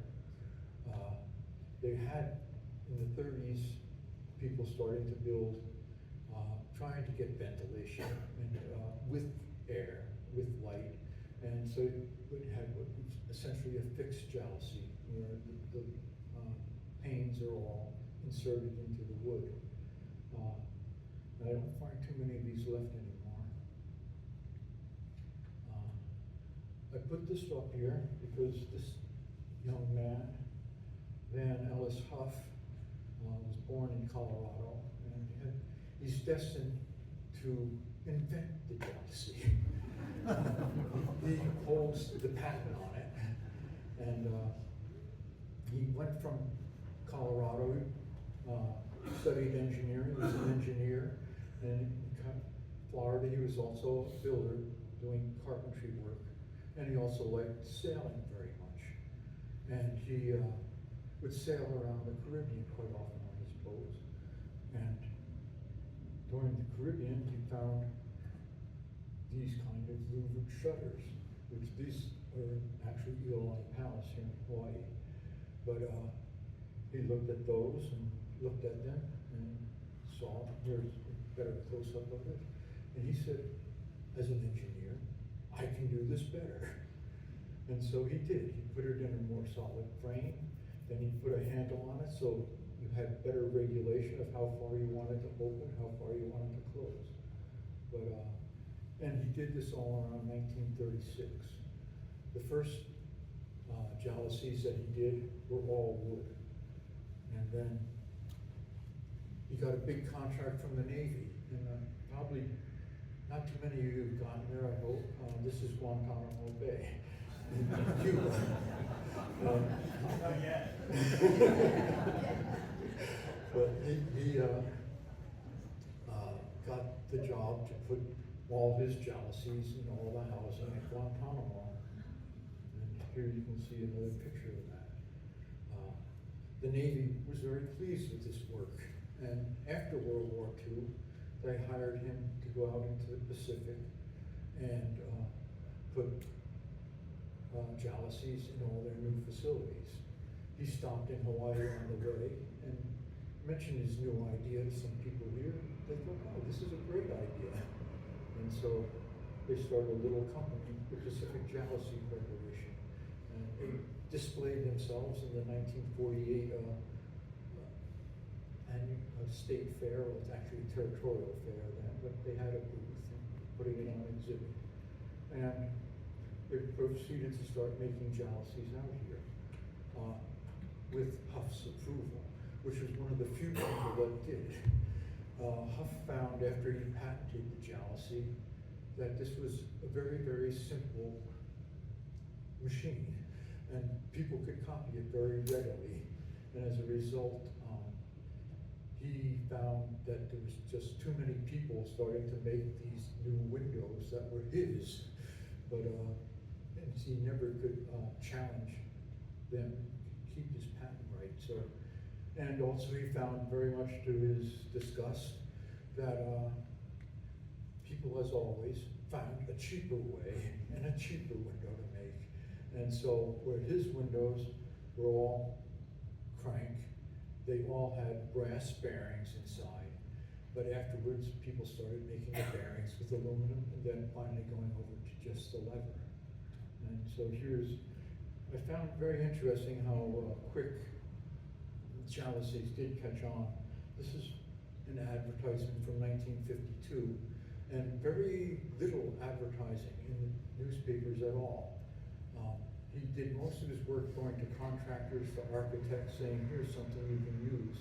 And I find the way it's being advertised, almost all the real estate ads will mention, of all things, this house has jalousies. And so it was getting advertised that way very well. Once he started getting competition, then he had to put an ad in. His product is to protect you. That's the actual company that he ended up with here in Hawaii. And so, and he will notice on the advertising, he's already concerned about the cheaper people, because he'll start saying, why not enjoy the best? This is the one. And I find it interesting that he uses, and I haven't done enough research on advertising to find out if this is popular in the 50s or not, but you know, just take the word protect you and make it a phrase. And then this competition does the same thing. Win door. Jealousies. And others start following. I thought it got a little convoluted with light ventrolls, but it got good. And then you start seeing by 1953, 54, Sears Roebuck has louver windows 10% off. City Mill, which is a local hardware store, is now carrying them, but they're carrying a California manufactured window. So it was just a nice little history of something that I never thought about before. Thank you for listening.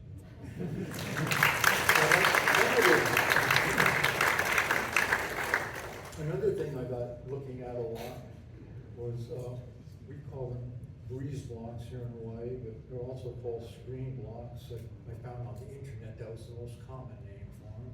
And I found in many of your presentations today examples of breeze blocks from around the world, so I'm curious about that. The earliest breeze blocks I could find advertised in Hawaii was from 1955, and this company is no longer in business, State Tile, put them out. Here's one of their new blocks. And they'll talk about stairway walls topped with an open square design made by cementing together two identical blocks. And there they are. I can't find this building. I don't know if it's still standing or not, but I've been looking all over the city for it. But I did find some others that are still standing in a wall. This is down in Kahala. And as you can see, look, it's a nice little string. And then here you can see what it looked like is actually they are cementing two together to get the whole. But the idea of screen blocks, breeze blocks, became popularized in America, at least because of Edward Durrell Stone, who did the American embassy in India. And in this building, he used screen blocks as well. And actually, just like Mr. Huff, Mr. Stone patented this. And so this is the Princess design, and it's patented by him. And not only did he find it useful in India and in California, but he also put it on his house in New York City. And I thought, wow, this is strange, and I was very upset. If you people do things on the internet, put your pictures on as JPEGs.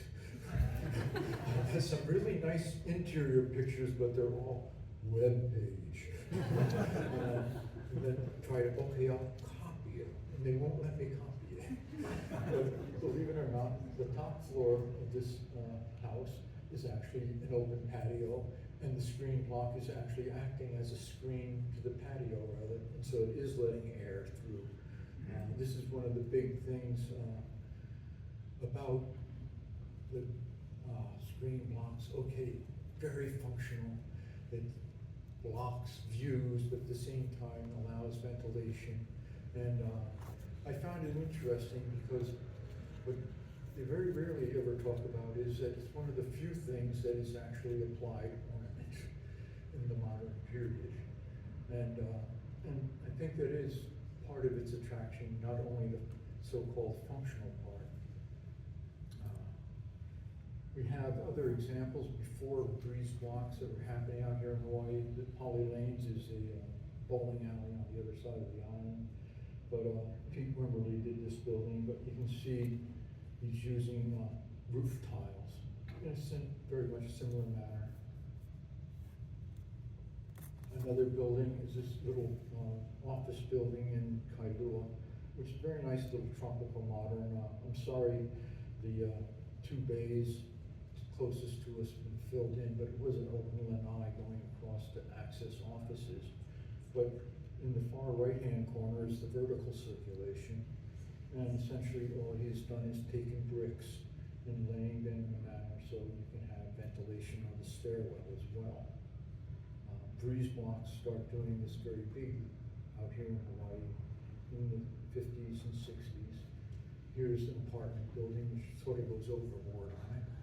But again, very much using the function of the police block. Although I noticed a lot of the other buildings, those shown today too, the balustrades, the handrails, the parapets on the different balconies will always be open a lot of times too. Breeze block does to that too. Here's staircases. Vertical circulation was very much used this way. This is at UH. And here's another building at UH that uses it. And here's another apartment building with it on. One of the persons I got interested in with this was a professor at UH, Lance Walters, who actually teaches a class where he has the students make new breeze block designs. But here's another small little design, and then it becomes a different kind of design. All of a sudden you get squares, you get circles, things like that to look at. Another area where the breeze block was used extensively here in the islands is in carports. And again, same reason, ventilations and privacy. And you can see in that house also, they use it to screen their front doors. And here's another block that I sort of like. It's two half or quarter circles, but they make a lot of nice little circles. And another way it was used functionally was in restrooms. This one's at the Salvation Army up in Manoa. But you can start to see that it's not just functional. They're actually starting to decorate. This is a public restroom over in Kailua. And you can see the very interesting designs that came up through with this, which I haven't seen anywhere else. Another thing I found fascinating, this is Moana Center. It's a screen on the parking garage above the entry. But again, you start to find many different patterns going on. You can see the circles. Then you start looking, you can see the little diamonds inside the circles. But then you start looking harder, you start to see petals, flowers as well. Another just small little thing, but it adds to the visual interest. It's not only applied to residences, high-rises started using it as well. This is the skyline, which is the Alawai Canal and Waikiki Key. But you can see they're using different types of block, one for the screening their swimming pool, another one for the parking, and then another one for the high-rise tower itself. And then here's another one. Again, suggests very much this is reaching the point of being decorative and not so much functional.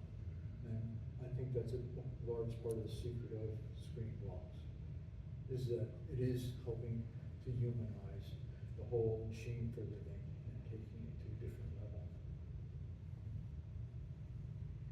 And you start to see it throughout, go any residential area, you're going to find it variety, where you have people just adding it to their front yard door walls.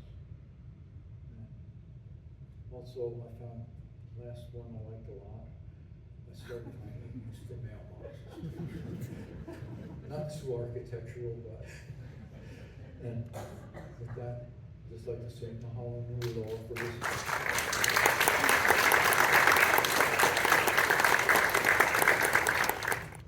Thanks so much, Donna. It's only right that you had a little time in the sun up here on stage, so because we've done so much to put the whole conference together.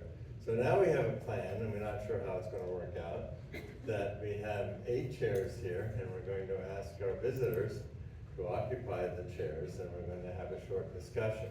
Now, some of you who are whizzes at math will know that there are actually 9 people who have given talks, so we'll have to figure out how we work that out. So, but if you could all come up while don't hesitate now.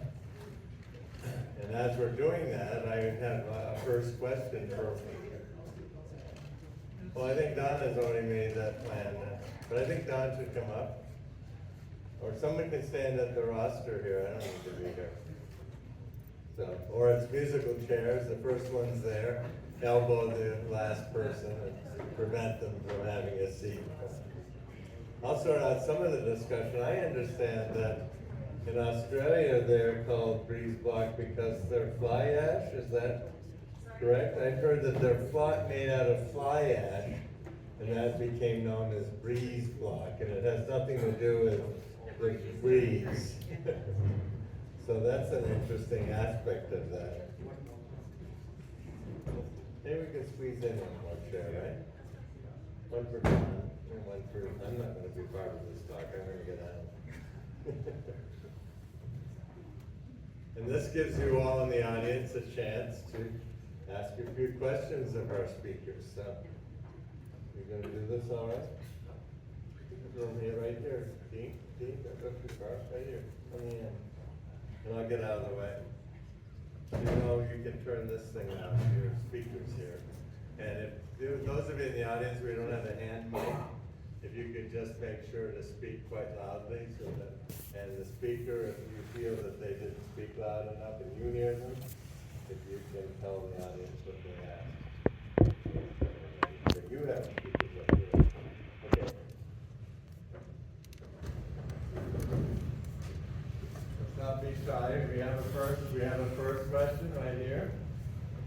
I won't be shy. My question is for Rito. I noticed in the slide presentation that your Ugandan people, I think it was Uganda, it might have been in Nairobi, they seem to be working around these shells of buildings.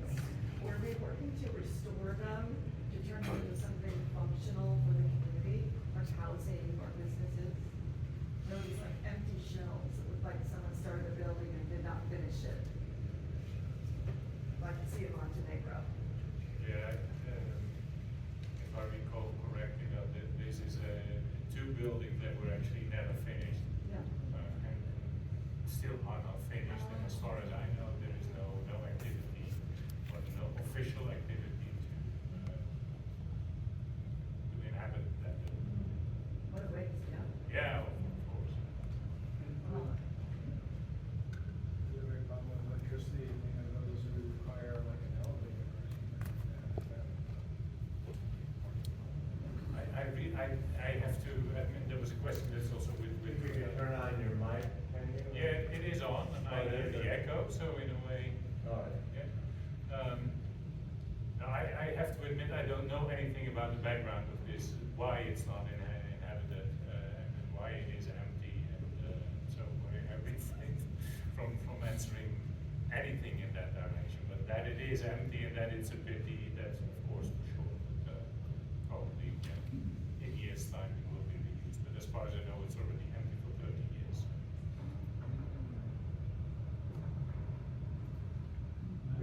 We have a hand mic, it turns out, for the audience. Question in the back? Yeah.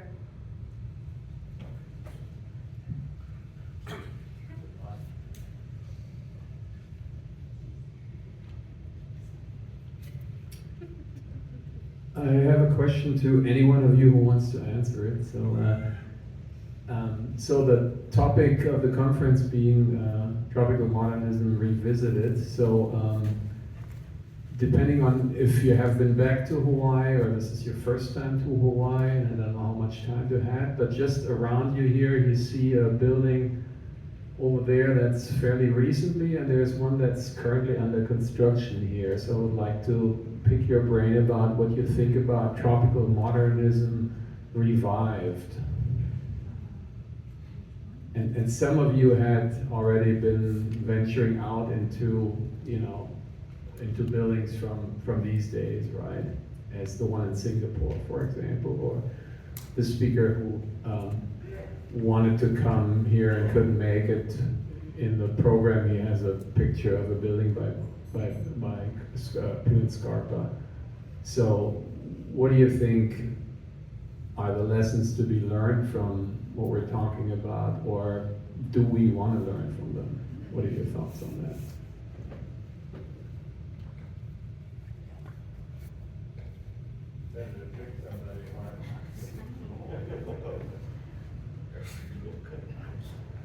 I always want to talk, so even now, right?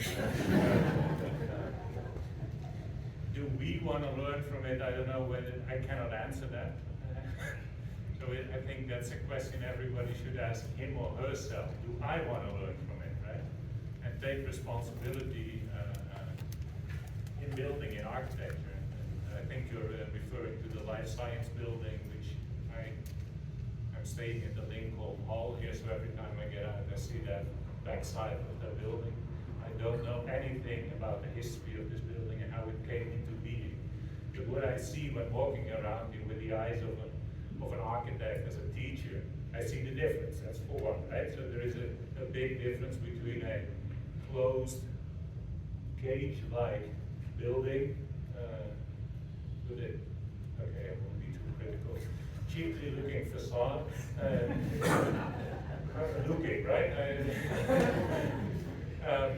And the other older buildings on the campus, which have, and that's for me, and I mentioned it already during my talk, I think this floating spaces of interior and exterior,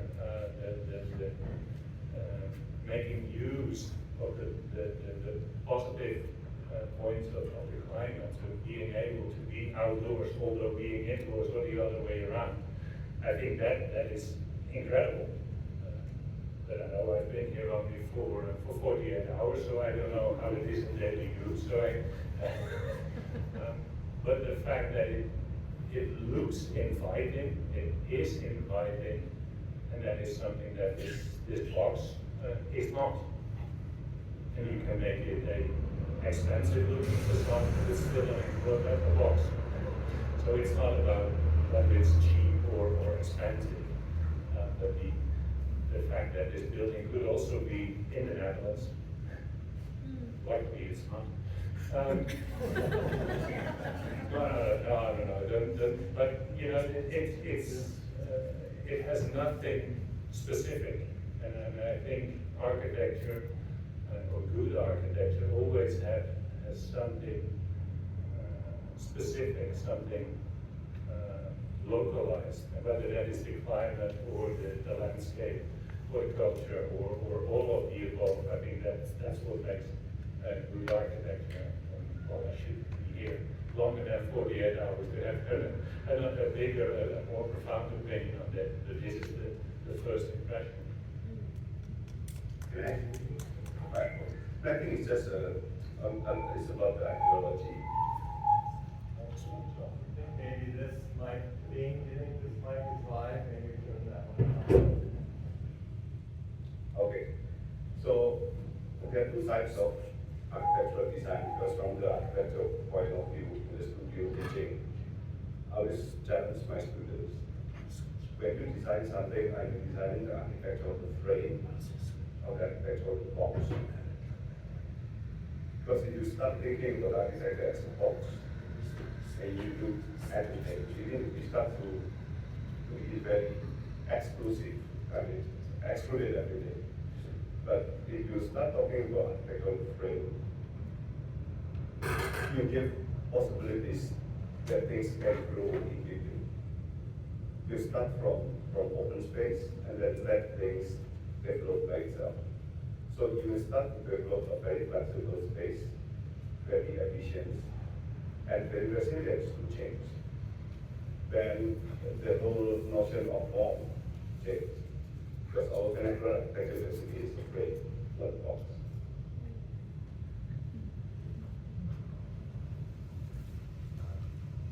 Perhaps I can also respond to what Martin was pointing out to. Perhaps it's not a great idea to target a building right in sight.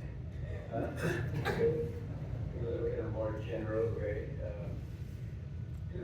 Interesting, I was thinking that that building and the building we're sitting in right now, in its present condition of being air conditioned, is perhaps doing the same.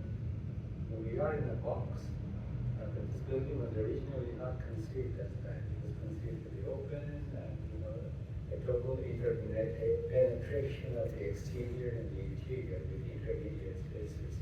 But now, screened off, closed off, the experience of this building internally is not different as that.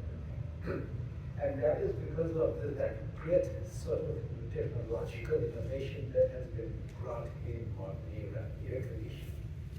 Whether it's a culprit or a boom, that's something we need to discuss. And therefore now we talk about various ways of energy reduction, sustainability and all that, but it really boils around in tropical places, how much can we live without air conditioning or live with it, that's the bottom line. But I think there are other issues also between the two buildings in this site. And that's a question of what we might call urban design. Now, I looked at that slide very closely. I was teaching at UH, that really ends access. It's a fantastic critical moment where the campus ends, east-west road happens, and the mountain begins to start. It needed a really very creative response to that point, the end or the opening of an axis. And what you do with east-west road, they've been, despite buildings from the 1960s, these are still kind of remarkable buildings in their clunkiness. And I think the language of that in one way or another could have been responded to. But I would like to add something to that, going back to air conditioning and the whole notion of comfort. I don't know, that's something we can revisit, Martin, that's your question, is, what can we learn from this? That the question of comfort will always remain with us. But if then it gets revised and we adapt ourselves to different kinds of standards of comfort, different degrees of temperature and all that, and how we grow up as young people, and then we get accustomed to it, and then we can't live without air conditioning. But I think the notion of comfort and what Jeffrey mentioned about health, they do go hand in hand. And I think the original sort of practice of the Europeans in non-European places, or tropical places, was actually the notions of comfort and health simultaneously. With English experiences in India and Singapore and Southeast Asia, it was actually how to deal with the tropics and live a comfortable, healthy existence. I think they came out, and I really enjoyed some of your images of measuring comfort, right? That was that. They made a science of comfort, especially in the tropics. They invented the notion of miasma. If you are in a closed-off space in the tropics and the hot air collects in the upper strata, you'd go crazy. If anybody has seen or read the book, Ian Foster's Passage to India, the cave scene, the famous cave scene, where the women perhaps go nuts. There's also sexuality involved here. Miasma could just make you abnormal. I think so. Therefore, the whole question of comfort, health, who you are, how you behave, could get distorted by the change in the metrics of the weather.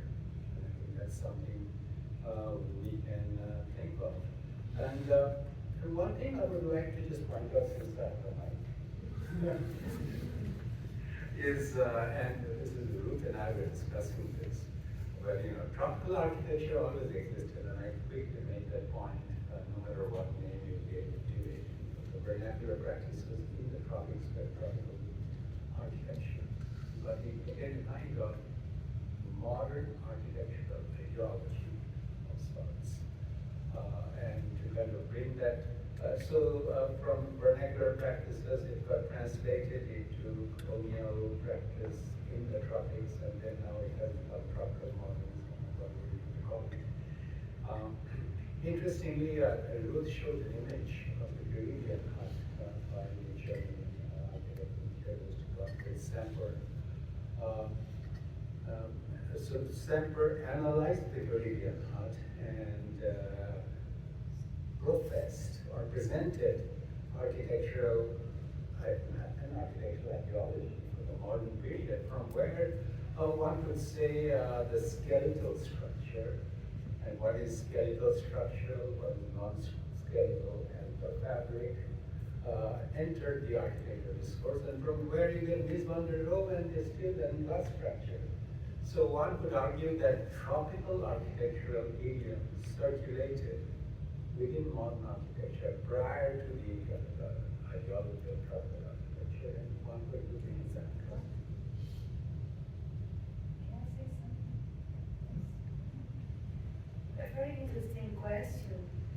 And so I would like to address the idea if we want to learn from it that you're proposing. Vernacular traditional architecture that keeps on being existing for thousands of years, but sometimes it's not a natural thing. Each generation has to teach the next generation how to do it.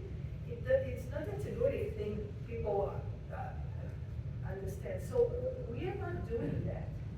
We are in the last 15 years saying bad things about modern architecture. Of course there are mistakes.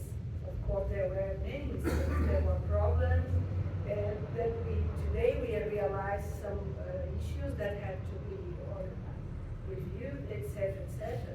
But if we do not teach you the good things of modern architecture, and some of them we can see every day in our tropical environments and other places, we will only know about the mistakes, and not, what comes after that is not necessarily good, better than modern architecture. And we can see, now I'm going back to that building. So all the criticism, the post-modern criticism, all the 70s, 80s, etc., they had lots of reasons for criticizing in many levels. But we are just throwing the baby with the water of my bed, everything else, and forgetting to learn some ideas. One of these ideas that's very much devoted is that modern architecture that knows nothing about the place.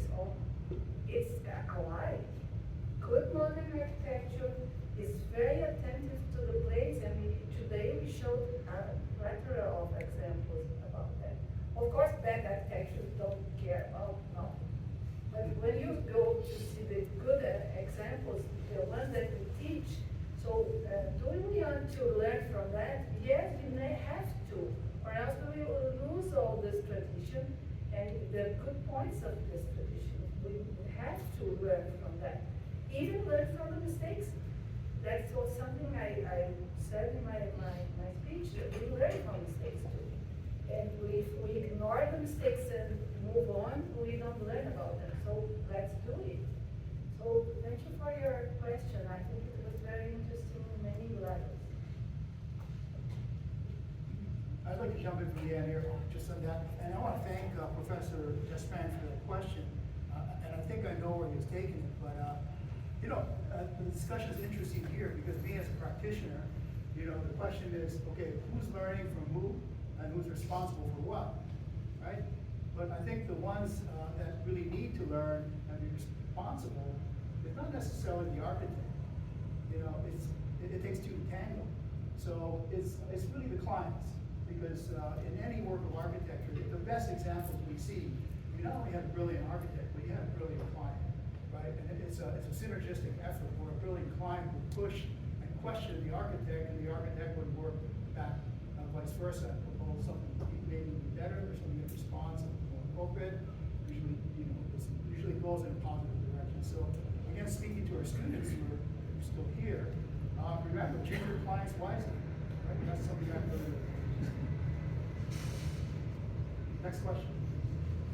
We also need to learn about the future because we have a world where wet bulb temperatures will be really high.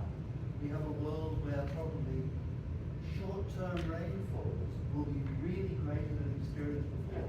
So we can't assume the world of the past is going to look like the world in 50 years' time in terms of what architectural design needs to do. Does anybody have any thoughts on how we learn from the Yeah, that's exactly what I was thinking when we built that E4 building in the US. We walked the talk, and it's academic building. We challenge the notion of form flow functions, right? Forcing students taking staircase, even if 6 stories. Then we collect all the waters and drain from the rainwater. And it's a well building certified with gold status, the first one in the world for academic building. And the impact of this, well, because we always say that the green mark is a lie because it's just a spreadsheet. You get green mark status even before you build buildings. But well building standard is different because you have to measure how much is the health of the occupants, how much is change, how much is the fitness of the applicants, and most importantly, how much is mindset is changed. So this is the criteria of green well building standard. So I think this campus is an opportunity to make the building as a teacher, classroom as a teacher. Because every building has a round of renovations every 10 years or 20 years. Do the opportunity to turn this hall into the original one, preserving the authenticity of the invention of this building by removing the aircon and make it non-aircon. And make the people feel comfortable. If something needs to be done, maybe we use a hybrid aircon system. We're reducing this only one-way aircon, not two-way aircon, and installing some fan here and there. So I think maybe that's the answer. So I don't think we use retrofitting, maybe it's the way to go. But I think just want to point out that there's an opportunity for academic institutions to make the buildings a teacher, not just facility. First, I can say something there. When we're talking about the future, the immediate future or the longer term future, I think we need to then move beyond, thinking beyond buildings as architects. For me, working in Bangladesh now, I think the biggest challenge is the city. And I think it's valid for perhaps of many other places, and it doesn't have to be the tropics itself. We talked about the tropics, but then within that tropical region, there are distinctions in terms of climatic dynamics. Where we have to deal with the monsoon. The monsoon is a very special place. And it hits exactly where we live in the deltas. We have the delta and the monsoon. It's a conjunction of waters in an unprecedented manner, which you get to hear the news about floods, or devastating floods. But people live with floods for centuries. They have molded their life, and I don't mean just in building traditions, but in settlement traditions and urban traditions, which have become overwhelmed by the scale of urbanization. So for me, the challenge will be and has been how to imagine a new city in the tropics, in the delta, in a monsoonal climate.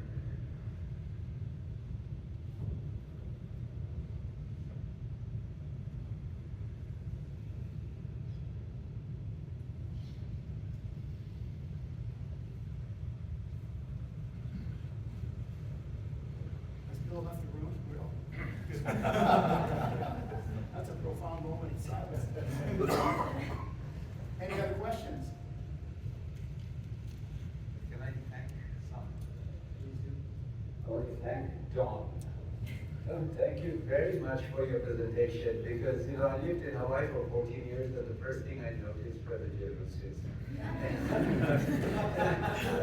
And I was, I also have seen, what you showed earlier again in India, Bangladesh, the colonial buildings that the wooden shutters, the Venetian blinds, perhaps as they were called. But in Hawaii, I wondered, where did the jealousy come from? What is its history? And today I got it. Thank you. I think we have a question. Panelists, if you can hang on, please. Thank you. I just want to thank you all.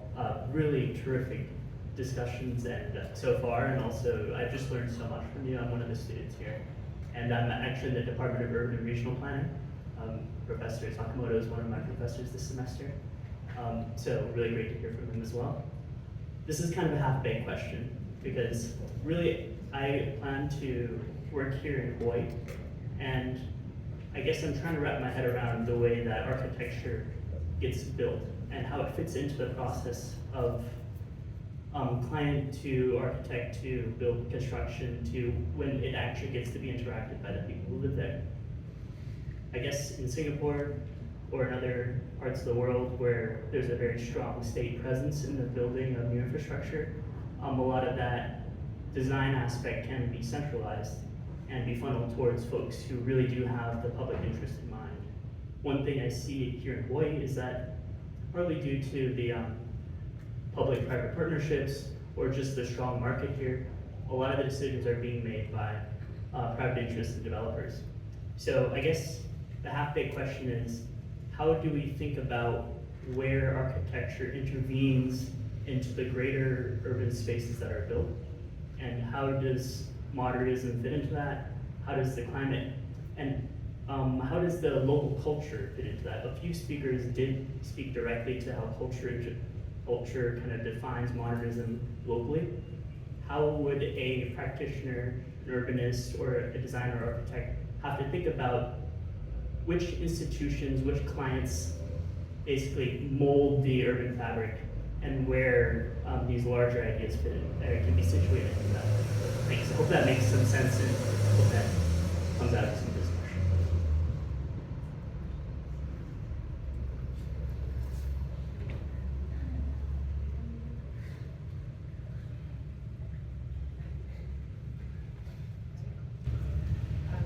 Yeah, thank you so much for a really thoughtful question.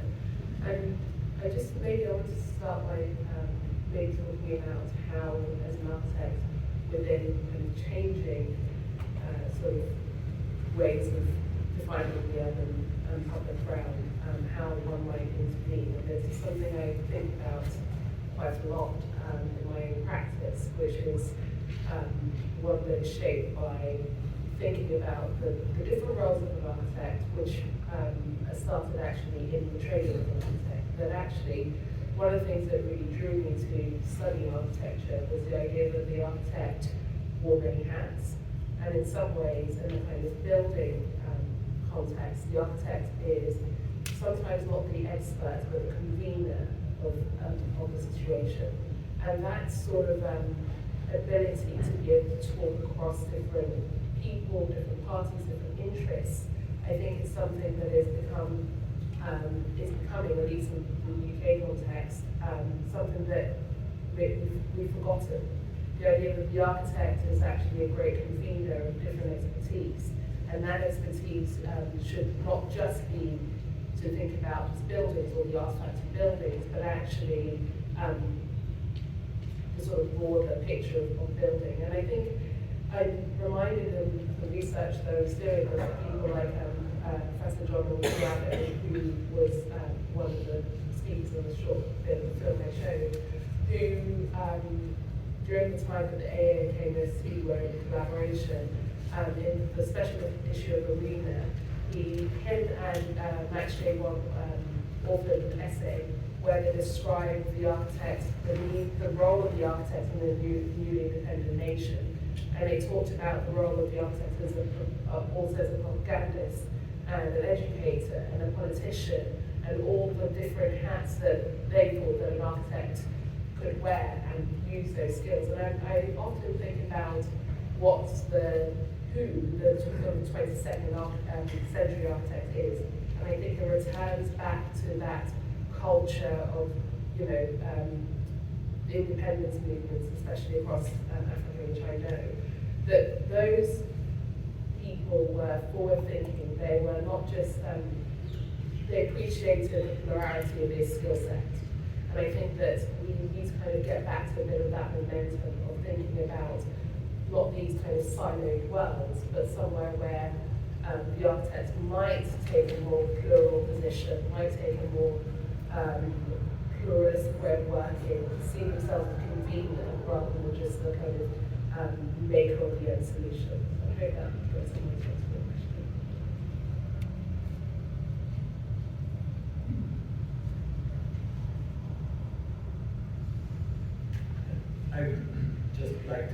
comment on what you already said, which is if an architect can operate as a facilitator, dealing with a lot of actors, then I believe it's very important that an architect or a designer has to develop a personal sense of politics that reacts and responds to what he deems trivial.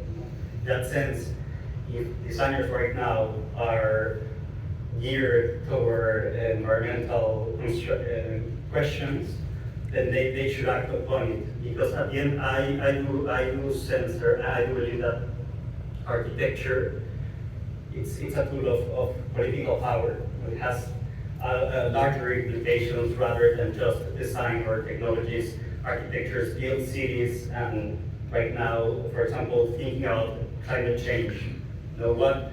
I wonder whether we could define the tropics, or the tropics will stay the same in 50 years, or how does architecture and how our profession deals with, for example, contexts that are not static, that are always changing. That has to do with how we understand our position right now and what we care for and what we stand for.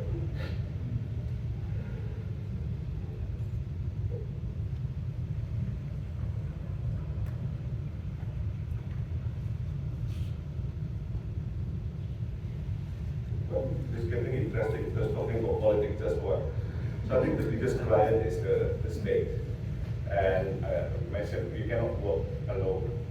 So take the politicians on your side, work with lawyers, and then turn these ideals into rules, regulations, change the regulations. So one thing that is very effective in that practicing in Singapore is about incentive. No money, no honey. So you have to show the money to the private sector to net zero energy building. So much incentive the government can pay or can give you from the taxpayer money. And in the case of Singapore, because Singapore has a very clear government target, which is carbon by 2050. So everything, and then the second is the implementation of the master plan based on city in nature. So whatever you take from nature, you have to pay back. And if you pay back, then the government will incentive from taxpayer money. If you do something wrong, you'll be penalized. So it's about the political process, as you say. But you have to be an active player. You can work together, you have friends, you have social media, you become influencer, you have press, you have the publications. And all this, I think, is part and parcel of global architecture. I just want to add something here. If I'm not wrong in getting a question, who designs our urban fabric? Was that the question? Okay. I recall an article from the late 60s that I read, the pretty Peter Lake, mistaken with the name Peter Lake. Peter Lake. The title of the article was Who Designs Our Buildings? And I think he referred to the cities also. And he starts off with a long list. The lawyers, the accountants, the tax accountants, the fire marshals, and a whole bunch of other things, and he ended with not the architect. Not because of regulations and all that, because it's needed for safety and security, but we are increasingly getting more. And now perhaps also the tax lawyers, who figures out, the laws and what's the best benefit to make out of your whatever real estate. So the point is, the role of the architects, I'm talking about the role of the architect, he or she cannot wait for a client to give him or her a site and then work on it. As you said, he or she has to take up many hats beyond the role of the training of an architect. And for that reason, I was speaking about Modernism, and I did not quite mention all of the aspects about him.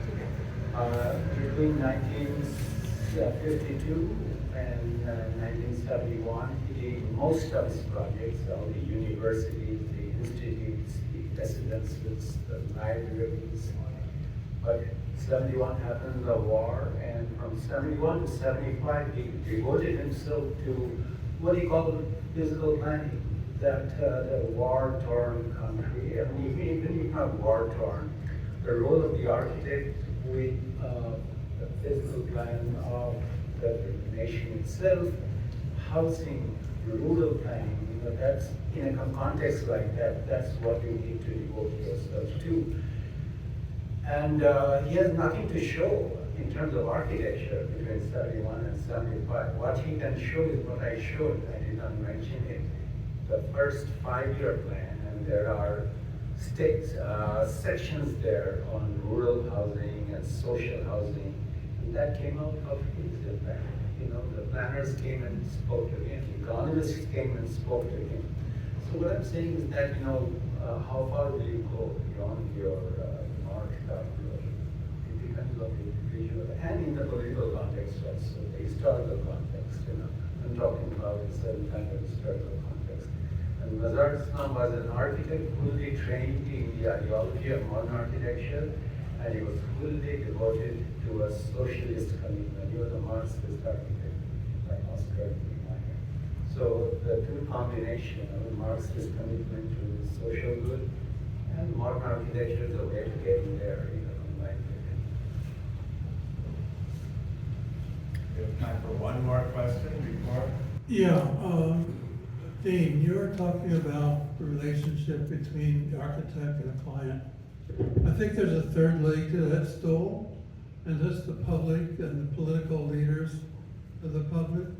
And there's a time in the 60s, I think Graham showed that in his presentation, when people like Ossipoff and Price and other leading architects at that time were basically involved in the public activities, commenting about what was happening to our city, and you know, basically in that process, educating the public. And today, there doesn't seem much interest in architects to do that. There isn't much interest, at least here, in the urban impacts of the built environment. And I think that that's a problem. I mean, there's certain issues that are being debated right now at the city and at the state levels that are just really poor design decisions. And the public is basically totally uninformed as far as those issues. And I just kind of wonder, in general, what can be done? What can we do to get architects more involved in shaping the urban environment, be more active in doing that? It seems to have shifted from care about the urban environment to the financial care about their practice and doing things that are good for their business rather than good for the physical health of the city. Well, thank you, Bob. As my guru here once told me, after the Ossipoff exhibition, he said, "Dean, I think the war on ugliness was lost." Can't argue with that one. But yes, that was an episode, an example of I think, a collaboration between the architectural profession, the AIA, and the press. And we do have members of the press here, don't we? Hey, I see somebody, I see a couple of you, yeah. So it's that collaboration, I think is important. I mean, you know, today we see like, oh, new project in the front page, oh, building gets blessed, and there's no name. So who designed it? The architects aren't even mentioned. It's unbelievable. The New York Times has a policy where they always credit the architect. But what about the Honolulu Star Advertiser, Civil Beat? Civil Beat does that, right? You're gonna start doing that, right? Very good. Okay, so yeah, we need to be in the discussion, and I think a phrase that JV brought up was public interest, and I think that's key. There is a movement worldwide, public interest design, and that's what Shade Institute does.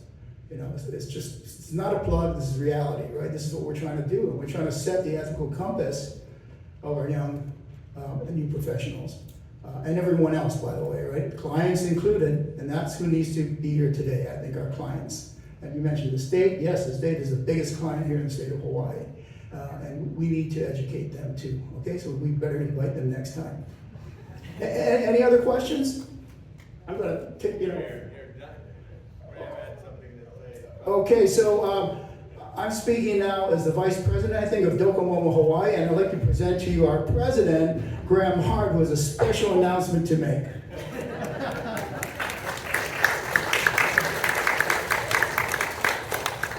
So I think Bill mentioned at the beginning what was the reasoning behind this conference and why it came together and all the different inspirations and references that all kind of came together like a stream into this and into today. But really, all of it was Bill's idea, and it was his leadership that has put this all together and told us what to do, where to go, how to put things, what emails to follow and everything. Bill stepped in as dean of the school, interim dean, 6-7 years ago. It's supposed to be a 1 or 2 year commitment. 7 years now, he's been interim dean. And now he's 2 weeks away from freedom. Yes. Maybe less emails, maybe less meetings, maybe less, having to deal with all the stress of that job. But also, Bill's been just a huge leader, not only just at the school, but in the preservation efforts and kind of everything with Docomomo, and we wanted to, as Docomomo Hawaii, acknowledge him. And so we're putting together a Community Partner Lifetime Achievement Award for Bill Chapman.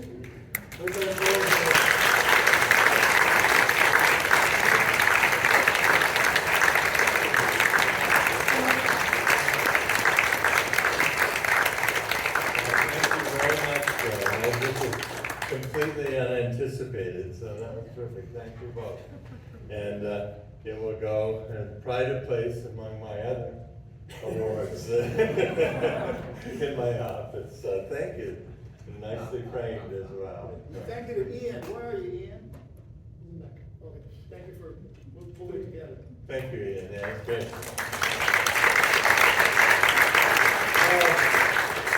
It feels like we had an audience that was interested in the topic. It looks like there will be future sorts of things of this kind. It's obvious that there is an interest and a need. We do want to educate the public. I agree very much with what Dean and other people have said.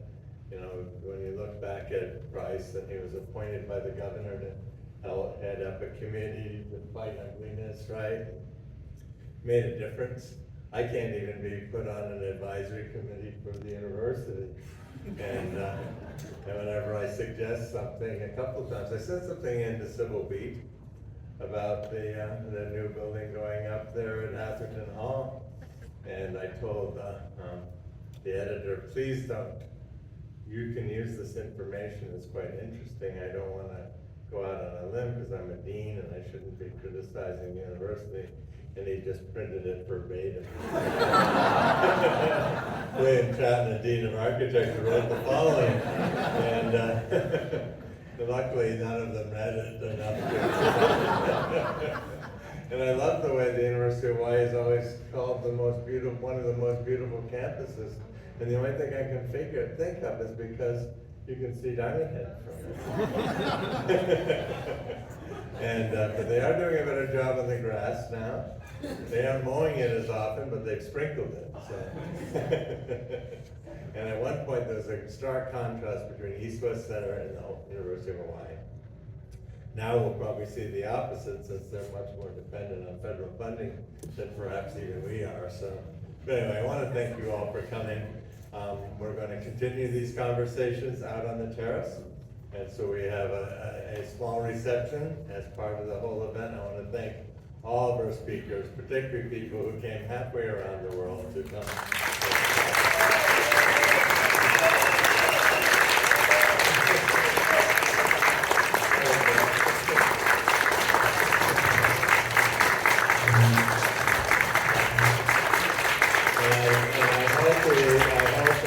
True spirit of Hawaii, we now have new friends around the world that will be coming back to visit us again. So thank you, mahalo nui, and see you outside.